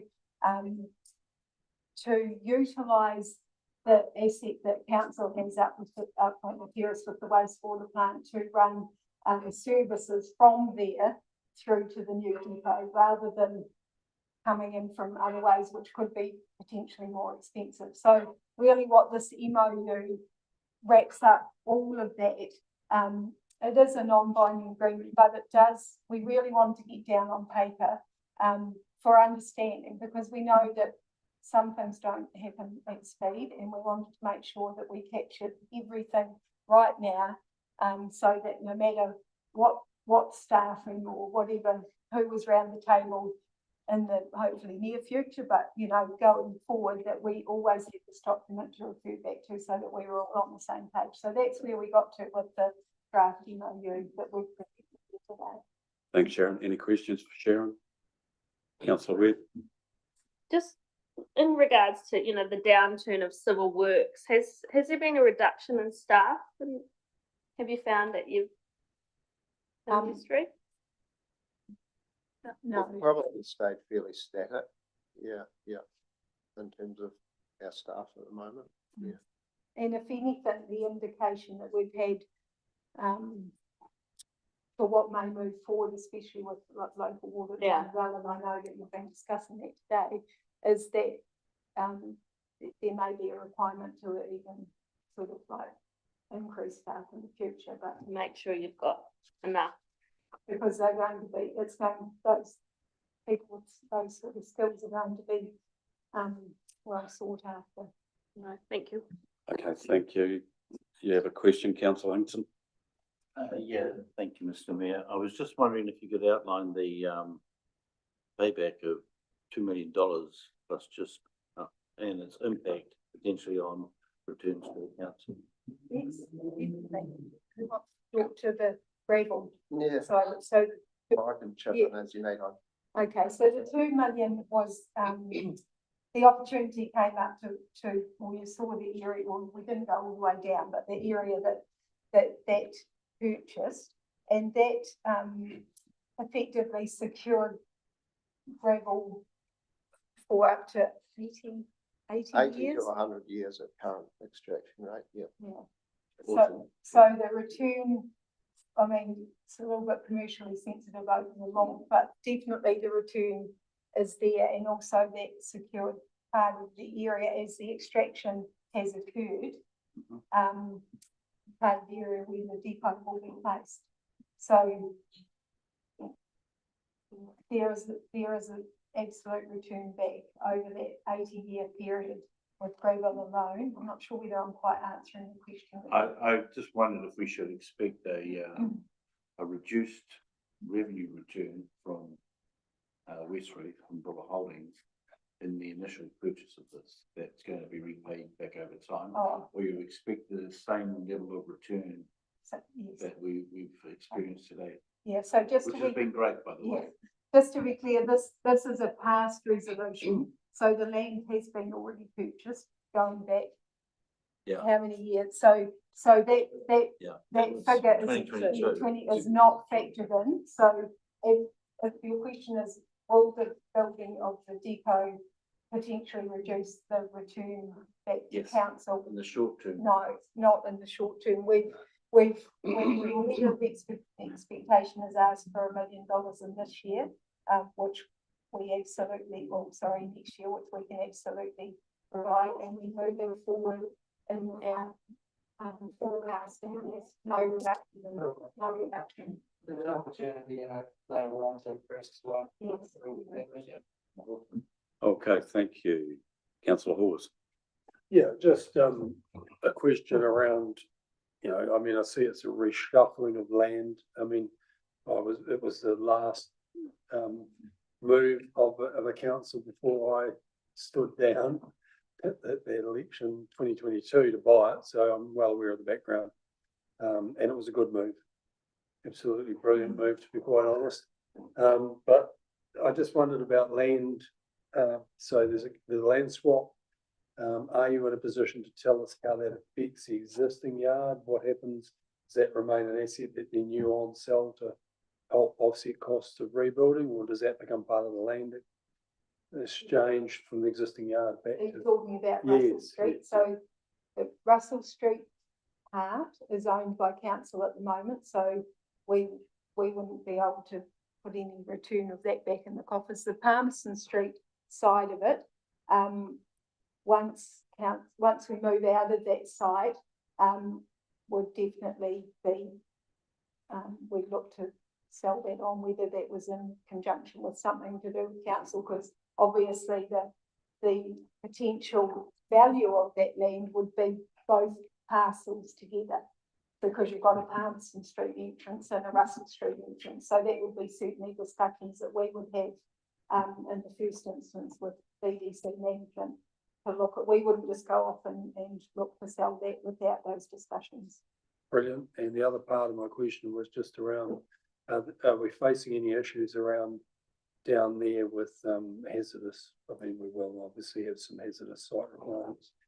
I Have would they been- imagine, moving forward, that there would have been substances used. I mean, that would be oils and things like that that potentially. Yeah, I mean, we have our practice, like modern practices, if you like, this day and age, but who knows, back in the 70s, 80s, and then of course the old Cunningham site, the bus site, which is the BHL property, yeah, who would know, yeah. Pretty Councillor, Councillor Sampson. I'm happy to move both, 1 and 2, but I'd like a time frame put on 2 because, that should have been done some years ago. Simon?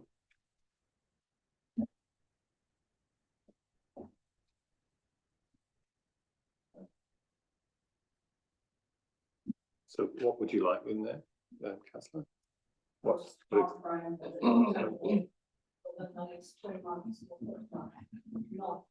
Yeah. I don't think either party want to hang around it. I mean, I don't know, Sharon, to a view around timing.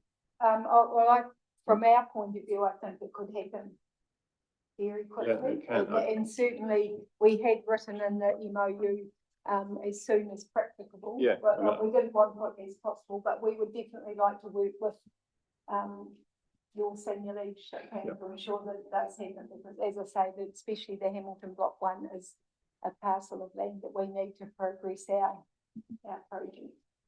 No, I'm just, I mean, not having Anthony here, I can't, is there anything from a legal perspective that's kind of with? I mean, that's fine. I think just say as soon as practical.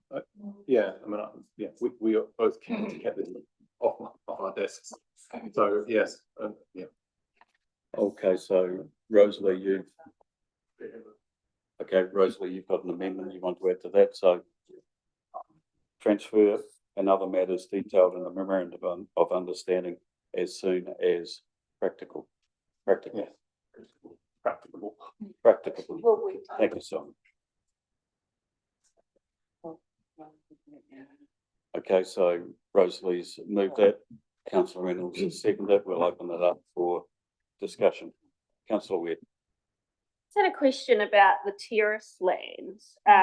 You know, given it's pretty good land for residential use, like, have we thought about, like, is this the best use for that land? Like, given such high value residential area? Absolutely. Dylan, would you like to talk to that? So not long after we purchased the terrace, we looked at that as an option.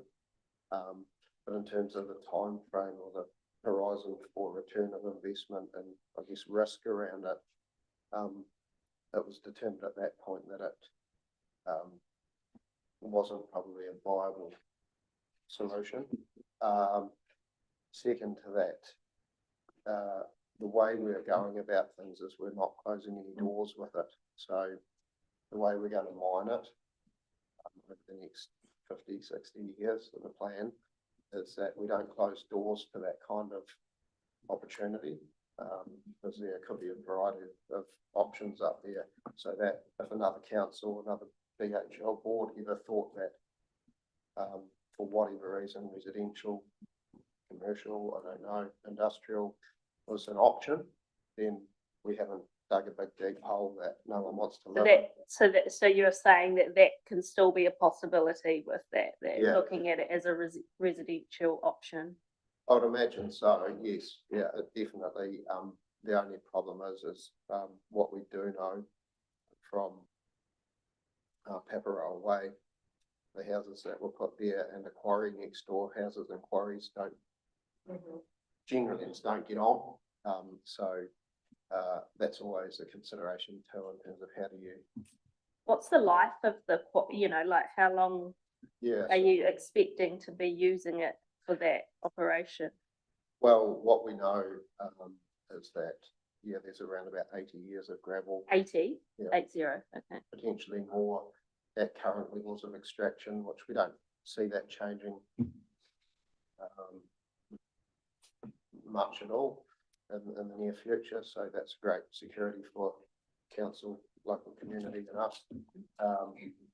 And so around about 80 to 100, that sort of thing. Right, thank you. Any further discussion?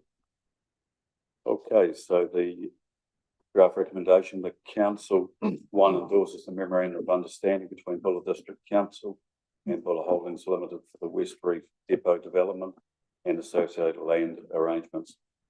Delegates authority to the Chief Executive Officer to execute the land transfer and other matters detailed in the memorandum of understanding as soon as practicable. Okay. Okay, all those in favour? Those against? Getting late. Okay, thank you, everybody. That's passed. Thank you. Okay, thank you.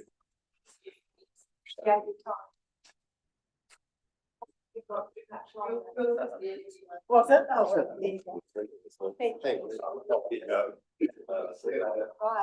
Long going. Thank you. Okay, so agenda item 7.1, Mayor's monthly update. Any questions?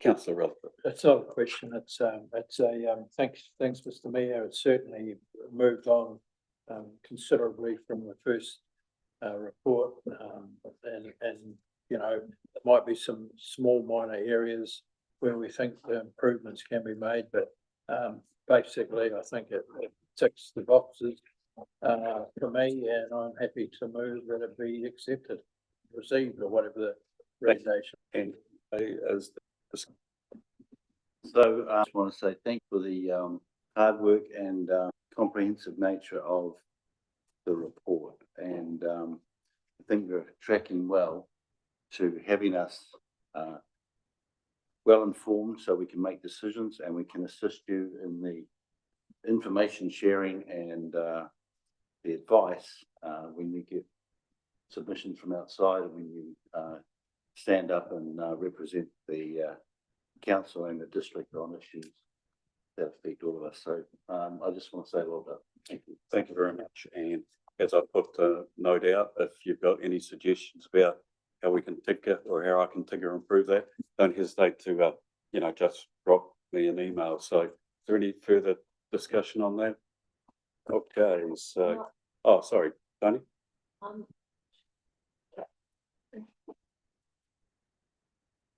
Public forum, is this where we, no? No, we'll get to that. No. Okay, so without any further discussion, and again, thanks for your feedback. Draft recommendations of the Mayor's correspondence report dated 25th of February 26 be received. The council notes inwards and outwards correspondence and provides direction for any responses required. Okay. All those in favour? Those against? Okay, Rosalie? Okay, thank you. That's unanimous. Thanks, everybody. Okay, agenda item 8.1, Chief Executive's report. Mr. Bickford. Happy to take questions. Just note that I've included obviously the usual regulatory report, summary of activities for me, and 6-month update on KPIs. Thank you. Are there any questions? Councillor Curnow, then Just Councillor a question, Simon, do you like to elaborate any more on the meeting? Is there anything further to add on the meeting with the insurance representatives last, whatever it was?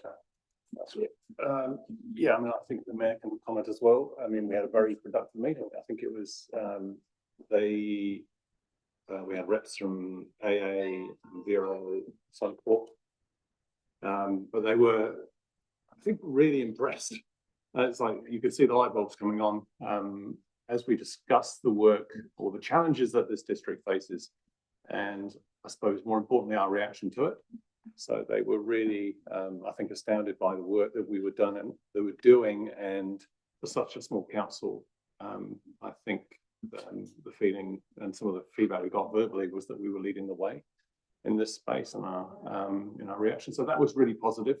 They did explain, from their perspective, around the risk that they were trying to manage as a responsible insurance provider, and they didn't want to overextend themselves in one district. We did provide some robust feedback around the blanket nature of the 7825 postcode approach is quite a blunt instrument, and it doesn't recognise the differences within that postcode area within Westport of the various risks. But they did acknowledge that they were working towards a more address-based approach to insurance, which was heartening to hear.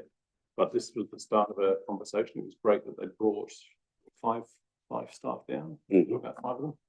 And this was the start of that conversation. So it was myself, the mayor, we had Paul Zahn and Simon Bastian, West Coast Regional and Council. West Coast Regional Council. So we did talk about the flood scheme as well.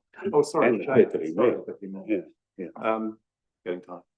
But it was, yeah, a very productive meeting, and I don't know whether the mayor or Shane would like to. Yeah, I think, you know, from my point of view, I spoke to Colin Smith from the Regional Council afterwards.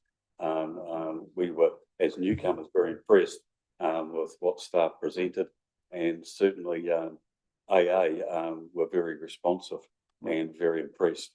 And I think it bodes well for the relationship going forward and the work that they will now undertake to revisit the risk profile, if you like, for what they've been looking at. So I think, you know, a big tick to the work that's been done, no doubt about that. Okay, cool. And just on insurance, on a different topic, we advised that there was an insurance claim on the dredge. Has that work been completed? Has it been fixed? Sorry, Councillor, we don't know. What's that referring to? Has the insurance company paid out? Not to my knowledge, but if you've got more information. So Leslie, you can check that out and. Okay. Thank you. That's great. Thank you.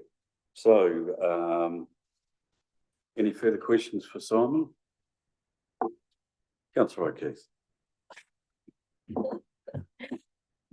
Yes, I just see Simon Bastian is not here. It was around the freedom camping bylaw. There's a few policies that are coming up for review. I'm just sort of looking at dates around that. Sorry, we can find out in it. And so you're interested in the dates around that bylaw Yes, review? thank you. Yeah. Yeah, we can take that back inside. What else? Another one? And on page 406, just around the royalty charges redistribution. Just some feedback on that. That's to do with the mining royalties, is it? That's to do with growth and development updates. This is the royalty charges distribution. Yep. So, Okay. is there any further updates? No, no, nothing further to Report on that. report on that, but it's been followed up. So, and we hope to get something back to you on that. Councillor Webb. Just in terms of the information management project, what's the timeline on that? The SharePoint migration, integration, digitization project. I see that it's got some figures there. I'm sorry, I don't have that detail. Democracy. Offer a little bit of information. It's progressing well. Unfortunately, we've only got one staff member on it, so progress is slow. And it's very, very detailed work. But we can also bring that back for an update, further update with more information next month. Excellent. Any further questions? Okay, so I'll move that the Chief Executive Officer's report dated 25th of February 2026 be received. Seconded by Councillor O'Keefe. Okay, is there any further discussion? All those in favour? Against? Motion carried unanimously. Thank you. Okay, item 9.1, elected members verbal update. And we can go through that quickly. I'll start off with the CE review performance committee. We've had no meeting as far as that is concerned, so that is work in progress. We'll report back on that. The CDEM joint committee meeting was held last week. We heard submissions that have been made in terms of changes to the Act, and there were a couple of very interesting submissions that I discussed briefly with Tony. Certainly get you thinking a little bit better about risk. Having said that, you know, to adhere to the changes that have been proposed to the Act, might surprise you to learn, I don't think so, that there will be additional cost the West Coast Regional Council will be up for to meet those new requirements. Mayors, Chairs and iwis forum. I circulated the minutes from that last forum, and I just felt that it was important, rather than waiting for a mayor's update, to get that out to you as things were happening, because there's so much actually going on. So picking up on what Colin, Councillor Reedy said last time, if you're getting things that the title, which I'm taking care to word carefully, is not something that you're interested in, then please just scroll past. Otherwise, I think it's important that you see what's going on there. Councillor Webb. A question around those minutes. Are they public minutes? Are they confidential to the committee? What is the go with those minutes? Like, are you allowed to share them with us, or? Not sure that they're confidential, are they? No, I don't believe they are, and something in the back of my mind tells me the other councils may even table them as part of the mayor's report. We need to take that, but I don't think they are. But I think, yeah, so I just wondered, like, you know, I know you're sending it to us, but including them in your mayor's report would be quite helpful to make them Okay, public. we'll check. That's a good point. We'll check that out, and I'll send them so you've got it straight away. But we can include that as well. So we'll check out the confidentiality side to that. Any other questions on mayors, chairs, and iwi? Okay, thank you. Deputy Mayor, over to you.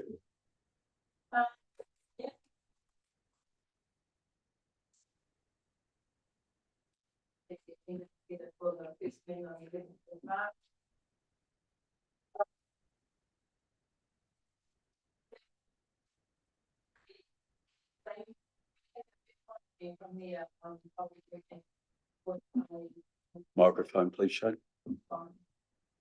Working with Tony and Chrissy around things like terms of reference and stuff going forward. So looking forward to that.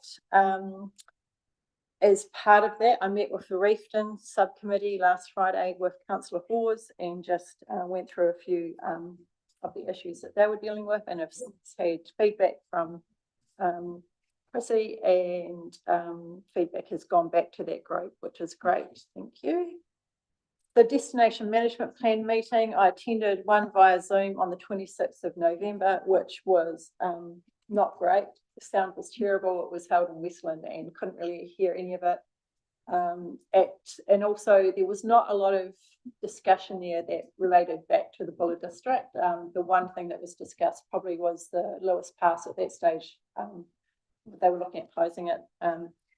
The next meeting is on the 5th of March. And so it will be interesting to see what's discussed here, because it's quite high level. And I got to the end of the last one and thought, I'm not sure why I attended it, unless there's some kind of actions that come out of it.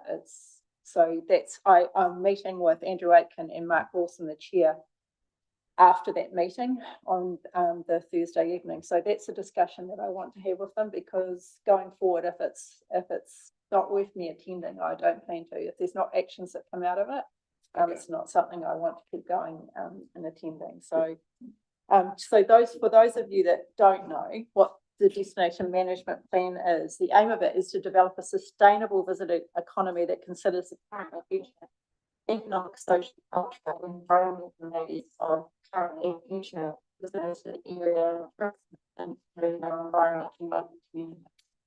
So, I'm not quite sure how this fits, and there was a discussion around this, how this fits into the, Development West Coast strategy for the West Coast, how, are we duplicating stuff? How it relates back to us in the Buller district, because we have noted that we feel like we're not represented well as far as tourism opportunities go with Development West Coast. So it'll just be an ongoing discussion. And finally, the insurance meeting that I attended, it was a really good meeting, and it had the right people around the table, and they were impressed with the future planning as well. So the master plan was a big component of what impressed those guys, the fact that we had not just looked at the effects on the district now, but we were planning for future development, and just how that was kind of being included into the discussion. So, yeah. Okay, thank you, Shane. Okay, councillor Webb. We obviously haven't had a regulatory hearing committee meeting yet. We did have some training yesterday for the DLC, which was helpful. I've been to my first meeting for PHO last week. Nothing really to report back from there, really.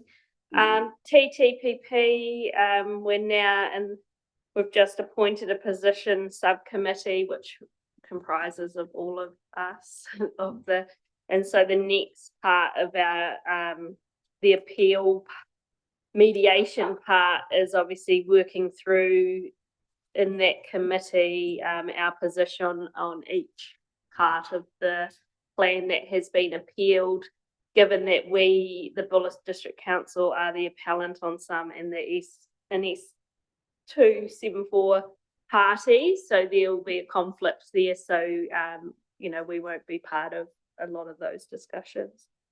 ICB, I guess the main issue, I'll let Dave take over. That was about the trust. Do you want to speak to that? Yeah. Yeah. Any questions for Linda? Okay. So we'll start with that then. No, community board. So the community board has made, the decision that the sale of the old service centre, which is the old post office building on the main street, and that the two flats that have been in care and maintenance since 2019, that the monies realised from those sales goes into elderly housing provision in Reefton. So there's a follow-up from that. We've formed a trust, a health trust in Reefton, similar to what, along the same lines as the one that exists in Westport, basically, Buller Health Trust, which is which in that instance picked up services that would have been lost, providing health services in this instance, that would have been lost, namely dentists in the first instance, and then the doctor, GP. So that allowed, the trust allowed that growth of that and the provision of those services. So what this trust is aiming to do is to move into providing missing parts of health and elderly housing delivery in the Reefton area. So the trust will have a submission to council regarding this, and we'll do it through the mayor. So that's something we've been discussing down there, and we'll be coming through the council.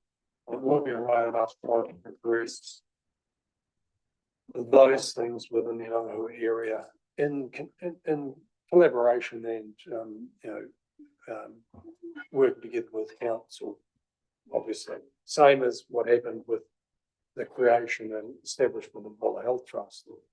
So that'll be coming up. Other things that we've dealt with there's been, again, getting back quickly onto what we discussed earlier on, service levels and things like that. People in Reefton still feel like there's kind of two-tier service, and that may or may not be the case, but unless we do the analysis of it through the, Not only Reefton and Nangahua. oh yeah, Springs, or, Whakamatua. Karamea, Northern Buller, et cetera, et cetera. So anyway, that's that one.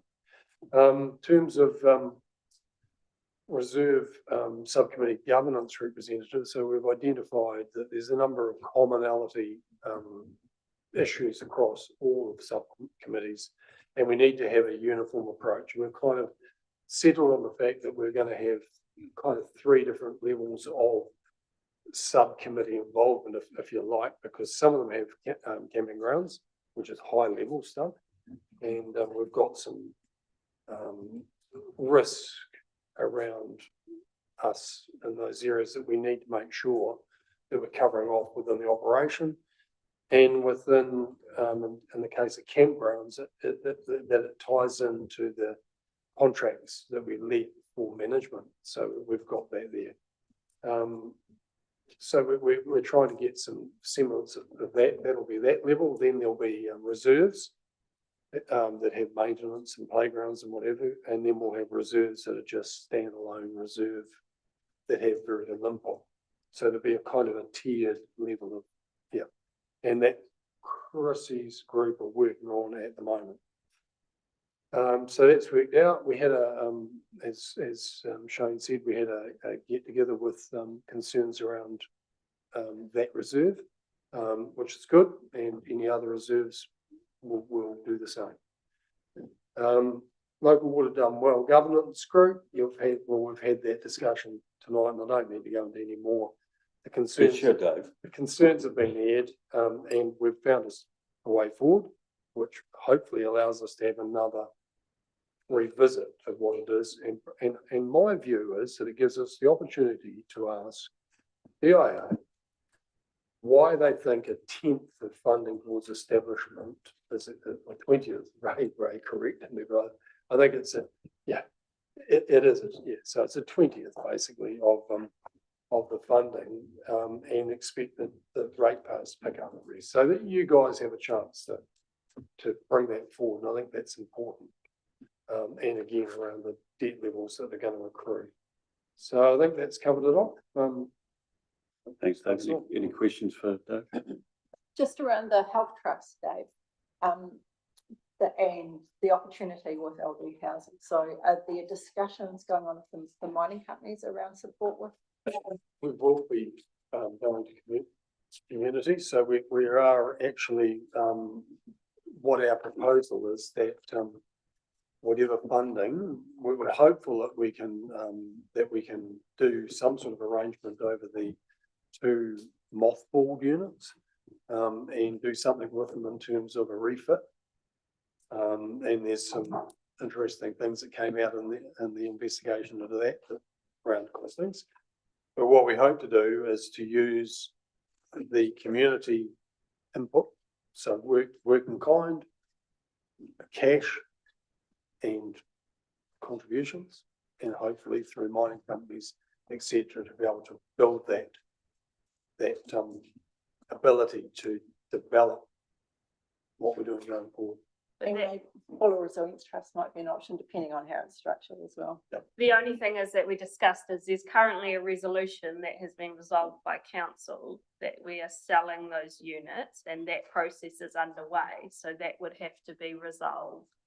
You know, have to be revoked. And so maybe not revoked, because I mean there is an option to pass these on to a health trust for no real cost. In terms of the sale, so it becomes a property transfer to the trust, with the proviso that the trust document identifies the fact that all of the trust's resources return to the community, which will be under, management by the council, basically. So when do you think we'll be receiving a paper on that? Very shortly. The draft's been prepared. We're just working on design and costings for the adapting, upgrading the mothballed units. So is that likely to be part of it? Is that likely to be next month? Yes. Okay. Yeah, definitely. That's great. Yeah. Thank you. Great. Thanks, Dave. Now the next one was a bit of a double up, economic development working group. So I've got, sorry, oh, sorry. Take that off. Regional Transport Committee, Rosalie. Oh, okay, there's not a lot. There hasn't been a meeting. It's not one till April. But I've spoken to Anthony about its out consultation speed limits. I think most of you would have read the speed limits for NZTA. They don't affect the Buller very much, but so council wasn't going to be putting in a submission if anybody wanted to put submissions in. They close on the 6th of March and it's for Blacks Point. Yes. Are we not, as a council, advocating, given that Blacks Point attend, that's been a huge issue for the ICB. They've attended how many meetings over that speed restriction? So are we not, as a council, submitting? I asked Anthony and he was passing it on, and I spoke to him a couple of days ago, and he said, no, that's why I'm bringing it up, to see just what we want here, whether council should put a submission in. Yes. And the other one was the State Highway 67 and 67A from Westport, including the Buller Bridge, going from 100 k's down to 60 k's. And I think people may have comments on that. So I think I've brought it back to say, do councillors want a submission put in on behalf of council? Is it still open? Do we Yeah, know? it closes the 6th of March, so we don't have a lot of time. I would have assumed, given that that's been brought up numerous times, that we would be submitting on behalf of our ratepayers there, but I spoke about 10 days ago and just followed it through 2 days ago. So what would you like to do, Linda? As far I as think Black we Points? need to submit, yes. I think we need to submit. I think we need to submit in support of that speed limit. And just to speak to it a little bit further, this is so what happened? We were approached by NZTA. They identified the safety risks, obviously, in the areas. So they identified Blacks Point speed limit through there at 70 k being too high. But they also identified the speed limit between Blacks Point and Reefton being too high for safe passage of pedestrians and cyclists, because there's no room. They're in the live lane between there, and so there's all of the residents biking, cycling, or whatever, plus people, tourists, travelling on that road are at risk. So they identified the risk there, and as part of those speed changes, that was identified to go to 70 k an hour.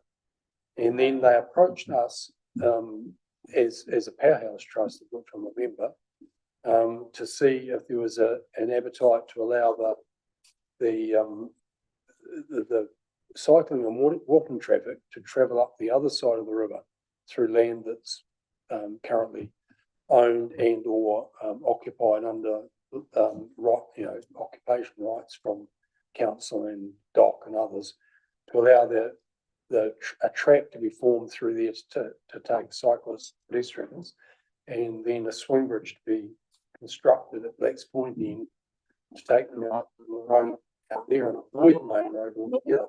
So that identified as a safety, and we're going into a program of works, and that allowed for that speed limit being lowered from 100 k an hour to 70 k an hour, to then go off the list of places to be addressed for lowering speed limit. So in other words, they did a whole host of work, identified an alternative solution that allowed them to walk away from that commitment, and then then the government came in and changed and removed the identified funding source that had been identified later on, past the safety issue. So that then, after identifying the safety issue, doing the work, they identified a funding source that then got removed by the government. It still didn't remove the safety issue. That should slant back to their Okay, So I want you to somehow be able to address that. okay, so, I think, If I could carry on, so Black's Point, yeah, is we can't solve proposed. all the problems here. I think that, the general, consensus is that a submission be put in. So, commission is from 70 down to 60. In Black's Point. so you'll work with Simon and Well, the staff Yes. to pull that together. So you've raised that with Anthony. I'll have to follow up to see where the team are with. So you've raised it with Anthony around making a submission. But Yes, but he didn't seem to think it was necessary, because there wasn't going to be a lot of effect. He thinks it's just within gonna the go bullet. automatically. Yeah, so I'll go through you tomorrow to sort of Okay, find the appropriate staff that can make that submission. Mm. Because under the last round of submissions that got rubbish, Buller was the only one that had any, that got any notice taken, and everything else on the post was just ignored, so. okay, so you The pick that up. regional Simon, transport aren't very happy at all, yeah. thanks, Rosalie. So, Simon will pick that up with you, or you'll pick that up with Simon. Tomorrow, that's great. Okay, okay, so, I sort of doubled up here on Economic Development Working Group. And, you know, a few of you are on that. I had Tony's name beside it, and I had Ray's name beside that as well. But I think Ray, we agreed that you were going to lead that. I'd like to get my level report. Yes, you can. Yeah. Yeah. Righty ho, again, yeah, economic working group, I'm sure I'll hear about that. Dates and set, yeah, again, community committee, our first meeting will be on the 11th of March. As Shane said that we're just setting the scene. As far as subcommittees go, Waimangaroa Festival was a huge success, and they're planning on having it annually. They're having their fish and chip night on this coming Friday on the 6th of March, and the next workshop on the 8th of March. Mokanui, I've stepped down as chair, as everyone requested, and we have an interim chair now for this subcommittee, which is I will be there to support. Also, Jack and council did a site visit yesterday, and we're looking at putting the AED system in at Mokanui. They're given some tentative dates around that, 13th to the 20th of April. Be on site, and they're going to be around there for around six weeks. That's for the Mokanui new septics. Senegal, also looking at transitioning out of my secretarial position and finding someone to sit in with that. It's going to be a little bit hard, it's quite low in numbers. And then we're, the focus for them really is looking at their new toilet block. Another thing too, I've been working with several constituents around roading, drainage and surface flooding, land maintenance, freedom camping, and licensing information. Tomorrow's my knuckle placement. I've deferred that, so I'm attending a D4H training tomorrow, civil defence. That's to do with web-based emergency management software. That's it. Great. Thanks, Tony. Busy. Excellent. Right. 4 items very briefly. I've attended a couple of meetings of the Carter's Beach Subcommittee. Very impressive group of community activists, volunteers. There are some issues that I want to bring through to the community committee around the terms of reference. We don't want those terms of reference to be unnecessarily restrictive. We want to give our volunteers the chance to do things and get things done. And there's issues there around making sure that we maximise our revenue from leases, and that will benefit the whole of our ratepayer base if we can do that. I got approached by the manager at Buller Reap around where we were at with the future of the Polytech, and there is or was a group called the Kaipatini Polytech Stakeholder Reference Group. Jamie Klein, the previous mayor, was a member of that group, but so we've discovered not so much in his capacity as mayor, more as just a sort of a representative of the Buller district. So I've talked to Shane and Chris about that. We've made contact with the coordinator for that reference group. There's a submission on the future of vocational education on the West Coast. That's before government at the moment. We expect to hear something back in mid-March, and then that reference group may or may not continue its life. If it does, we'll be pushing very strongly to have 2 or 3 Buller representatives at the table there representing our point of view. At Chris's request, I attended the interagency forum, Buller Interagency Forum last week. I guess the key issue there that was identified was homelessness. I think we all know that the per capita rate of homelessness in Buller is high. You know, we're up right up there in comparison to other districts around the country. I believe there's a hui and greymouth around bringing agencies together around the issue of homelessness.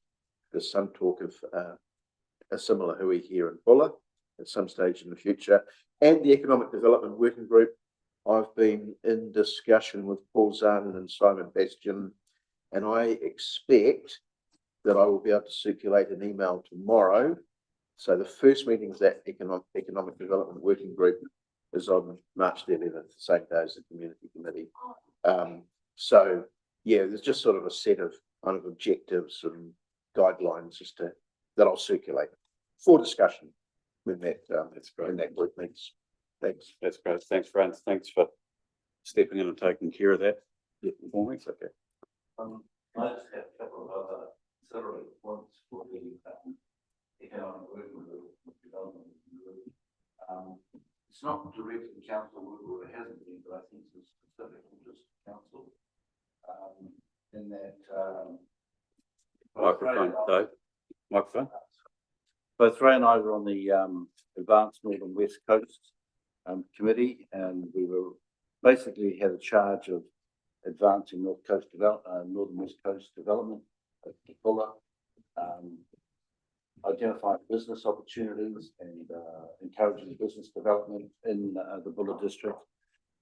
It's run its course. It got tired, been operating for about 15, 20 years, maybe more.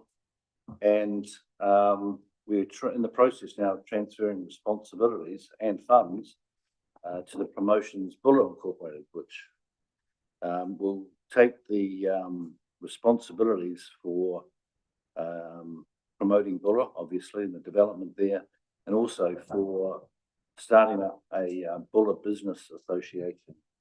So this Buller Business Association will be funded from money provided by the ANWC to the tune of about $11,000, and the other $11,000 will go to Promotion Buller Incorporated development. So you're likely to hear more about the Buller Business Association.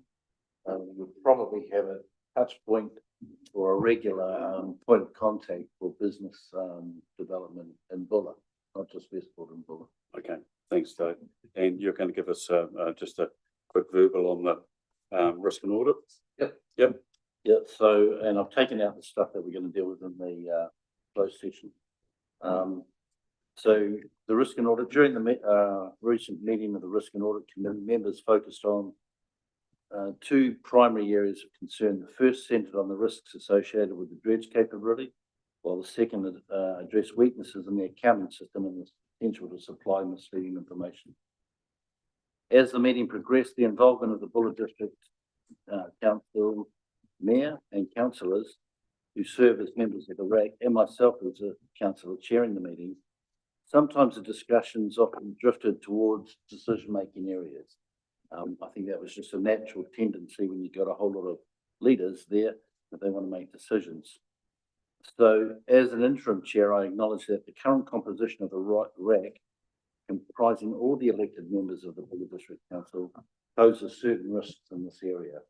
And I'll be putting this forward as in my briefing to the incoming chair of the RAC. In addition, the RAC confirmed that a strategic risk workshop is planned to be held prior to the March meeting. I haven't heard anything more yet. I haven't checked the calendar. The dredge capability, committee discussions focused on several risks concerning the status and functionality of the BDC dredge, the Kawatiri.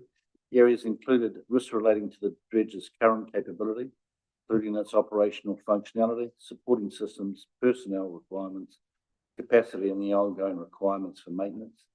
Risks arising from delays in confirming what dredge capability BDC requires, and exploring options for engaging external contractors to undertake necessary work around Westport and Buller wide.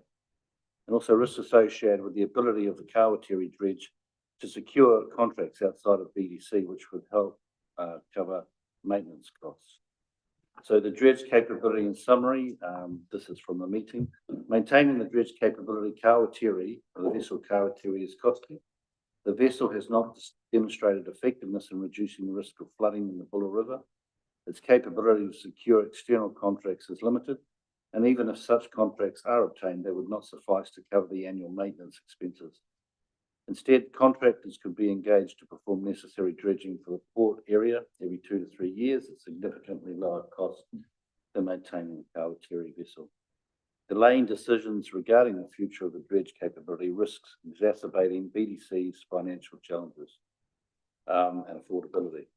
I spoke earlier on the accounting issues. I don't know if I need to repeat that. Pretty much, I think it's been well covered. But one of the most timely conclusions was the RAC recommends that BDC be given sufficient time and resources, including the introduction of fit-for-purpose financial software to enable them to fulfill their responsibilities effectively. And that's been affirmed throughout the meetings today, I think. And then I've got the appointment of the incoming chair of the Risk and Audit Committee. A new chair for the RAC appointment will be reviewed under the publicly excluded section later.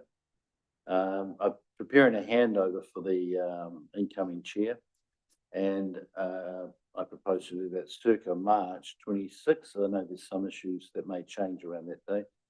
In addition to providing the risk register and highlighting historical areas of concern, I intend to draw attention to emerging risks for the new chair, particularly developments in the insurance retreat for postcode 782 and the composition of the RAC membership.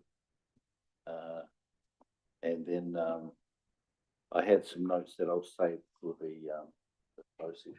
Great, thanks very much, Dave. Okay, and on to Sure, Mr. Mayor, thanks for that comprehensive report. Councillor Higson, I just want to signal that at the last RAC meeting, and you'll all be aware of it, that there was an issue arose between Mayor Russell and myself over some comments made, and they found their way into the public arena. And you will all be aware that that issue has been resolved between Mayor Russell and myself in a way that's satisfactory to me and I guess to him. And so I want to signal that in public. I'm disappointed the media have left, because I think the mayor deserves acknowledgement of that resolution in the public. So I intend to raise it at the next RAC meeting when the media will be present, just to signal, you know, you were happy to report on what happened. Please report back now on subsequent actions. So thanks. I can just add to that. I'm pretty sure the media will still be watching this on Zoom. Okay. you have inside information, councillor. Okay, thanks very much for that, Phil. Okay, and Westport Rating Joint Committee, I put Paul and Phil beside that. I don't think there's been very much happening there, has there? Well, there is a really good discussion point, and I raised it at when we were being briefed by Regional Council the other day. So there is a meeting scheduled for the 4th of March, and it's indicated, and you'll recall the CE of Regional Signal, they will be looking for some feedback on whether the rating base or the special area rating base should be extended. I'll be attending along with Paul, representing the Buller District Council, not a community appointee. There's two of those already, and I guess I'll be looking for a view that expresses the view of council, and we haven't had that discussion. What am I going to say? Yeah, rate everyone in the Buller. What am I going to say? No, keep it to the Westport people. It's. I think we need some guidance before that meeting.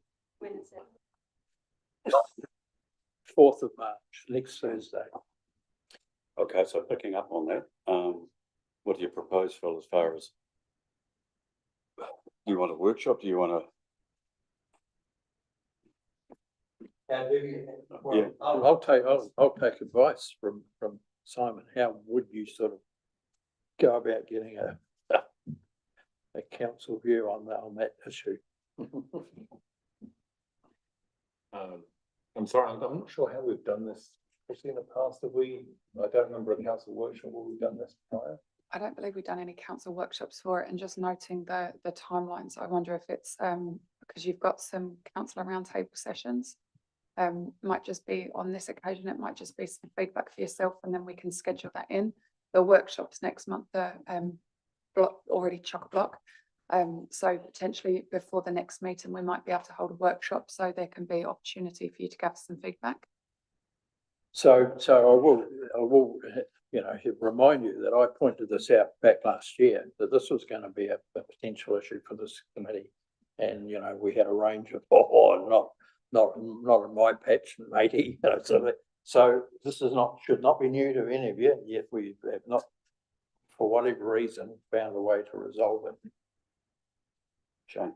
So since that time, what consultation have regional council or joint committee done with our communities around that question? Good question. The regional, the joint committee have not met. This will be their first meeting since way back in the previous triennium, and I watched it online, and I knew this was something that was going to come up. So they asked our representatives at the time, they were Councillor Reedy and was it Councillor Weston? Was he the other appointee? Sorry. Well, anyway, was it? Okay, but I can recall the meeting, the chief executive clearly indicated that they were going to raise this matter. In fact, they talked about potentially a meeting in December to deal with this, because they're moving into annual plan ratings as well. So they want some guidance on this. So they were going to meet in December. We didn't have our committees in place. I don't know, but the upshot is they are meeting on the 4th, and I know that this will be on the agenda.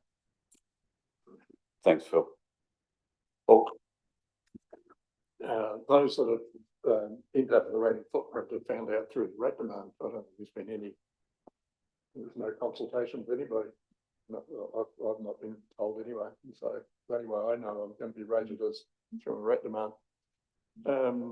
Which leaves problems because I'm outside of protection of the walls.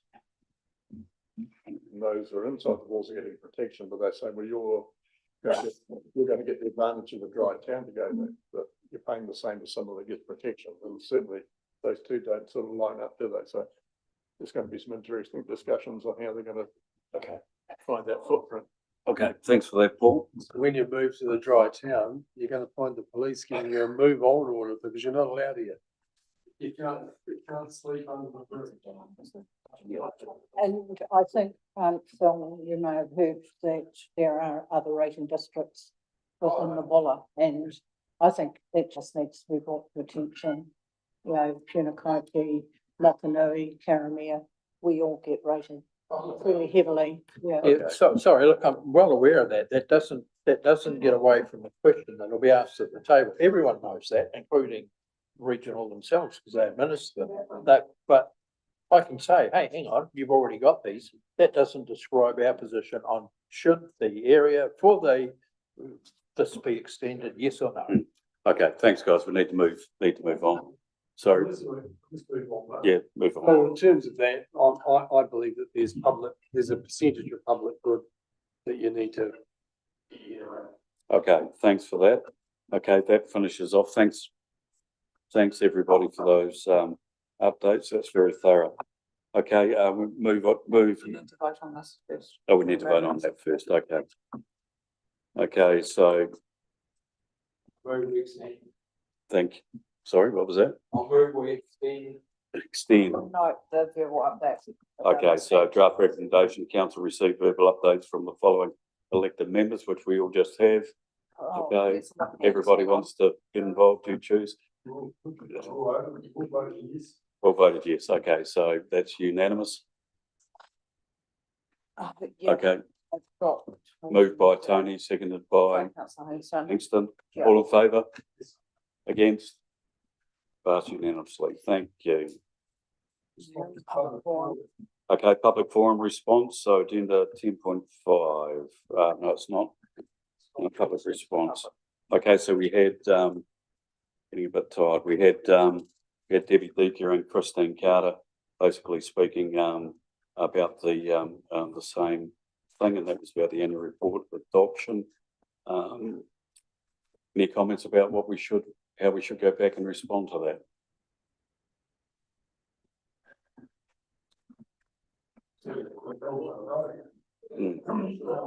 I think, Fine. Button. to their points, I mean, the ones that they were, accusing sort of things, like fraud, misappropriation of funds, all that, I think we can actually address that quite easily by referring to the auditor's report and going through that. I think their concerns around, excessive borrowing are valid. And what we can do is just pass on our intent is to keep our borrowing to a minimum and keep our rates rises to a minimum, because I think we all sort of agree on that.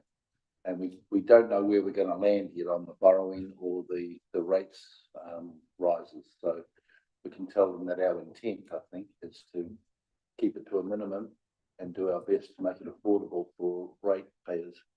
Yep, thanks, Dave. Okay. In that reply, we do have a legal responsibility to serve the people who are here today and future people, future generations. So keeping that in mind when we reply to this is that we all are concerned about the level of debt. We are definitely all concerned about our rate rises, but we do have a responsibility that we have to take into account. So to our best of our ability, that is what we're going to do, is to keep it as low as possible, right? Just, you know, we do have obligations to not just the people who live here now. Okay, thanks very much, Shane. Dave? Yeah, and I think you could refer to the anguish and the fact that we voted and we were split vote on the decision to commit to the $4.75 million debt. I mean, we've clearly demonstrated that we're all deeply concerned, and that decision clearly outlines that.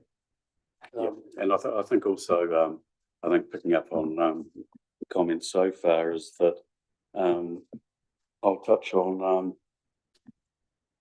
also the fact that as far as a forensic report is concerned and the ability to go back and, you know, reinvent stuff that, you know, is not currently there, is going to cost a lot of money, take a lot of time. But if that's what something that, you know, the community want to see, they'll have to come back to us on that, and which is something that Christine, you know, suggested she might do. So let me draft something up and put it back. I think that if we can say the sort of things that you said. Well, I'd just like to express concern then, because I absolutely don't believe that any such thing as a forensic audit is going to be of any value whatsoever. I think that, like was clearly pointed out from our auditor, that if there was any concerns, you know, they should be raised and investigated. But a forensic audit is not going to dig up. And that's what I think just needs to be explained a bit better. Yeah, Shane. Around the forensic audit, what was made clearly obvious is that unless you know what you're investigating, the cost is huge. You can't just do a whole forensic audit. You have to do a forensic audit. You need to know what you're investigating. Okay, well, I'll draft something up and just take those points. 100% clear that the auditors, though that report made it really clear right at the end that there is no evidence of fraud. And I think we just need to be careful. But I think, for all the points that have been raised, I'm happy to work with the mayor on. Okay, thanks, Simon. That's great. And the last one we have was from Jeanette Donaldson, talking about the dogs on, Palmerston Street. I think, Simon, you had a response to that, or Chrissy, that's something. we can't I'd work be out the happy to response work with Simon Bastian to provide some detail so you can respond to. Okay, thanks, Chrissy. Are there any comments as far as dogs are concerned? It's part of our bylaws and we read the bylaws and consult. And we have been approached by many members of the public that think controlled dogs, and in most parts, I go to Richmond, you see them in Richmond at cafes, on leads, you see them everywhere. So I think that it's a valid argument that we revisit at the prescribed times those bylaws, and that's a chance for input. Other than that, it's a regulatory issue. Great, okay. Thanks, everybody. That brings to an end, yeah. Mr. Mayor, look, just a very brief thing. We didn't really get a chance to properly thank Stuart Mitch before he left. I know this will probably happen anyway, but I'd like to send a letter go to Stuart on behalf of all councillors, expressing gratitude for the obvious hard work that he's put into this. Okay, thanks for that, Ray. Adnan, sorry, you were going to say? Yeah. Okay, so the draft recommendation that we're considering now is the public be excluded from following parts of the proceedings of the meeting.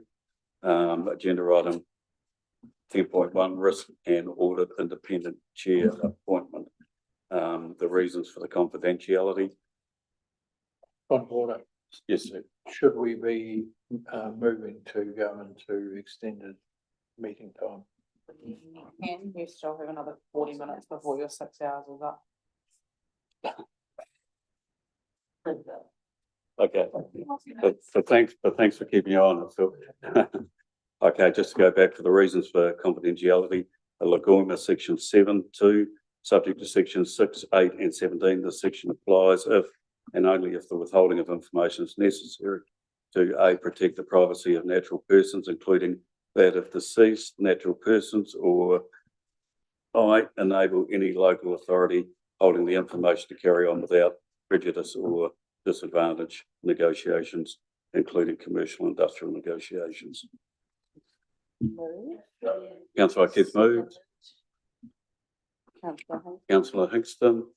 Okay, any discussion? All those in favour?